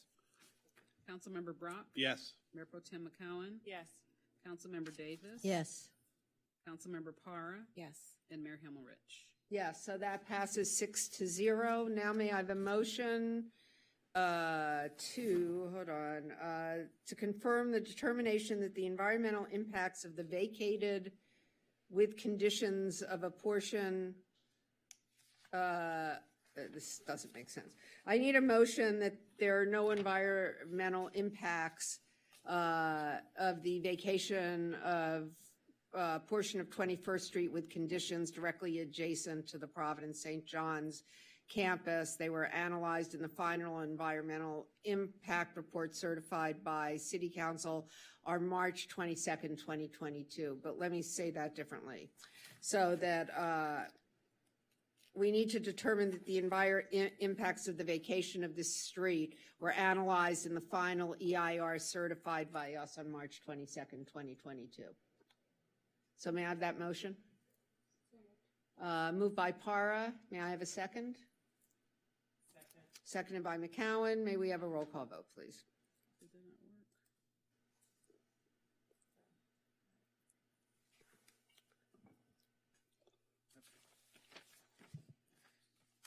Councilmember Para? Yes. Councilmember Davis? Yes. Mayor Pro Tem McCowan? Yes. Councilmember Brock? Yes. Councilmember De La Torre? Yes. And Mayor Himmelrich? Yes. And now may I have a motion to adopt the resolution vacating a portion of 21st Street between Santa Monica Boulevard and Broadway? Motion? Moved by Para? Just to be clear, with conditions. Pardon me? With conditions. Oh, good. With conditions, sorry. I'll second. Seconded by Brock, Parr and Brock, and let's have a roll call vote. Councilmember De La Torre? Yes. Councilmember Brock? Yes. Mayor Pro Tem McCowan? Yes. Councilmember Davis? Yes. Councilmember Para? Yes. And Mayor Himmelrich? Yes, so that passes 6-0, and you can come back. Yeah, come on. And I'm calling Councilmember Negretti back, and will you call the next item, please, Madam Clerk? Coming back. The next item is 9B, and it's the public hearing and adoption of resolution for the 2022 Annual Water Shortage Assessment Report. And we do have one speaker for this item. So we'll hear, Ms. Barton after the staff report. Thank you. Good evening, Mayor Pro Tem, council members. I'm Sonny Wang, the city's Water Resources Manager within the Public Works Department. I'm here tonight to provide a summary of the Annual Water Shortage Assessment Report. This is a new requirement under the California Water Code as part of the 2020 Urban Water Management Plan that was adopted last June. The procedures of the report is outlined in the Water Shortage Contingency Plan that was also adopted last June. It includes a presentation to the Commission on Sustainability, Environmental Justice, and the Environment, which was done in February, and also to hold a public hearing for this annual assessment, which is taking place right now. The Annual Water Shortage Assessment Report is due each year by July 1st to the California Department of Water Resources, and it requires formal adoption by City Council. However, with the most recent executive order that the governor has put out, we are required to submit this by June 1st now because of the ongoing drought conditions in California. Just a summary to start with the water demand assessment. As part of the assessment, we do look at the history to look at actual demand versus projected in order to make the projected demand for the next year. So we looked at 2015, 2019, as well as 2020, 2021. The reason why we split up those time periods is because of the COVID pandemic. You do see our average annual demand actually decrease by 10, 15% or so. That's primarily from the commercial and industrial sectors in the city where we saw that water demand go down. However, single family, multifamily, those demand are actually pretty consistent during that time. So we take a look at the history as well as looking at the projected population increase to project our annual demand for the upcoming year, which is about 11,779 acre foot. So we're actually returning to pre-pandemic levels in our water demand projections. The next number you see is the projected unconstrained demand. So DWR also asked us to project that if we didn't have any conservation measures in place, what that demand would look like. So that's without the stage 2 water shortage targets and conservation efforts we have already implemented. And the city has been in that stage 2 since 2014. So that has contributed a lot to our ability to meet our current demand by having that permanent water reduction in place. Next, we look at the available supply. This is a combination of the imported supply that we buy from Metropolitan Water District. We only consider our Tier 1 allocation. We could push into Tier 2, but for this assessment, we typically try to stay within Tier 1. We haven't pushed into Tier 2 for quite some time now, ever since we restored the Charnock well field. We also look at our local supplies as estimated in our 2020 Urban Water Management Plan. We also do factor in other conditions such as shutdowns in our Arcadia Water Treatment Plant. As many of you know, we broke ground on the expansion of that treatment plant. There are expected shutdowns this year to facilitate the construction, so we will lose some of that local production. We have taken that out of our supply equation as well. So the available water supply we have is about 12,707 acre feet. So just do that balance, we have ample supply to meet the projected water demand. However, we do highlight the unconstrained demand, how important water conservation and water use efficiency is to remain in that stage 2 water shortage stage in our city to maintain those conservation efforts. So we recommend in remaining in the stage 2 water shortage condition to reduce 20% water. We want to continue to implement those actions in the stage 2 water shortage response actions that's outlined in our water shortage contingency plan that also aligned with the latest executive order as well from the governor asking all municipalities to be in stage 2. So we're already there. We've been there since 2014. At this time, I also like to thank our residents for doing their part in conserving water and helping us maintain at those levels. The last recommendation is to adopt the 2022 annual water shortage assessment report. Thank you. Thank you, Mr. Wang. Another great report.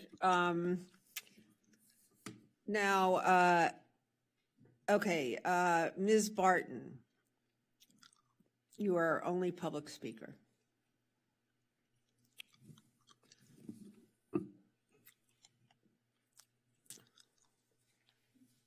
Good evening. On the water shortage assessment, I do have a question. Is it contradictory for the state who says we're in a drought to demand, through the RENA, almost 9,000 new units to be built, which equals over 1,000 new units per every square mile of the city? Unless, of course, the real point is to drive up water rates due to demand. I wonder if Gavin Newsom holds stock in entities that control and disperse the state's water. Not that it would surprise me, considering how his Aunt Nancy Pelosi and her husband do seem to profit off insider trading. And on the subject of high water rates, didn't the city align its billing rates with the DWP at one point? So imagine my surprise when you last raised the water rates in 2020 by 100% in 5 years, when again in 2019, the DWP was found to be overcharging customers for water like they did in 2014. Also, I hope everyone remembers the city's history of lowballing estimates in reference to the tables included in the staff report. Thank you. Thank you, Ms. Barton.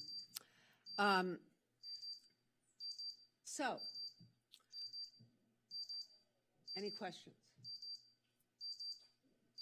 Councilmember Brock. So, Sonny, just for the public's understanding, if you took a cubic foot of water, okay, how deep is that and how large an area? Cubic foot? Cubic acre foot. Oh, cubic acre foot. Sorry. Cubic foot's this. No, cubic acre it's a gift foot. box. Cubic acre foot is, I forgot how many Olympic size, 2 or 3 Olympic size swimming pools. Or a football field 2 feet deep or 2 inches deep? Yeah, about, I should remember these statistics better. So you're supposed to know these things. I know, you got me tonight. I think it's a football field 2 feet deep or 2 inches deep. Yeah, I think you're asking 1 acre feet of water. Yeah, how much that is. 1 acre foot. So essentially it's 1 acre of land, 1 foot deep. Got it. That's probably okay, which I think someone told me once when I was at the yards. They told me that was the equivalent of a football field. I think it's on a block in your block, but that wasn't a tip for that. But the only reason I'm asking is because for residents sometimes that becomes confusing. Right. So I wanted to sort of put it into a perspective that everyone could understand. So we used how many acre feet per year in Santa Monica? The projected demand is about 11,700 acre feet. So about 11,700 football fields with a foot of water on it. Still quite a bit of. That's a lot of water. Yes.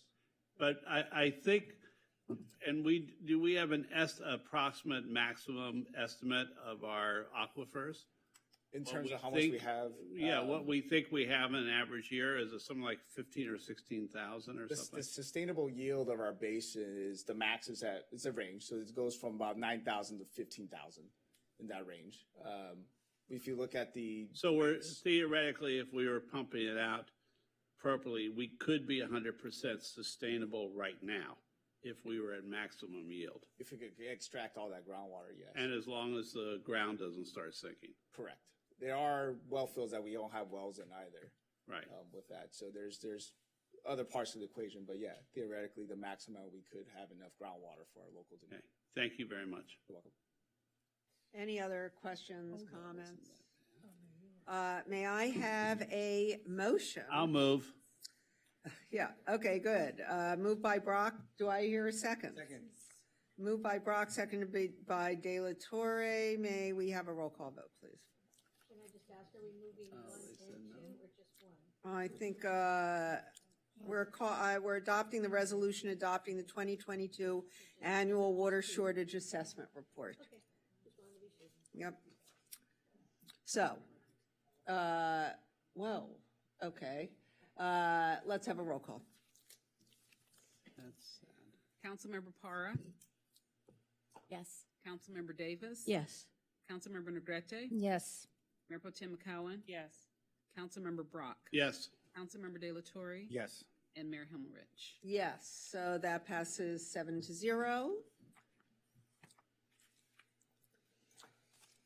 Thank you. Next, we have 13A, Councilmembers Negrete and Parra, that to enhance Latino Hispanic Heritage Month and resident family focus programming on Santa Monica Pier, council directs staff to, 1, waive fees associated with the partial use of the parking lot on Santa Monica Pier to support the annual Santa Monica Classic Car Show on the Santa Monica Pier, tentatively scheduled for September 10th, 2022 from 9 to 5 p.m., presented by Pico Youth and Family Center. And 2, allocate up to $5,000 of council discretionary funds to reimburse Pico Youth and Family Center for documented expenditures to support sound, entertainment, and promotional materials for the event that will be free and open to the public. And you have no speakers on this. And we have no request to speak, so who wants to introduce this? Did Councilmember? He walked out already, and Councilmember De La Torre is recusing because of his relationship. I assume he should have announced it, but since he didn't, I will announce it because of his relationship with PYFC, although I do have a question about that, but why don't you present it? We had this, I can't believe it's already been as long as it's been in here, but we had this event on the pier and it was really successful. It was great. Lots of people in attendance in the community, asking to waive the fees so that we can have this, I think is reasonable. And Pico Youth and Family Center provided the sound, entertainment, and all the promotional materials last time, and they will be presenting receipts in order to obtain up to that amount in reimbursement. And so, and this is a question for the city attorney, because the only thing I'm concerned about is that because of Councilmember De La Torre, and I am assuming he doesn't have a present business relationship with PYFC, and that he doesn't get any money from them, because if he did, I'm worried about the 1090 problem. I think we determined that even if we used his last submitted Form 700 and the information on that form, it's still a remote interest, and therefore, if he recused himself, you guys could still take the vote. Great. So, Councilmember Parr, you want to say anything about that? No, I'm just happy to support the event, and I wasn't able to attend last time, but I did hear that it was a wonderful event and nothing but positive feedback about the event, and it was a family-friendly event on the pier, and I heard from the vendors as well that they also enjoyed it as well. So happy to support and be a part of it. And so now you're going to move it, right? Yeah. And I would like to move the event. Good. So moved by Parra, seconded by Negrete. Right? Mm-hmm. Yeah. Okay. Let's have a roll call. Yeah, can we do these by acclamation? It's money. Oh, money. I always forget about the money. Some of them you will be able to, though. This is not one of them. Okay. And they're all money. Councilmember Brock. Yes. Mayor Pro Tem McCowen. Yes. Councilmember Negrete. Yes. Councilmember Davis. Yes. Councilmember Parra. Yes. And Mayor Himmelrich. Yeah, so that passes 6-0. And Councilmember De La Torre, you can come back. I think that's yeah. And next is 13B, and it's request of Councilmember Brock that the City Council authorize use of his travel funds to attend the 2022 California Contract Cities Association Annual Municipal Seminar taking place May 12th through the 15th, 2022 in Indian Wells, California. The California Contract Cities Association will be providing a 50% discount on registration. And we have no public speakers on this. Councilmember Brock? I found it extremely valuable to attend conferences the last couple of months. I think I'm learning a lot, and I'm doing my best to try and become a good steward of the city.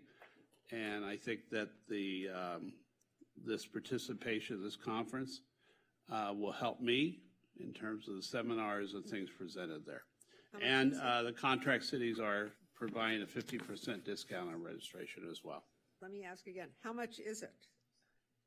$350 Yeah. for registration. Okay, thanks.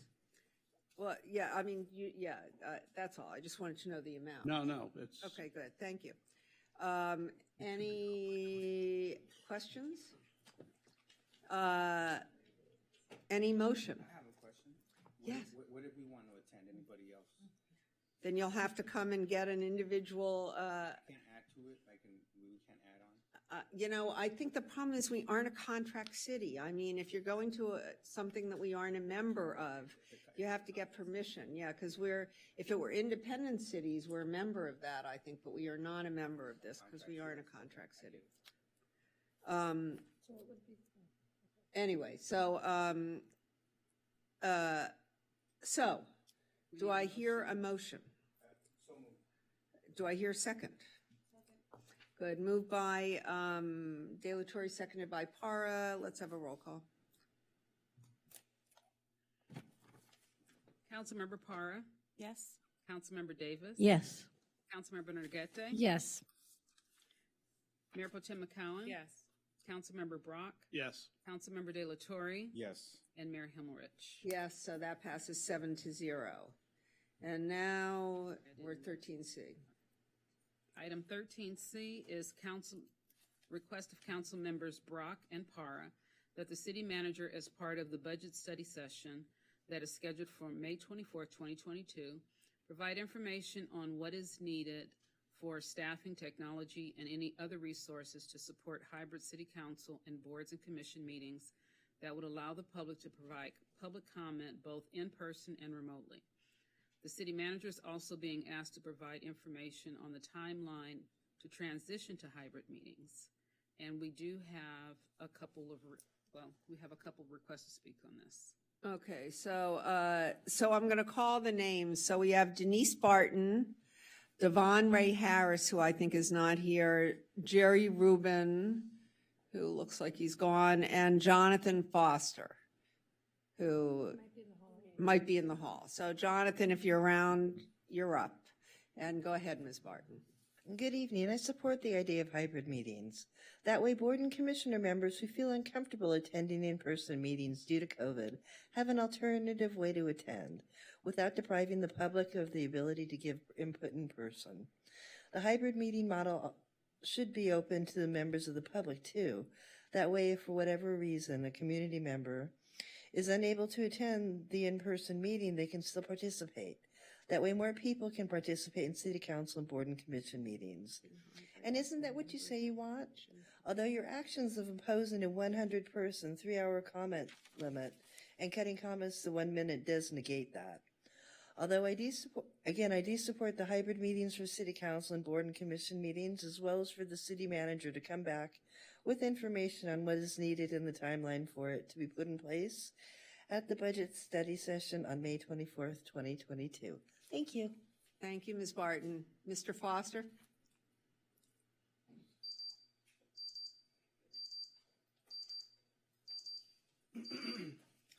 Hi, I think I only get 1 minute.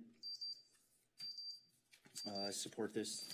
Sorry. It's pretty easy to support. I thought about that. Why don't they, go ahead and keep some of that going on?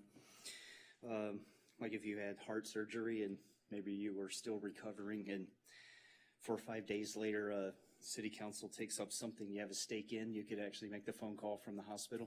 I don't think so. It's kind of cool. But also on a 13C item, that we are at least on a C item, I have to try to throw in a little bit.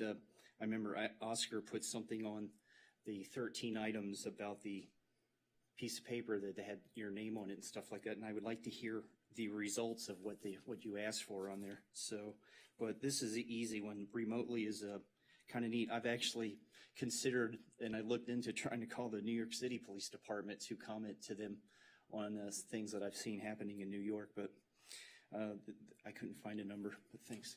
Thank you. Okay, any discussion? Do I hear a motion? I'll move, and I have a question from a resident asking if there's the option of video participation as well for people who might need that reasonable accommodation. So could we ask that the staff, at least since they're just looking at all this? I think that's technology. That's part of the consideration. Oh, technology, yeah, it's there. I'll move that we pass this. Moved by Brock, seconded by Make it easy. Para. May we have a roll call vote?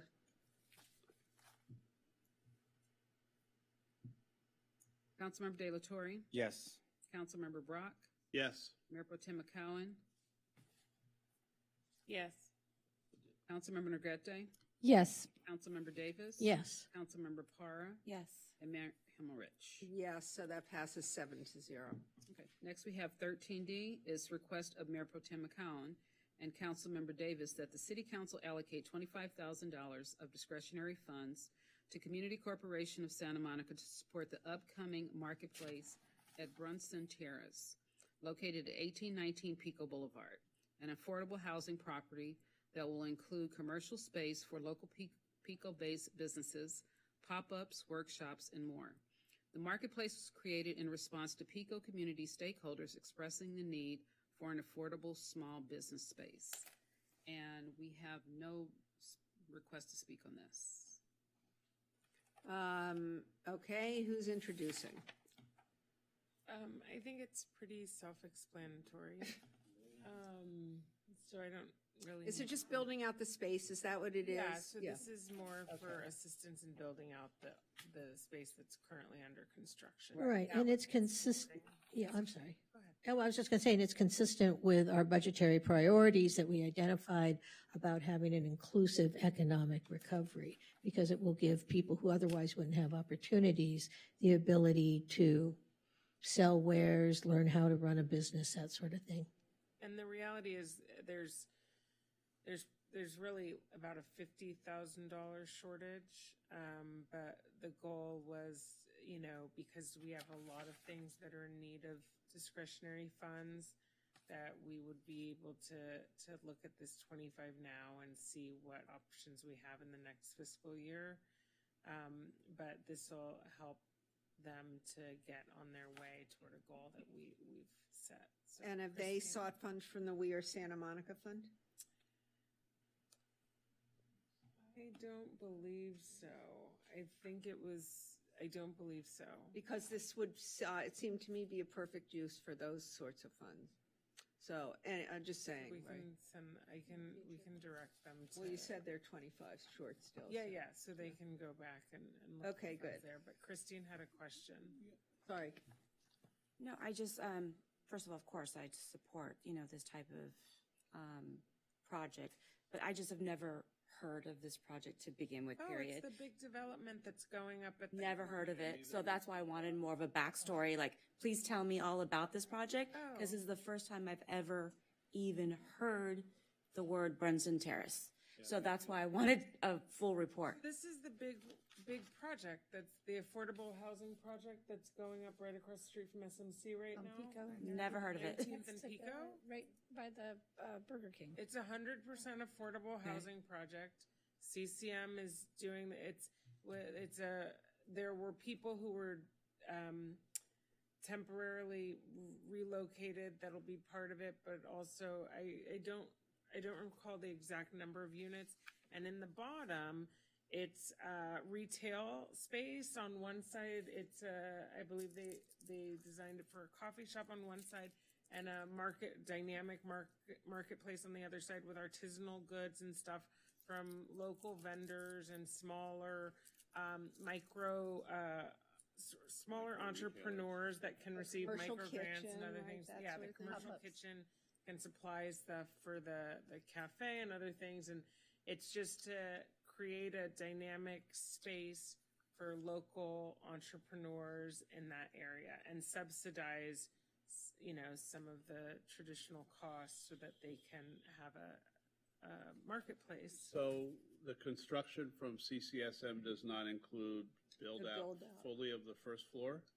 So this ground isn't floor? about the physical construction per se, but it's about sort of everything else to create the So ultimate lighting, space. retail. Yeah, Yeah, it's and- what in the real estate industry you would call tenant improvements.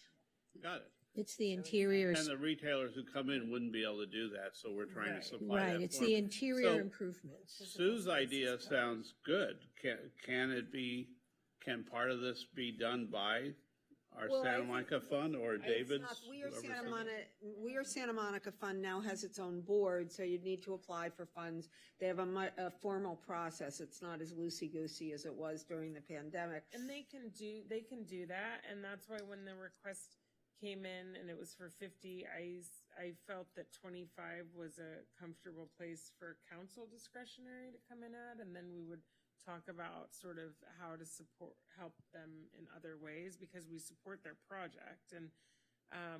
And so I think going back to them and talking to them about, I don't know the whole process for submitting for funds from We Are Santa Monica, but they can figure that out. Public-private, I They mean, can think figure of that the out. other people think of other groups, because this is a perfect Yeah. matching fund project for No, and that's the thing is, nonprofit. with this contribution of half of the funds, the city is showing its support so they can go out into the private market Cool. and say, look, we have this level of support from the city, and we have to essentially, make up the other half, whether it's via, private donations or We Are Santa Monica. It's one-time money, which is the good news.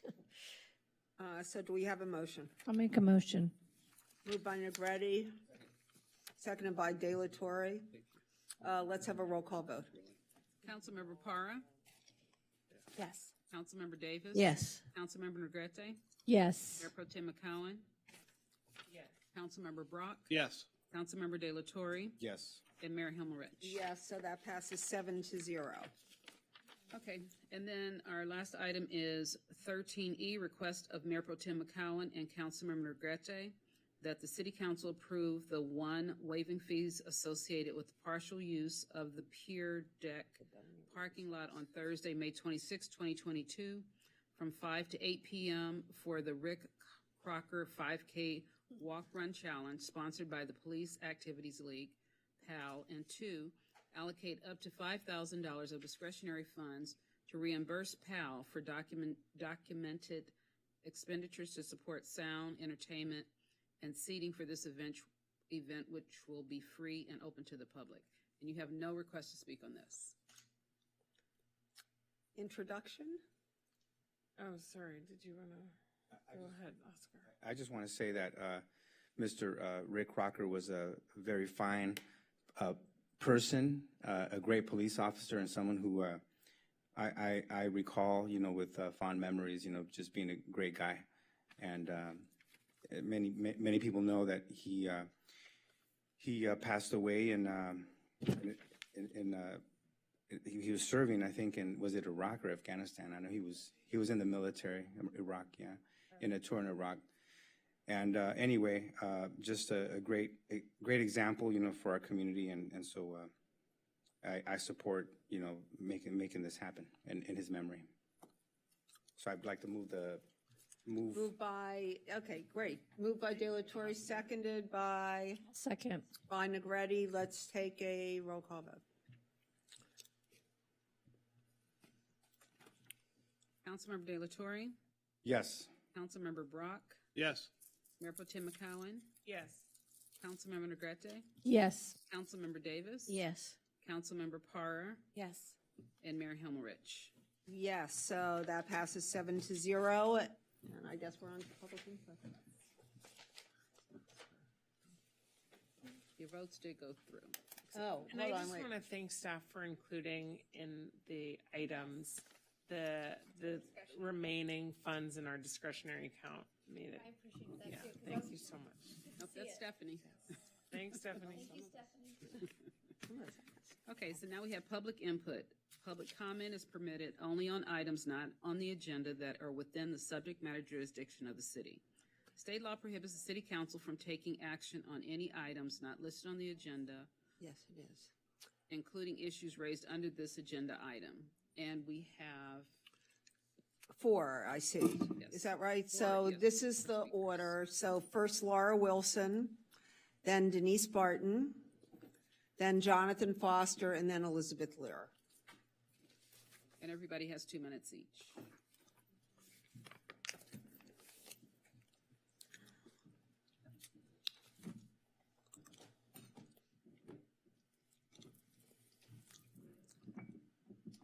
Okay, you can start my time.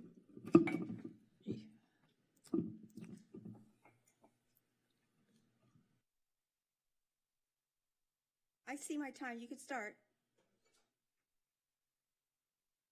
Thank you.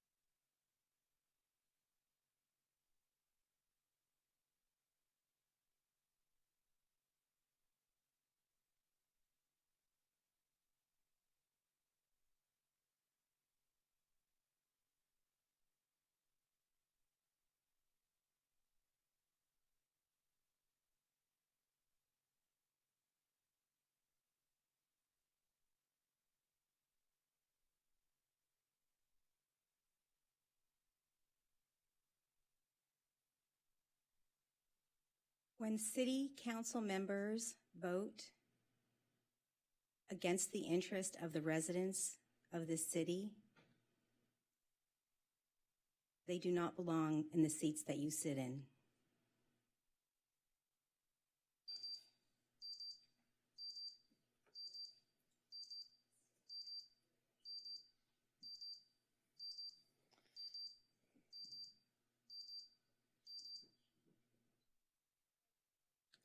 Good evening. I'd like to start bringing up things that are of concern to the people within the city relating to the upcoming election in November and beyond. The thing that seems to be the most important to everyone is the lack of safety and security in the city, which can be seen due to Santa Monica's rating as the 4th most unsafe city in the state. But the ones who feel strongest about it are Mayor Himmelrich, Mayor Pro Tem McCowan, and Gleam Davis, considering on September 8th, 2020, they all voted to defund the police and coddle the criminals. Although you have a history of this in relation to the homeless court system as well. And what is in common about all these council members? All of these council members have alliances to organizations other than the residents, property owners, and businesses within the city. For example, Mayor Himmelrich's allegiance is to SMER, and Krista McCowan and Gleam Davis's allegiance is to Santa Monica Forward. So we'll have to ask ourselves, what benefit does Santa Monica for Renters' Rights and Santa Monica Forward obtain as a result of the crime and unrest in the city? So if crime and unsafety in our city is what people from these organizations really want, is this what is in the best interest of the city, and is it in the interest and business's best interest to continue putting these people on the city council? I personally don't think so. It's almost like you're putting the fad of being woke ahead of the best interests of the city and its residents. Not to mention the promenade, which for years has been the city's golden goose, and the reason you've had funding for your special interest. So why would you now be trying to harm that area by depriving the promenade of adequate safety and security? Thank you.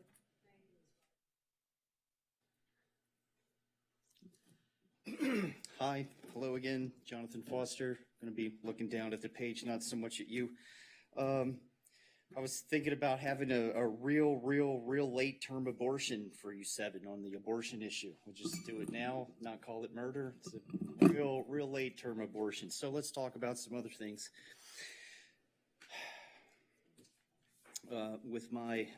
This is about Israel. How many people they have killed so Israel can chop off a lamb's head in a building in Jerusalem, right? And this right in Jerusalem, they're very hostile between themselves. You've seen the videos. I have. I've been, looking at everything that's going on there, and I'm just stating my feelings based on what's happened to me on 3rd Street with the First Amendment issue. That's where this comes from, because it's nasty. I don't hate Jews or Israel. They can come over to my car. It's kind of dirty, but they're welcome. Everybody's up. But they take it as hate. That's their fault. I don't hate them. Right? Separation of church and state prevents the tax money. It's not supposed to go to anything like a church where the government mandates a religion. However, everything that's going on supports the Holy Land over there. It's a church, a synagogue actually, and that's wrong. How in this country, if I'm not pro-Israel over there, they don't like me here? I'm from here. What do you mean? I get harassed about this and they obstruct my life overall. This overall tax revenue supports everything going to Israel. The Constitution does not say that that's what we're about here, Jerusalem. It doesn't say that. That if I say that, it's like I'm some bad person. I'm for here. I'm even part Native American. I'm Choctaw. Helito Chimichakama. I'm still learning their language. I'm from here. My heart's here. That's where my drumming comes from. Of course I'm Choctaw. Thank you, Mr. Foster.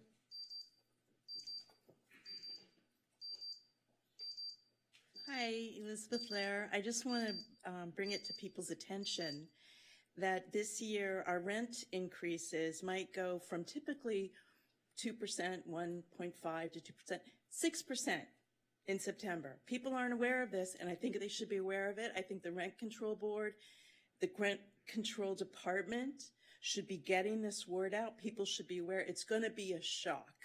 Bill Davids wrote an incredible letter to Rent Control Commission. They could have brought something to the council so that we had some way, the city had some way to address this type of hyperinflation. So these people should be aware of this. There's going to be a Rent Control Commission meeting day after tomorrow, Thursday night. And I think renters should be bringing this up and getting the word out that your rents are going to be shockingly high come September. That's it. Thank you. Thank you very much. Do we have any adjournments? I'm so happy we don't.